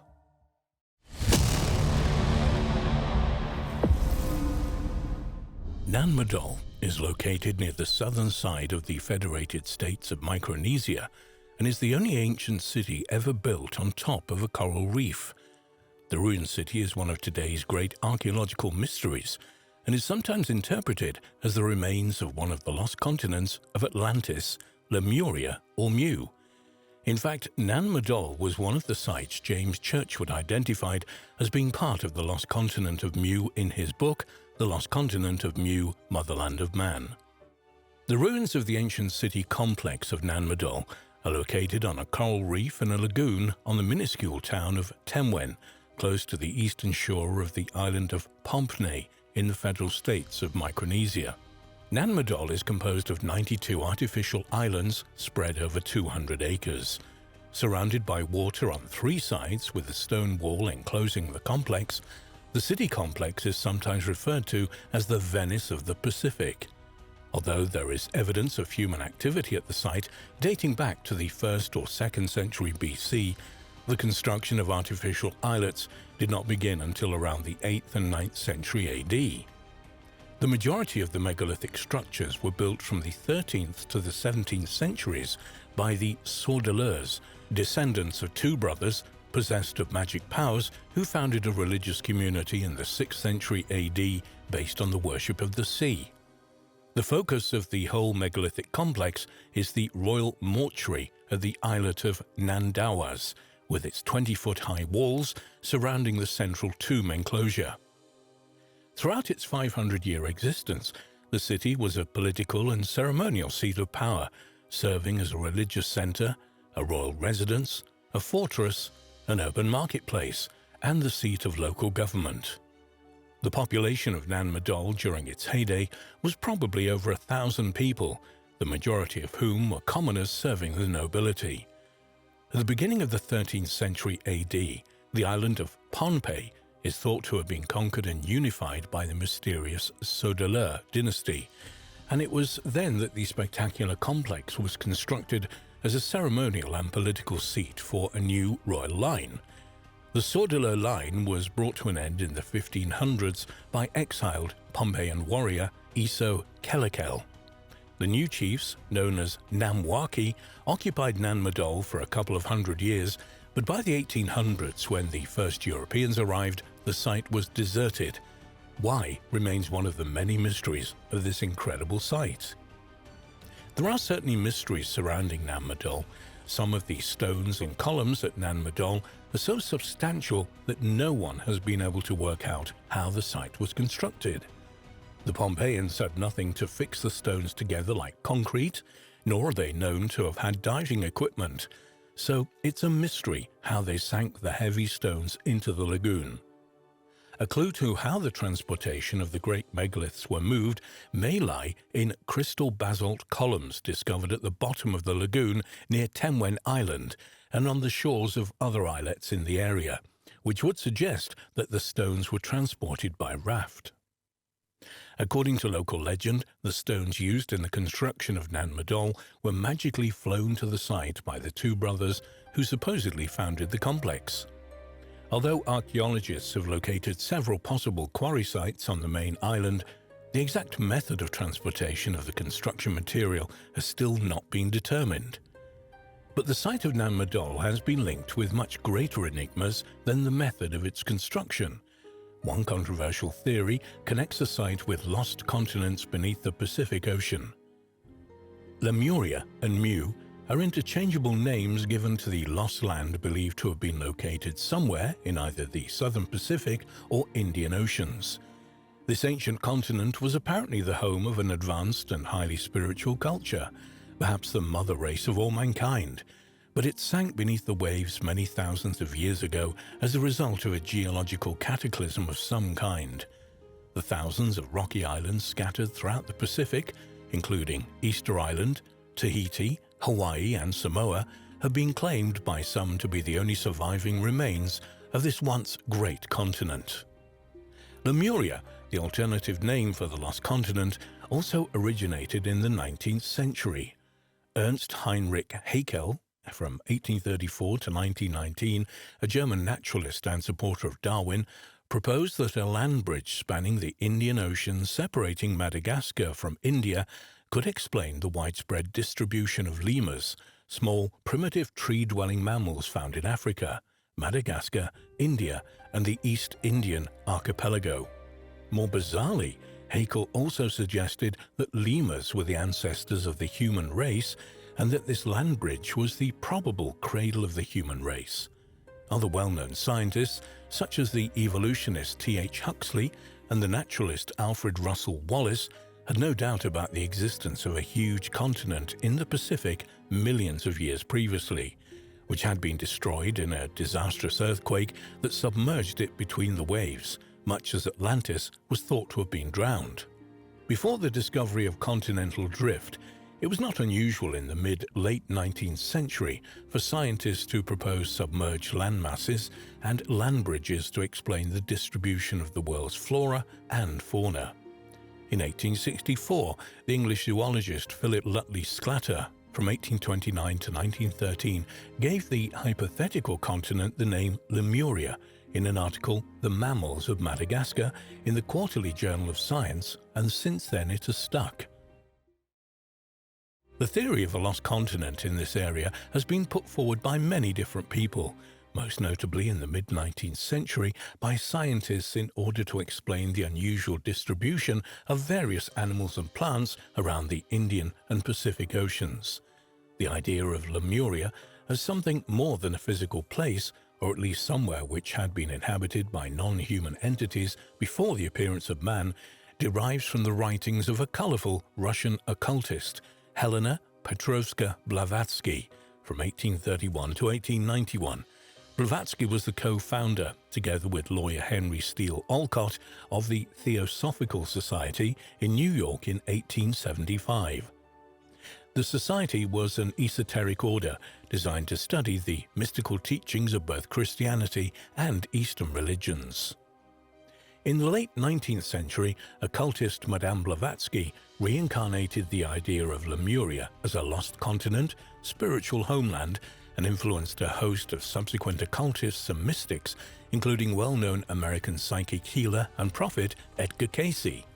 The popularization of Lemuria, Mu, as a purely physical place began in the 20th century with ex-British Army officer Colonel James Churchward, and the idea still has many adherents today. The lost civilization of Lemuria, Mu, was brought dramatically back to public attention in 1931 with the publication of Colonel James Churchward's bizarre The Lost Continent of Mu, the first in a series of 5 books by Churchward about the lost continent. In the book, he claimed that the lost continent of Mu had once extended from an area north of Hawaii southwards as far as Fiji and Easter Island.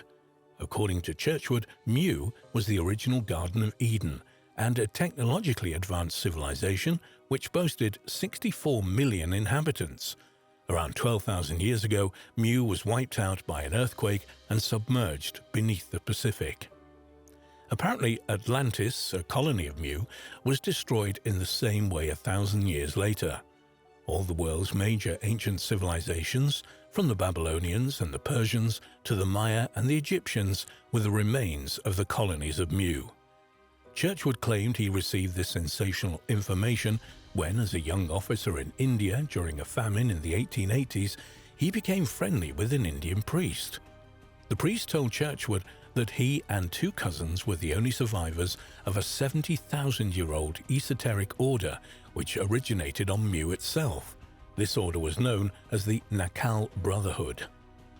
The priest showed Churchward a number of ancient tablets written by the Nakal order in a forgotten ancient language, supposed to be the original language of mankind, which he taught the officer to read. Churchward later asserted that certain stone artifacts recovered in Mexico contain parts of the sacred-inspired writings of Mu, perhaps taking ideas from Augustus Le Plongeon and his use of the Troana Codex to provide evidence for the existence of Mu. It was Churchward who first posited the theory that the Cyclopedian ruins of Nan Modal represent the remains of one of the 7 cities of ancient Mu, Lemuria. However, radiocarbon dates and analysis of pottery from Nan Modal revealed the construction of the site began around 1200 AD, though the area may have been occupied from as early as 200 BC. Such dates would certainly preclude any connection with Churchward's Lemurians or their descendants. Indeed, Churchward never produced any evidence to back up his exotic claims, and he never published translations of the enigmatic Nakal tablets. Though they still have many followers today, Churchward books are perhaps better read as entertainment rather than factual studies of Lemuria.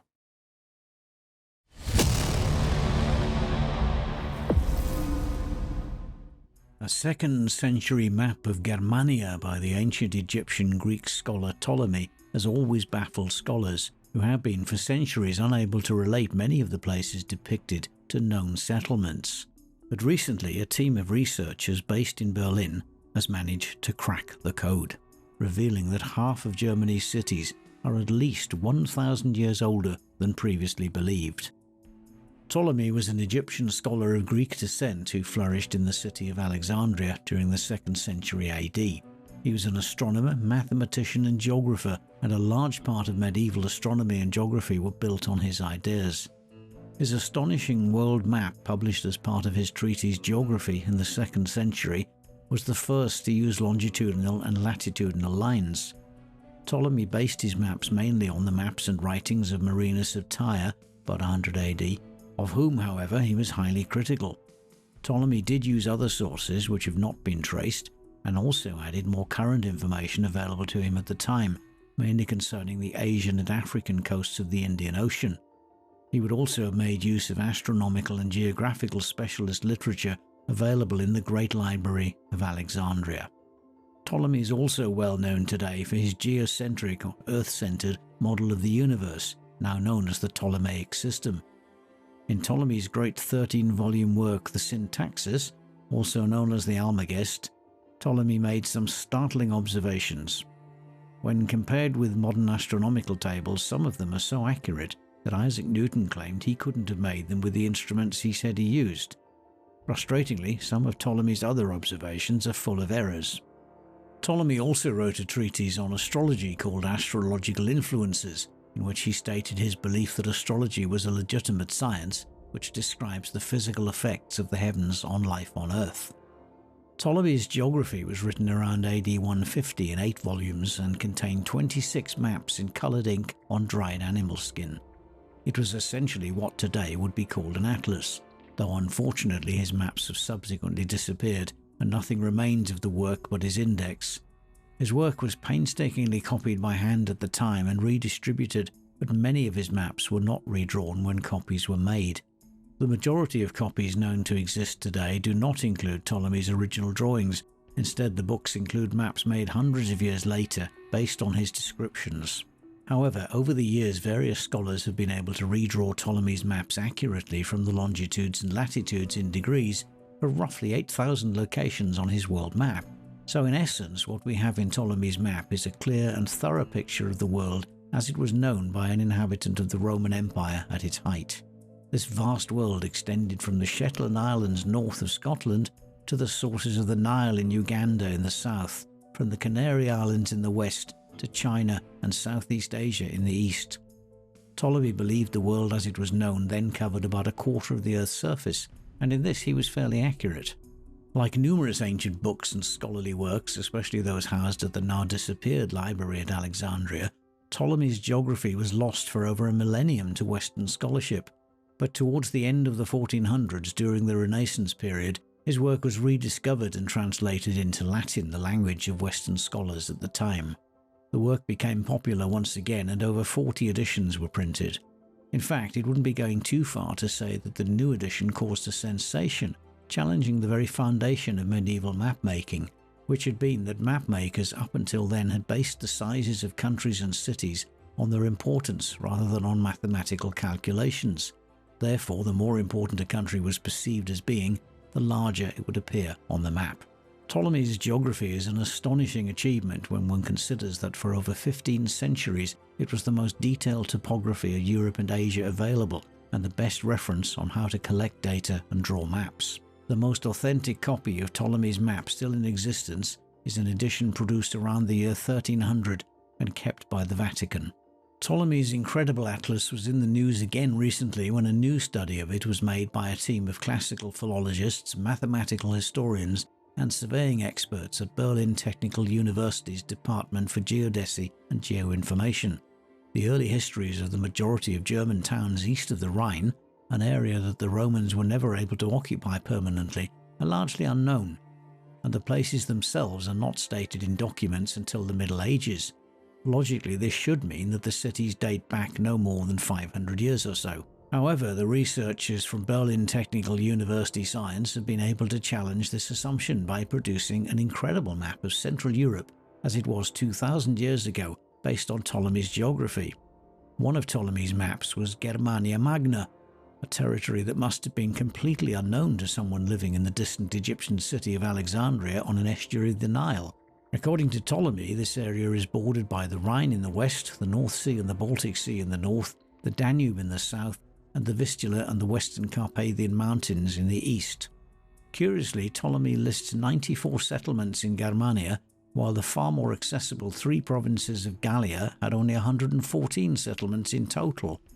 Ptolemy also doesn't attribute any of these Germanic settlements to a tribal group, though he notes their latitude and longitude accurately to within a few minutes. If this was unknown non-Roman territory, where was Ptolemy getting his information? There's also the major problem that if the Ptolemaic coordinates of a place are compared to its coordinates in the modern geographic reference system, they're usually completely different. There are a number of reasons for this, but among them is the different zero meridians of the Ptolemaic and modern reference systems. There are also various errors in the Ptolemaic coordinates. Furthermore, the majority of the place names in Germania Magna occur nowhere else and are only handed down by Ptolemy, not by any other ancient writer. So although Ptolemy's map provides us with the most comprehensive topographical description of ancient Germania, because of these aforementioned problems it hasn't been possible up to now to reliably locate even a few of the places he mentions. It's known that Ptolemy never took his own measurements in northern and western Europe, and certainly not in the Germanic lands. Researchers believe he may well have drawn on long-lost Roman traders' travel itineraries and sailors' notes, or even consulted maps used by Roman legions operating in northern Europe, in the form of war reports and maps. But the answer to the puzzle of Germania's ancient settlements has never been found. Until now, that is. For the first time, a team of experts combining skills in the field of surveying and mapping came together to try and solve one of Ptolemy's map's many mysteries. The Berlin-based team examined the data on Ptolemy's map of Germania Magna for 6 long years, developing a so-called geodetic deformation analysis that would hopefully correct the map's mistakes. One of the results of their work is the pinpointing of the hometowns of the legendary Germanic figures Siegfried and Arminius to within 6 to 12 miles. The team even produced a book, Germania and the Island of Thule, about their fascinating project. Although the copy of Ptolemy's geography held by the Vatican is thought to be the oldest, the Berlin team was somehow able to get hold of copies of a parchment which had been tracked down to Topkapi Palace in Istanbul, Turkey, once the residence of the Ottoman sultans. The priceless document consisted of unbound sheepskin pages with writing in Roman capital letters. This is now believed to be the oldest edition of Ptolemy's work ever discovered. Using the newly discovered map, the team discovered that even minor German towns such as Salzgotten or Lallendorf had existed for at least 2,000 years. They found that Trever, located at the confluence of the Elbe and Alster rivers, was the precursor to Hamburg, and that Leipzig was known as Aregalia. In essence, these discoveries show that half the cities in Germany are now 1,000 years older than previously believed. Another fascinating aspect of the research has been the fact that a large amount of Ptolemy's coordinates for ancient German settlements often turn out to coincide with sites where archaeologists have previously found Gothic or Teutonic houses and large elaborate tombs erected for tribal princes. What more secrets awaiting discovery lie in the coordinates of Ptolemy's maps?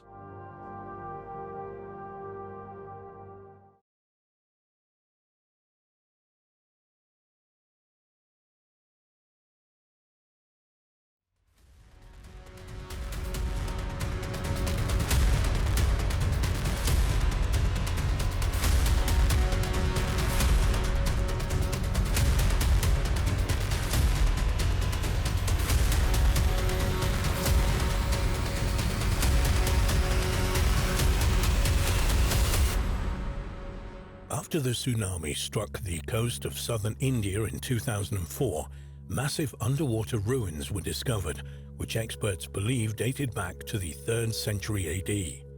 Almost immediately, there were rumors that archaeologists had unearthed the famous 6 lost pagodas described in local folklore. There was also controversy about the official dating of the site. One or two researchers believe that geological evidence combined with a centuries-old local tale about the destruction of a city by a great flood suggest a date of 10,000 years ago for some of the recently revealed ruins. Ancient Mahabalipuram. The small coastal town of Mahabalipuram in Tamil Nadu, 30 miles south of Madras in southern India, is famous for its temples and monuments built by the Pallava dynasty in the 7th and 8th centuries. During the reign of this dynasty, it became an important center of art, architecture, and literature. The most important of the surviving ancient structures on the site is known as the Shore Temple, a complex of beautifully constructed shrines built of cut stones rather than carved out of caves, as are neighboring structures. This 5-story building has its entrance through a barrel-vaulted gateway and is decorated with intricate bas-reliefs and sculptures. It contains 2 shrines, one dedicated to Shiva and the other to Vishnu. The roof of the shrine has been fashioned to resemble a pyramid. According to some accounts, due to the copper domes at the top of the structure reflecting the sun's rays, it acted as a nautical guide for approaching ships at sea. One curiosity at the site is that early European explorers in the area talk about 7 pagodas, named for the pagoda-like style of Hindu temples in this part of India, rather than 1. Local legend also mentions the 7 pagodas which once lined the shore, saying that they were so beautiful that the gods destroyed all but one, the Shore Temple, which survives today. These myths were recorded by British traveller J. Gondingham, who visited the South Indian coastal town in 1798. But hundreds of years earlier, the 13th century account of the Venetian explorer Marco Polo's travels described his travels in Asia. In this book, The Book of the Marvels of the World, written around 1300, Marco Polo also gives a detailed description of 7 pagodas, or temples, that loomed so large on the Indian shore that he could see them from many miles distant. Indian tsunami reveals ancient ruins. In December 2004, a deadly tsunami devastated hundreds of miles of shoreline across Asia. Thousands of lives were lost and millions of dollars of damage was caused. But while the tsunami created substantial damage to the existing ancient structures at Mahabalipuram, though not, surprisingly enough, the Shore Temple, and left the town waterlogged for days, it also unearthed some long-lost treasures. During the chaos and destruction, magnificent ancient ruins were revealed in the area of Mahabalipuram. The ancient monuments were revealed when the floodwaters receded and the force of the water removed sand deposits that had previously covered the structures, which experts believe to belong to a port city built in the 7th century AD. Archaeologists had in fact been investigating the area for 2 years before the tsunami hit. In April 2002, an expedition team jointly sponsored by Great Britain's Scientific Exploration Society, SES, and India's Natural Institute of Oceanography discovered submerged ruins off the coast. The divers uncovered the foundation of walls, broken pillars, steps, and many scattered stone blocks. After the 2004 tsunami, some local fishermen claimed to have seen at least 6 vanished temples when the waters fell back. One of these, a young man, said there must have been at least 20. We had no idea there were so many out there. Another fisherman said you could see the destroyed walls covered in coral and the broken down temple in the middle. My grandfather said there was a port here once and a temple, but suddenly we could see it was real. We could see that something was out there. But archaeologists dismiss talk of the discovery of 20 temples. The head of excavations at the site for the Archaeological Survey of India said that the fishermen believe every stone is a temple. But while these 20 temples were not discovered, archaeologists did identify several stone sculptures buried in the sand close to the shore temple.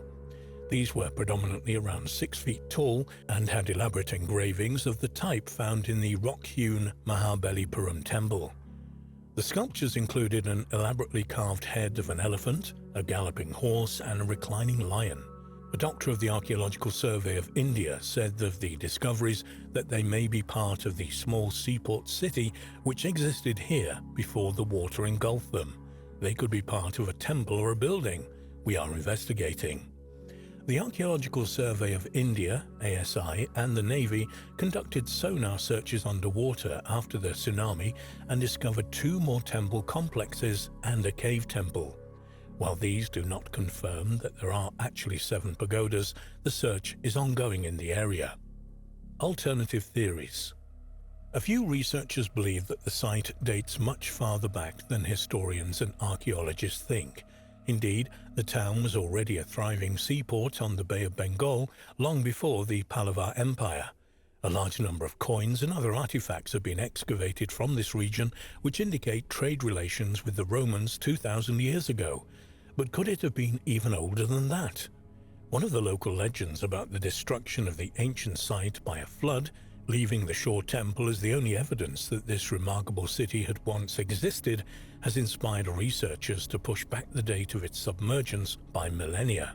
There are some who think that Mahabalipuram suffered from a great flood between 10,000 and 13,000 BC and was submerged beneath the waves. Author Graham Hancock was one of the main members of a team of divers from the Indian National Institute of Oceanography and the Scientific Exploration Society based in Dorset in the UK, who surveyed the ocean bed in 2002. Unsurprisingly, considering the nature of the books he's written, Hancock is firmly behind the theory that the city was destroyed in a great flood more than 10,000 years ago. Hancock said, "I have long regarded it because of its flood myths and fishermen's sightings as a very likely place in which discoveries of underwater structures could be made, and I propose that a diving expedition should be undertaken there. I have argued for many years that the world's flood myths deserve to be taken seriously, a view that most Western academics reject. But here, we have proved the myths right and the academics wrong." Hancock also said that Durham University geologist Glenn Milne informed him that the site could be 6,000 years old, though he himself believes it's thousands of years older even than that. If Hancock's theory were true, it would be an unheard-of development in world archaeology, as there is no previous archaeological evidence for a culture in India 6,000 years ago capable of building anything even remotely resembling the temples. Supporters of this theory point out the fact that after the tsunami, there were reports that a long, straight row of large rocks had emerged from the water just before the waters rushed back again. Unfortunately, when these waters returned, these mysterious features were once again submerged. Recent discoveries. More than 10 years later, archaeologists discovered remains which appear to support to some extent what the fishermen claimed to have seen in 2004. In 2016, a 10-man team of scientists and divers discovered the ruins of what appeared to be one of the 6 lost pagoda temples, a 33-foot-long wall, a short flight of stairs, and cut stone blocks scattered over the seabed just over a third of a mile from the shore. Marine archaeologists and head of the diving team Rajiv Nigam said of the discoveries that though some of the remains were badly damaged due to strong underwater current and swell, and covered with thick aquatic growth, they could make out that they were part of a building complex. The structures are thought to be around 1100 to 1500 years old, though the team also identified older brick structures typical of the Sangam period, 300 BC to 200 AD. Apart from Hancock et al. And their hypotheses that a 10,000-year-old flood destroyed an Atlantis-type civilization, there are two main theories as to what destroyed the site. Some archaeologists believe that most of the temple complex was probably destroyed in a previous tsunami in the 13th century. Others, however, mainly geologists, point to the severe coastal fluctuation in the area over the last 5,000 years, and suggest that the site quite simply eroded away over time and slipped into the ocean. Work is ongoing at the site, with a strong possibility of identifying more important structures and their purpose, as well as obtaining a better understanding of the history of the city as a whole. The myth of the 7 pagodas may one day prove to be more than just a story.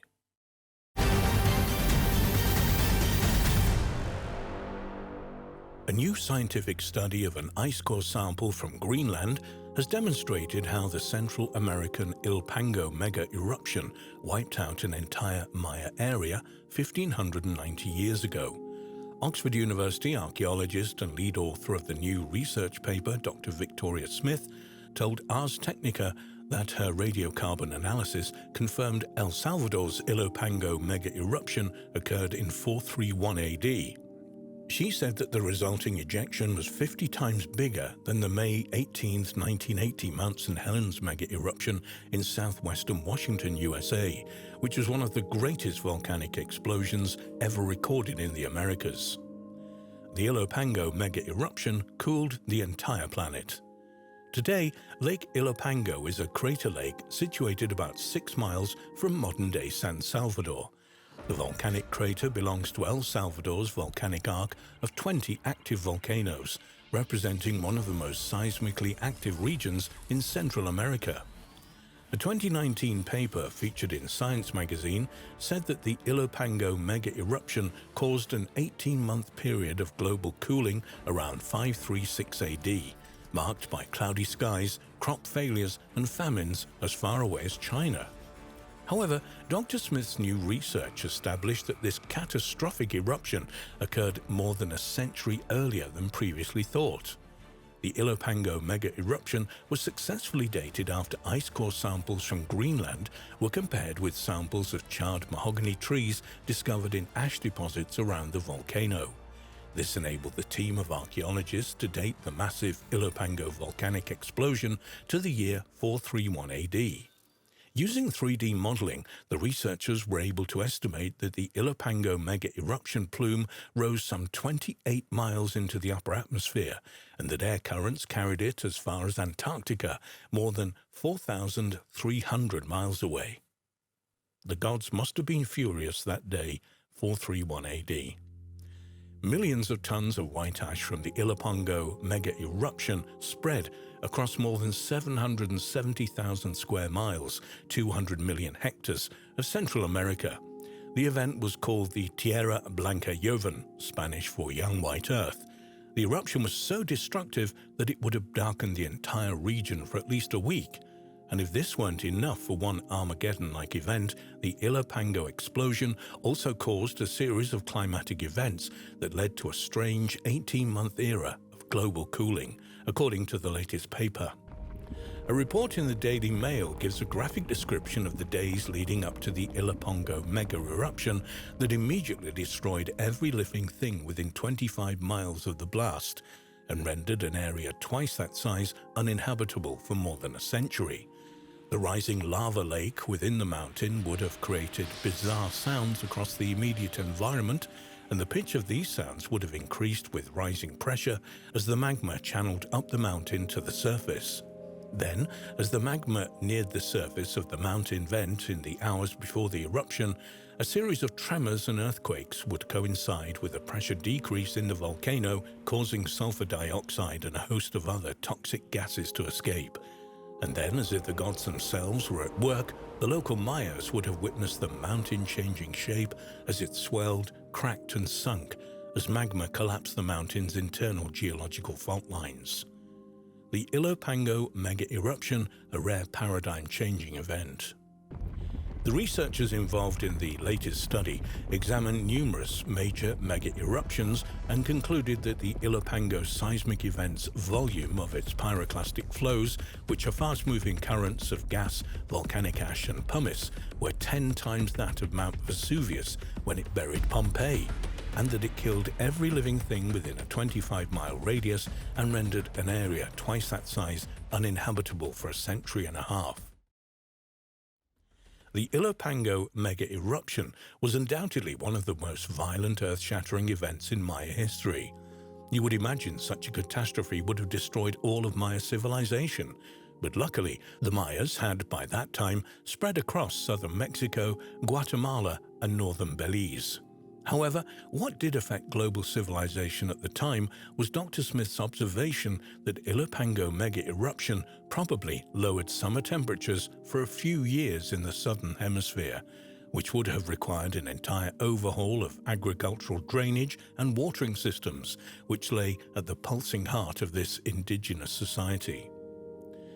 Following Julius Caesar's assassination in 44 BC, extreme climate changes led to crop failures, which in turn fueled the increasing social unrest in Rome, adding greatly to the social disruption caused by the civil war that brought the Republic to an empire. The string of events caused the collapse of the Roman Republic, but now a recent study suggests that the cause of the climatic change was a volcanic eruption of Mount Okmok over 9,000 kilometers away in Alaska.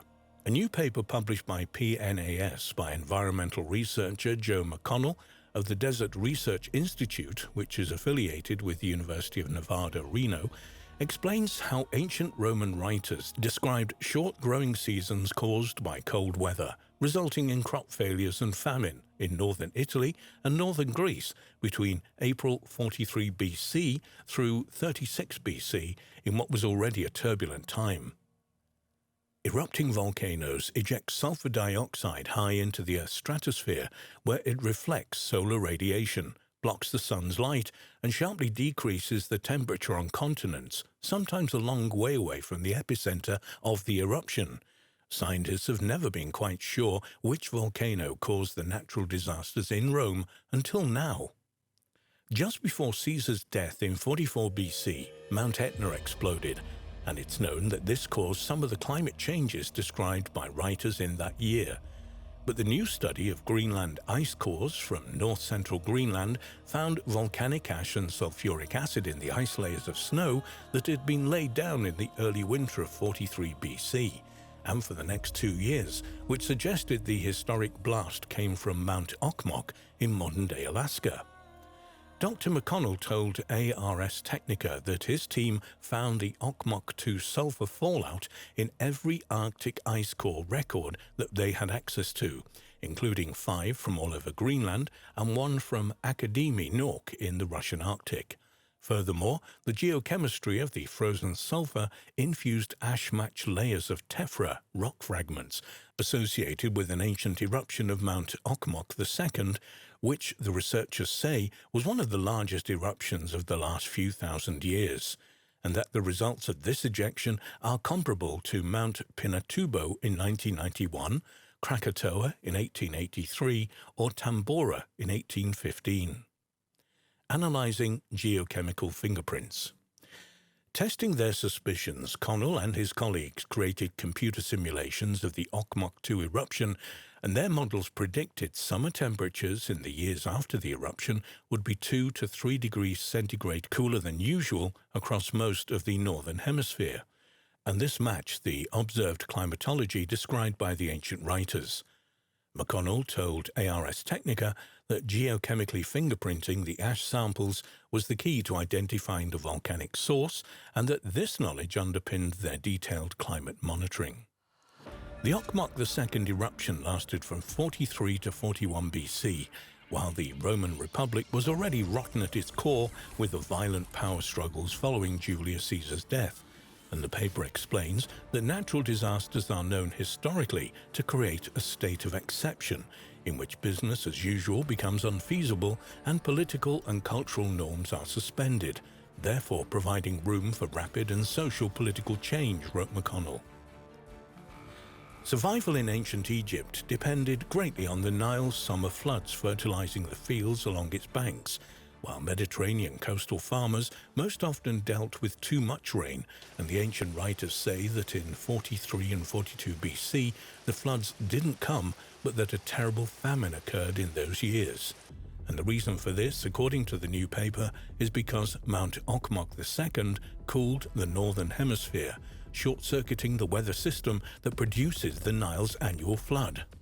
McConnell explained that differential cooling shifts equatorial rain belts north or south, and when eruptions occur in high northern latitudes, like at Okmok II in 43 BC, failures in East African summer monsoons result in drought in the headwaters of the Nile, and so a failure in the all-important summer flood. Thus, McConnell and his team have successfully analyzed ancient ice samples gathered on another continent to illustrate the events leading up to the collapse of ancient Rome.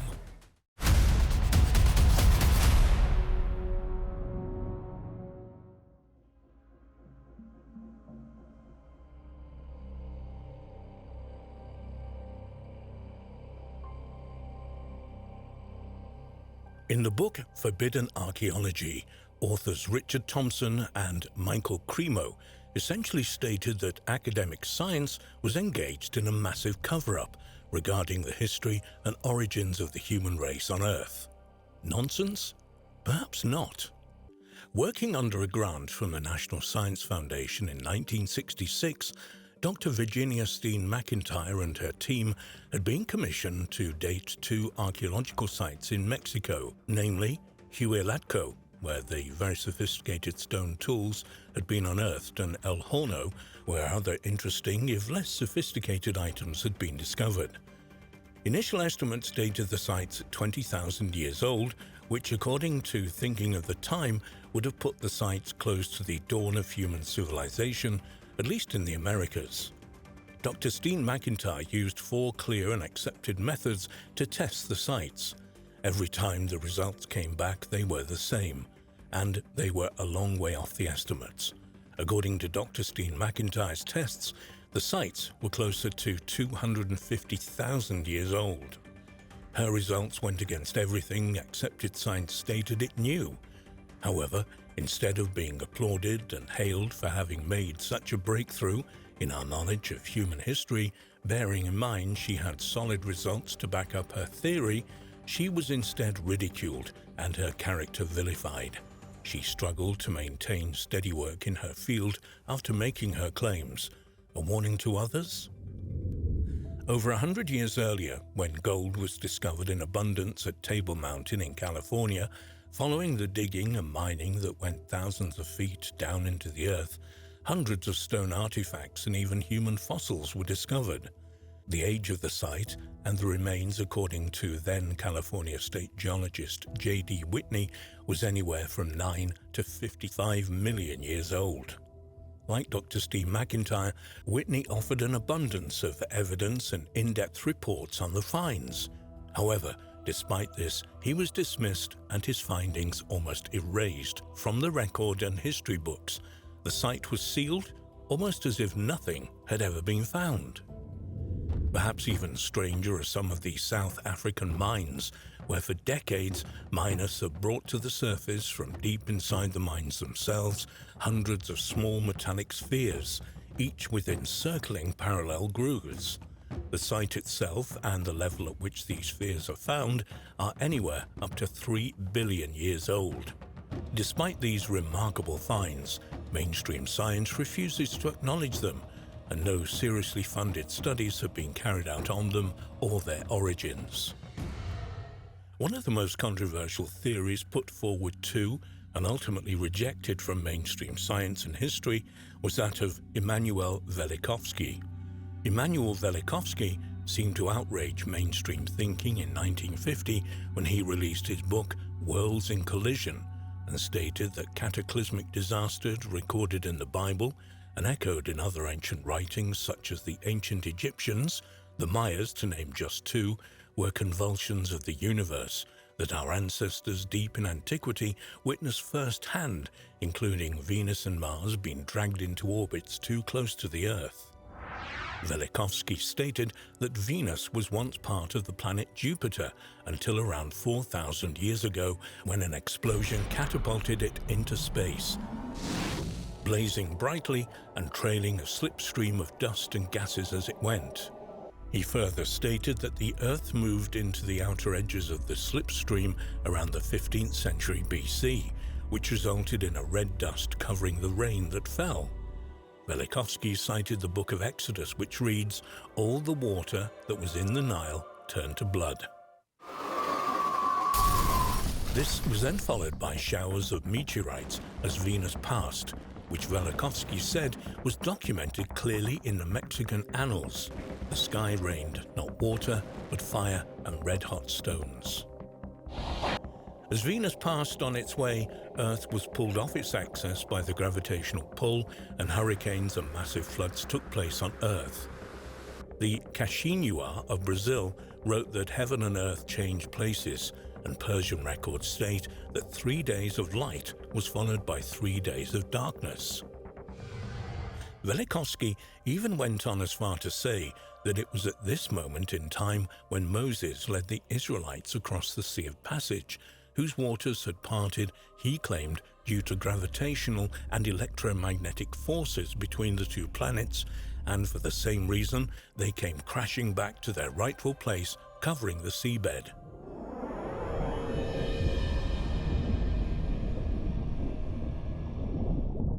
Venus swung past Earth again in the 14th century BC, bringing with it equally destructive effects before finally settling into its current orbit.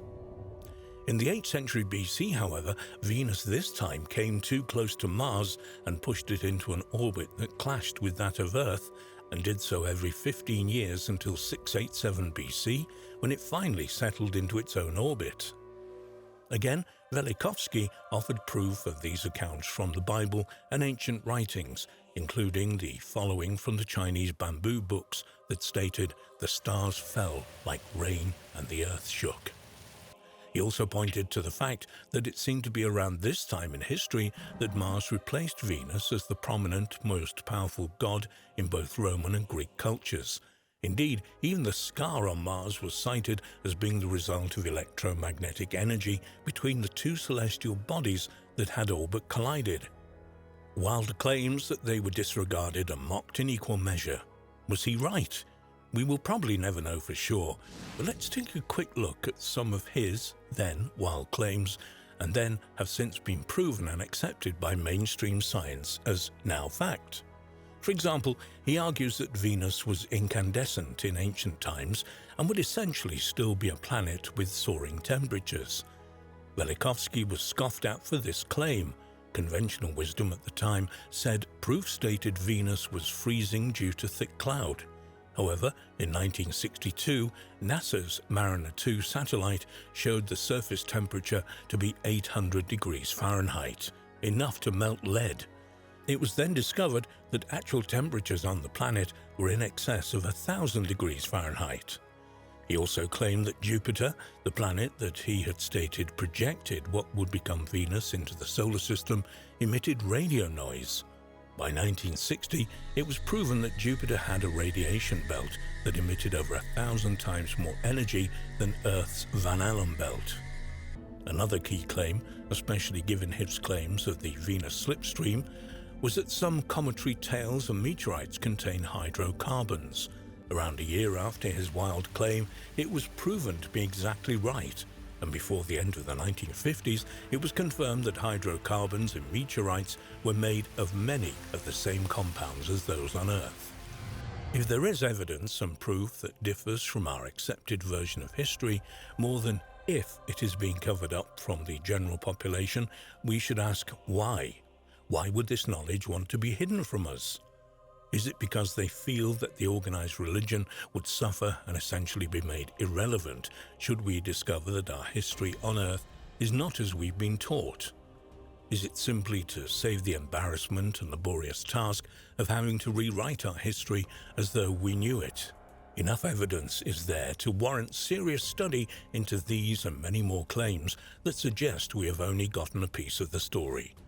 Might there perhaps have been civilizations that existed here on Earth millions, perhaps billions of years ago and were simply wiped off the face of the planet, and over time have literally been forgotten? What would happen to us if a cataclysmic event wiped out the human race? Over the thousands of years that it might take for life to start again, what would happen to our infrastructure, our records? We may become just as forgotten, and life may start again, entirely from scratch, and one day that they would think that their race was the first civilization, and before that there was nothing. How wrong could they be?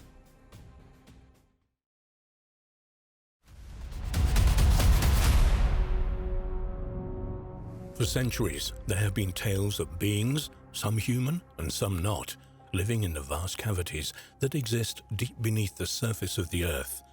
But exactly who or what these beings are and what they want is open to question.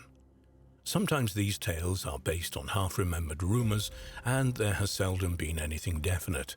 But there are also ancient structures, such as the necropolis called the Hal Salflieni Hypogeum in Malta, that helps corroborate such tales. This strange subterranean construction, which dates from around 4000 BCE, is one of Europe's only known Neolithic underground dwellings. Elsewhere, there are several others, including Derinkuyu in Turkey, the underground city of Neyaz in northern France, and of course the fascinating and hauntingly beautiful city of Petra in southern Jordan. Strange indeed, but at least we know they exist. However, there are others that are more questionable, particularly those that hint at the existence of long-lost technologies. One of these is the legendary city of Shin Au Av that is said to lie deep below Death Valley, a vast and barren area that straddles the California-Nevada border in the USA. This strange hidden city, whose name means God's land or ghost land, is thought to have contained many anomalous and out-of-place artifacts that should not belong to the era in which it was supposedly built. There are two versions of how this underground city came to being, although they may be closely interlinked. One version implies that it is linked to a race that existed at the dawn of time and had a presence worldwide. They were called the Serpent People. In India, they were known as the Naga, or snakes, and at the Quetzalcoatl, or plumed serpent, in ancient Mexico. The ancient Egyptians called them the Jedhai, and the Chinese knew them as lung or dragons. In ancient Britain, they were called adders, or the serpents of wisdom. Appropriately enough, the name adder is also given to a species of poisonous snake that is indigenous to areas of the UK. It doesn't seem to matter which race encountered them, because they were invariably worshipped and regarded as helpers and prophets. All of the legends that say this mysterious race could either take human or reptilian form, and as is the way with reptiles and snakes, lived below the surface and created underground cities worldwide. Under the guidance of these serpent people, dragon cultures developed, which normally involved the construction of huge pyramids and other structures covered with serpent motifs. These cultures were hand-ruled by benevolent dragon kings, and even today signs of vanished races are still evident. In fact, these legends associated with the Paiute tribe resonate strongly with other Native American tribes, notably the Hopi and Zuni peoples, whose creation legends also tell of their ancestors' emergence from the dark, subterranean world. It is unlikely that at the dawn of time these people would have direct contact, so it's strange how closely their legends have become intermingled. For many centuries, the legends of the Paiute tribe of North America have told of this lost city, also referred to as the Ghost Land. According to legend, Shin Au Av was formed when a young god, Shino Avakates, was asked to take a sealed bag across the desert and only open it when he got to the other side. But because he was young and he felt movement inside the bag, the god became curious and opened it, allowing the contents, in this case hordes of human beings, to escape. These people, who eventually became known by the name of the god Shinoav, saw some mountains in the distance and ran towards them. One of the older gods saw this and demanded to know why he had done this, and a furious row developed. According to the legend, the people heard the heated exchange but could see nothing, so they became afraid and dug a tunnel and hid in it, which is how the underground city was created. These events became part of Paiute creation legends and were adopted into their belief of an afterlife. Another part of this legend tells of how, many centuries later, the wife of a Paiute chief died in childbirth, and in his grief he wanted to be reunited with her, so travelled to the land of the dead. This involved passing through a miles-long underground passage, and on his journey he was attacked by the fearsome creatures that lived there. Finally, he got to the end of the passage and found himself standing at the end of a narrow bridge carved from the solid rock. The bridge crossed what he looked like a bottomless chasm. He crossed the bridge and finally arrived in the land of the dead, which was ruled over by Shinoav. One of the inhabitants met him, a strangely beautiful female with snake-like features, who took him into a huge open area. Here he saw thousands of dead members of his tribe dancing. He asked if his wife was with them. His guide told him she was, and that once he had found her, they must both immediately leave the valley, and, common with Lot's wife in the Bible, should not any account look back for any reason. The chief promised to do this, and he watched the dancers for several hours until he saw his wife. He called out to her and she turned and saw him. She left the dancers and ran towards him, and they promptly fled to the rock ridge, leaving from Shiv-Oav to the cavern and the world above. However, he forgot his promise and turned to take one look back at where he'd been, and as he did so, his wife and the city immediately disappeared. Once he had recovered from the shock, he made his way out of the cavern and rejoined his tribe. He spent the rest of his life describing the peace, happiness, and beauty that he had found in the underground land. Legends like this were forgotten until, in 1947, they resurfaced when an article appeared in the San Diego Union Tribune. The article mentioned that several years previously, the remains of an ancient civilization had been found in the desert. These remains included an underground city containing gigantic skeletons and mummies wearing leather clothing, and the walls of the city were covered with strange carvings and images. This article also stated that in 1931, an archaeologist had located tunnels leading to the city underneath Death Valley, and he intended to excavate and explore his find. He said that work had already started removing the skeletons from the caverns, most of which were between 8 and 9 feet long. The article also suggested that out-of-place artifacts had been found, indicating that there was a level of technology present that was unlike the rest of the find. Like the mummies, the skeletons were still clad in garments, but these were made of hair, and the garments were of medium length, comprising a jacket and knee-length trousers. Initial testing suggested that the remains were in the region of 80,000 years old. It was also stated that another cavern had been found. This cavern, which they called the Temple, had apparently been used for ceremonies or rituals, and it contained objects and strange markings familiar to those used by the Freemasons. A long tunnel from this area led to another room containing the remains of dinosaurs, saber-toothed tigers, elephants, and other animals, which were displayed in alcoves in the walls. The men got the impression that some catastrophe had occurred above ground and people had taken refuge in this elaborate cave system. The dwellings were well equipped, and among the articles found were objects that they could not recognize, and it was not until after 1947 that they were found to be microwave ovens. Furthermore, it appeared that the city had been lit using a form of gas lighting, which had been fueled by sources of natural gas. Elsewhere, there were huge stone doors that seemed to have been operated using a complex system of counterweights. This took the form of hundreds of globes dotted around the cave system. The globes contained pieces of stone that was found to be mildly radioactive, and it's thought that at one time may have provided a light source. In addition to this, other totally out-of-place devices resembling radio sets were also found. However, a few days after the first article appeared in the San Diego Union Tribune, another article entitled "Expedition Reports 9-Foot Skeletons" appeared in another Nevada newspaper, the now-defunct Hot Citizen. Some view this as no more than something created by a reporter, while others believe the evidence is there and is being kept from the general public. One account from the early 1900s alleges that two men were traveling through Death Valley, and one of them allegedly fell into an old mine shaft at a place called Wingate Pass.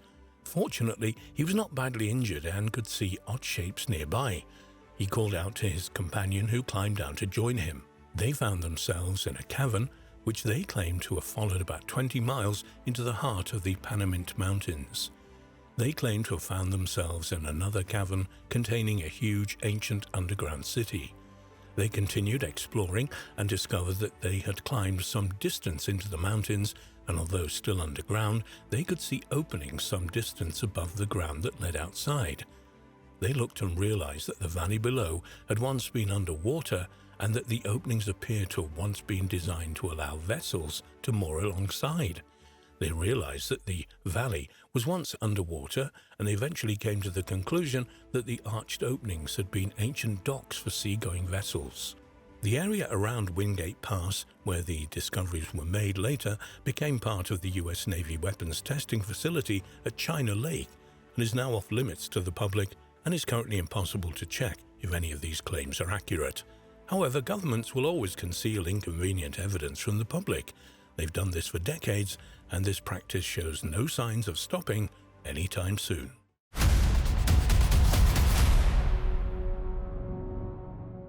According to Hindu legend, there was once a mystical kingdom located in the middle of the sea.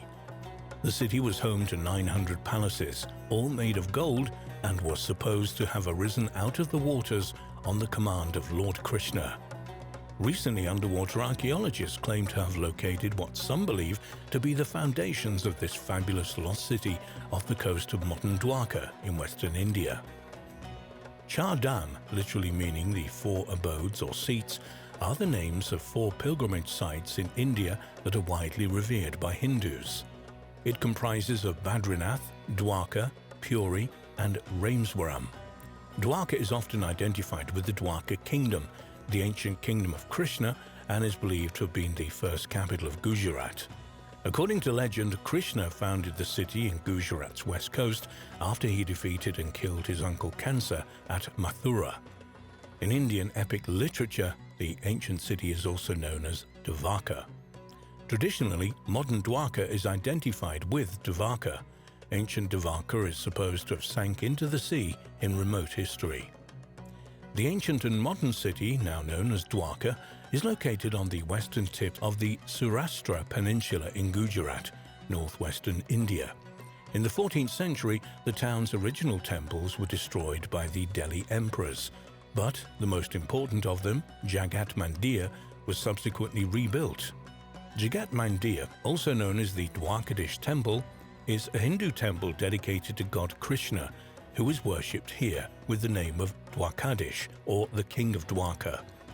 The 5-story sandstone edifice is supported by 72 pillars and was constructed in the 15th to 16th centuries in the Chalukya style. It covers an area of 69 by 88.5 feet, with its spire a dizzying 257 feet high. The temple is visited by thousands of pilgrims every year. Ancient Dvakra is mentioned in a number of Indian texts, including the Mahabharata, the Shrimad, and the Bhagavad Gita. The Mahabharata describes Dvarka as having 900,000 royal palaces, all constructed of crystal and silver and decorated with emeralds.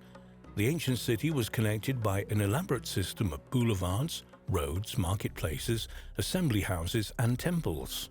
Archaeological investigations in the city of Dwarka and offshore in the Arabian Sea have been undertaken by the Archaeological Survey of India since the 1960s. Over the past decade or so, underwater excavations have uncovered interesting remains at a depth of 120 feet in the Gulf of Cambay off the western coast of India. Some reports claim these discoveries could be over 9,000 years old and cover an area 5 miles long and 2 miles wide.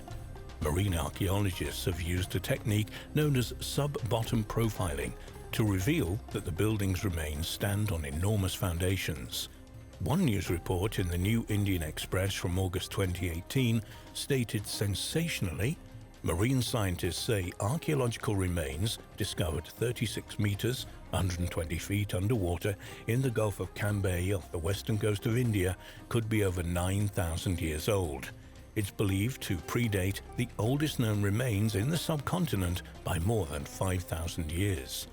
Carbon dating on debris recovered from the site, including construction material, pottery, sections of walls, beads, sculpture, and human bones and teeth, put it at nearly 9,500 years old, making it older than the Sumerian civilization by several thousand years. It's also older than the Egyptian and Chinese civilizations. The city is believed to be even older than the ancient Harappan civilization. Sandstone walls and a grid of streets and other evidence of a seaport 70 feet underwater, alongside artifacts dating back to 7,500 BC, have convinced some researchers that finally the legendary city of 900,000 royal palaces has been located. The archaeological explorations off the coast of Dwarka have also brought to light a large number of stone structures. These are semicircular, rectangular, and square stone edifices scattered randomly over a vast area.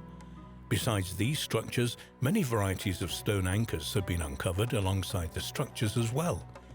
Such findings suggest that the ancient Dwarka was once a busy port, though these structures are thought to date to comparatively late in the site's history, probably belonging to the late medieval period. Indeed, various Indian historians have stated that the stone anchors match those used in the Indo-Arab trade from the 8th to 14th century AD. However, this recent date has not stopped some from claiming that the remains represent the legendary lost city of Dwarka and so must be 9,000 years old. The lead archaeologist of a number of excavations at the site, the late Dr. S.R. Rao, described the town plan of early Dwarka based on his team's discoveries. There were 2 fortification walls, one on the lower terrace and other in the middle terrace. These walls, which extend over a length of 4 kilometers on the eastern shore, are mostly destroyed by sea action. The walls of the lower terrace are of massive dressed sandstone blocks, while that of the upper terrace are of rubble. The houses and other public buildings, built of smaller size stones within the enclosures, are all destroyed and leveled up by the encroachment of the sea. These structures lie at a depth of 7 to 10 meters below the present mean sea level, indicating a rise of 10 meters in sea level during the last 3,600 years. In the opinion of some researchers, the rise in sea level mentioned by Dr. Rao seems to indicate that ancient Dwarka was destroyed by a great flood. Indeed, for some archaeological proof of the existence of the Dwarka and its submergence, perhaps in the 2nd millennium BC, reflects the truth of the descriptions in the Mahabharata. For them, the finds would make the Mahabharata not merely a book of myths and legends, but to some extent a genuine account of past events. In September 2019, it seemed that final proof for the wonderful architectural achievements of ancient Dwarka have been discovered underwater off modern Dwarka. A Twitter user going by the name @JIKS shared 4 sensational photos showing ornately decorated underwater sculptures and structures, with one resembling a temple tower. There was a claim accompanying the image which stated, "Sri Krishna's Dwarka, the sunken city in Gujarat, as described in the Mahabharata. It is real, yet the Christian world says there is no proof." The tweet was retweeted over 1,500 times. However, subsequent research into the 4 images revealed the falseness of the claim. One image, showing the sculpture of a lion with its left paw resting on a ball, was traced to an underwater memorial reef near Key Biscayne in Miami, Florida. It is the largest man-made reef in the world and contains 2 statues of lions to mark the entrance to the site. It is a photo of one of these lions which was used on Twitter as proof of new discoveries from ancient Dwarka. The 3 other images were also traced to various other online sources, including various photoshopped composite images using various temple remains collected from all over the world. Consequently, it's obvious that the images used on Twitter have no connection whatsoever to ancient Dwarka. Indeed, the whole claim of a submerged civilization off the coast of Dwarka, dating back 9,000 years, rests on extremely shaky grounds. In the media accounts of the discoveries, the claim of the city being 9,000 years old is based entirely on one radiocarbon date from a single piece of wood. But this piece of wood could very easily have belonged to a tree that existed prior to these underwater remains. No other object from the excavations has actually been dated. Experts have pointed out that the area in which remains have been found has huge tidal movements which would have moved artifacts and even structures around, perhaps many miles from their original locations. Furthermore, many of these stone objects found seem to be geofacts rather than artifacts, that is, natural objects made by water and sand erosion. The argument that there's a submerged 9,000-year-old Davraka in the area is based on the premise that a submerged coastal settlement could only have been built when sea levels were much lower.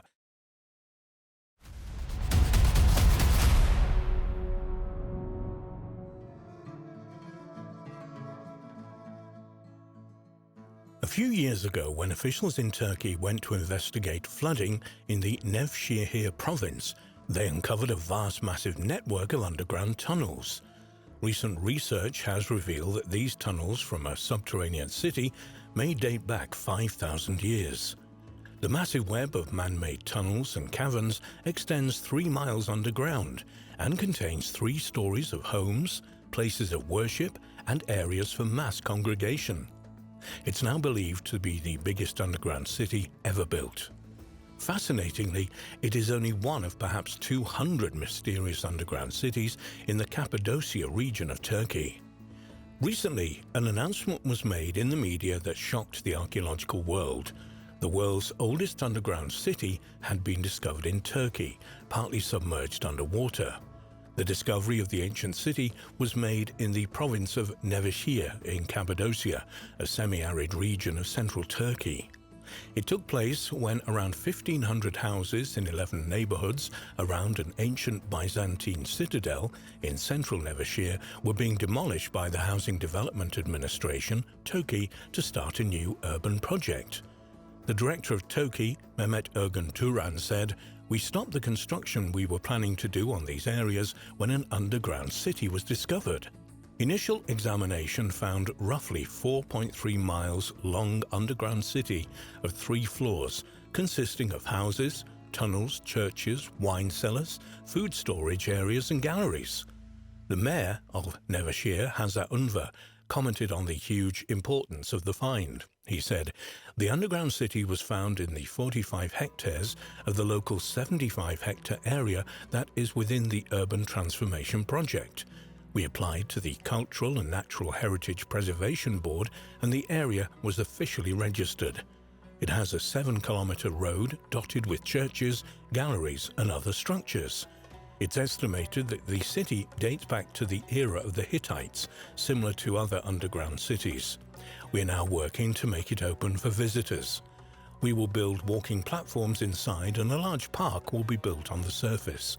The other underground cities in Nevşehir's various districts do not even amount to the kitchen of this new underground city." Realizing the immense importance of the discovery of the Nevşehir city, authorities abruptly halted the housing project and called in archaeologists and geophysicists who began investigating on the site. Özgen Kakia, an associate professor at the Çanakkale 18th March University, who was involved in the excavations, believed that the tunnels at the site were used to carry agricultural products. He said, "We believe that people who were engaged in agriculture were using the tunnels to carry agricultural products to the city. We also estimate that one of the tunnels passes under Nevşehir and reaches a faraway water source." Indeed, most academics believe that the huge network of underground houses and tunnels was home to thousands of people who were part of a farming community that existed around 3000 BC. Local folklore talks of an underground city in the area which people call Girgor, which translates into English as enter and see. Geophysicists from Nevşehir University conducted a detailed survey of the site and found it to cover almost 5 million square feet. The survey also suggests that the underground corridors may reach down as deep as 371 feet, which would make it the largest of all underground cities. Mayor Hassan Unver commented on the results of the extensive archaeological work being carried out at the site. He said, "We have reached 7-kilometer-long galleries, unearthed a normal living space, as well as a 12th century rock-carved church, a 6th century monastery, and mosque-like religious places, which date back to the Seljuk era. We've also found horse barns where military horses had been cared for. In addition, we found 4 oil houses and hundreds of tobacco pipes made of meerschaum. Everything here is under our control." The newly discovered site at Nevşehir lies beneath the Byzantine-era hilltop castle in an area which is home to countless subterranean settlements of varying sizes and possibly of varying dates as well. The largest of these is in the Derinkuyu district, just over 18 miles from Nevşehir, and goes down to a depth of approximately 197 feet, equal to the height of an 8th-story building, and large enough to accommodate around 20,000 people. The massive underground city has thousands of ventilation shafts and water channels which provided fresh air and water to each level of the site. Derinkuyu was probably first established around the 7th or 8th century BC, most likely as protection against invading forces. The city was protected by doors which consisted of massive stone wheels that could be rolled into place to block an entrance. One of Derinkuyu's most interesting features is a large room with vaulted ceilings, which is believed to have been a religious school with a separate study room. Derinkuyu was also connected to other underground cities in the region through a sophisticated network of tunnels. These enigmatic underground cities in Cappadocia were carved into the soft volcanic rock thousands of years ago. But as stone is non-organic, it's difficult to accurately date these cities. They may have been originated during the Hittite period from 1600 to 1200 BC, or even earlier. They're often attributed to the Phrygians, an ancient people of west-central Anatolia, whose most famous king was Midas of the Golden Touch. The state of Phrygia arose in the region in the 8th century BC. Since ancient times, Turkey has been a major trade hub between Asia and Europe, and thus has been invaded and conquered repeatedly by different peoples over thousands of years. Consequently, the purpose of these underground cities is usually connected with concealment from invaders. The most active period of inhabitation of these subterranean worlds was during the Byzantine period from 395 AD to 1453 AD, when regular invasions by foreign armies forced locals to hide underground.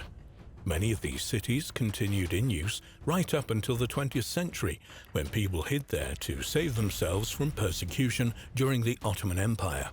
In fact, it was not until 1923, after the population exchange between Greece and Turkey, that these underground cities were finally abandoned and not rediscovered until 1963. At the moment, Derinkuyu is the largest excavated underground city in the world, but many believe that when Nevşehir is fully excavated, that title may well change hands. There are a staggering 200 or more underground towns and cities in Cappadocia, many of which are wholly or partly open to the public. One of the best known of them is Kaymakli underground town, located about 12 miles from Nevşehir and built under the hill known as the Citadel of Kaymakli. It's connected to Derinkuyu by miles of ancient tunnels and was open to visitors as early as 1964. The subterranean town consists of 8 floors, 4 of which are open to the public today. The spaces in the underground town, which are organized around ventilation shafts, were made into stables, storage rooms, wineries, and kitchens. Archaeologists believe this underground village could have been a temporary home for up to 3,500 people. On the 3rd level of the settlement, archaeologists discovered an unusual block of andesite, which was used by the ancient inhabitants for cold-forming copper. The ancient name of the town was Enigup, and experts believe construction may have begun by the Phrygians in the 8th to 7th centuries BC. It was used much later in the Byzantine era for protection against Muslim Arabs during the Arab-Byzantine Wars of 780 to 1180 AD. The modern village on the site is built almost around 100 tunnels of the underground city. These tunnels are still used today by the villagers as storage areas, stables and cellars, accessed via the courtyards of the houses in the village. There is actually an astonishing eyewitness account of these underground Cappadocian cities, which gives us a vivid idea of what they must have been like.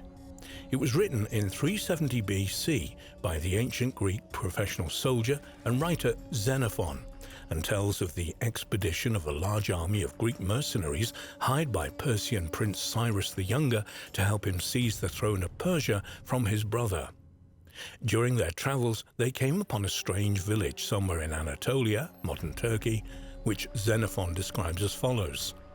The houses were underground, with a mouth like that of a well, but spacious below, and while entrances were tunneled down for the beasts of burden, the human inhabitants descended by ladder. In the houses were goats, sheep, cattle, fowl, and their young, and all the animals were reared and took their fodder there in the houses. Here were also wheat, barley and beans, and barley wine in large bowls. Floating on the top of this drink were the barley grains, and in it were straws, some larger and others smaller, without joints, and when one was thirsty, one had to take these straws into his mouth and suck. It was an extremely strong drink unless one diluted it with water, and extremely good when one was used to it.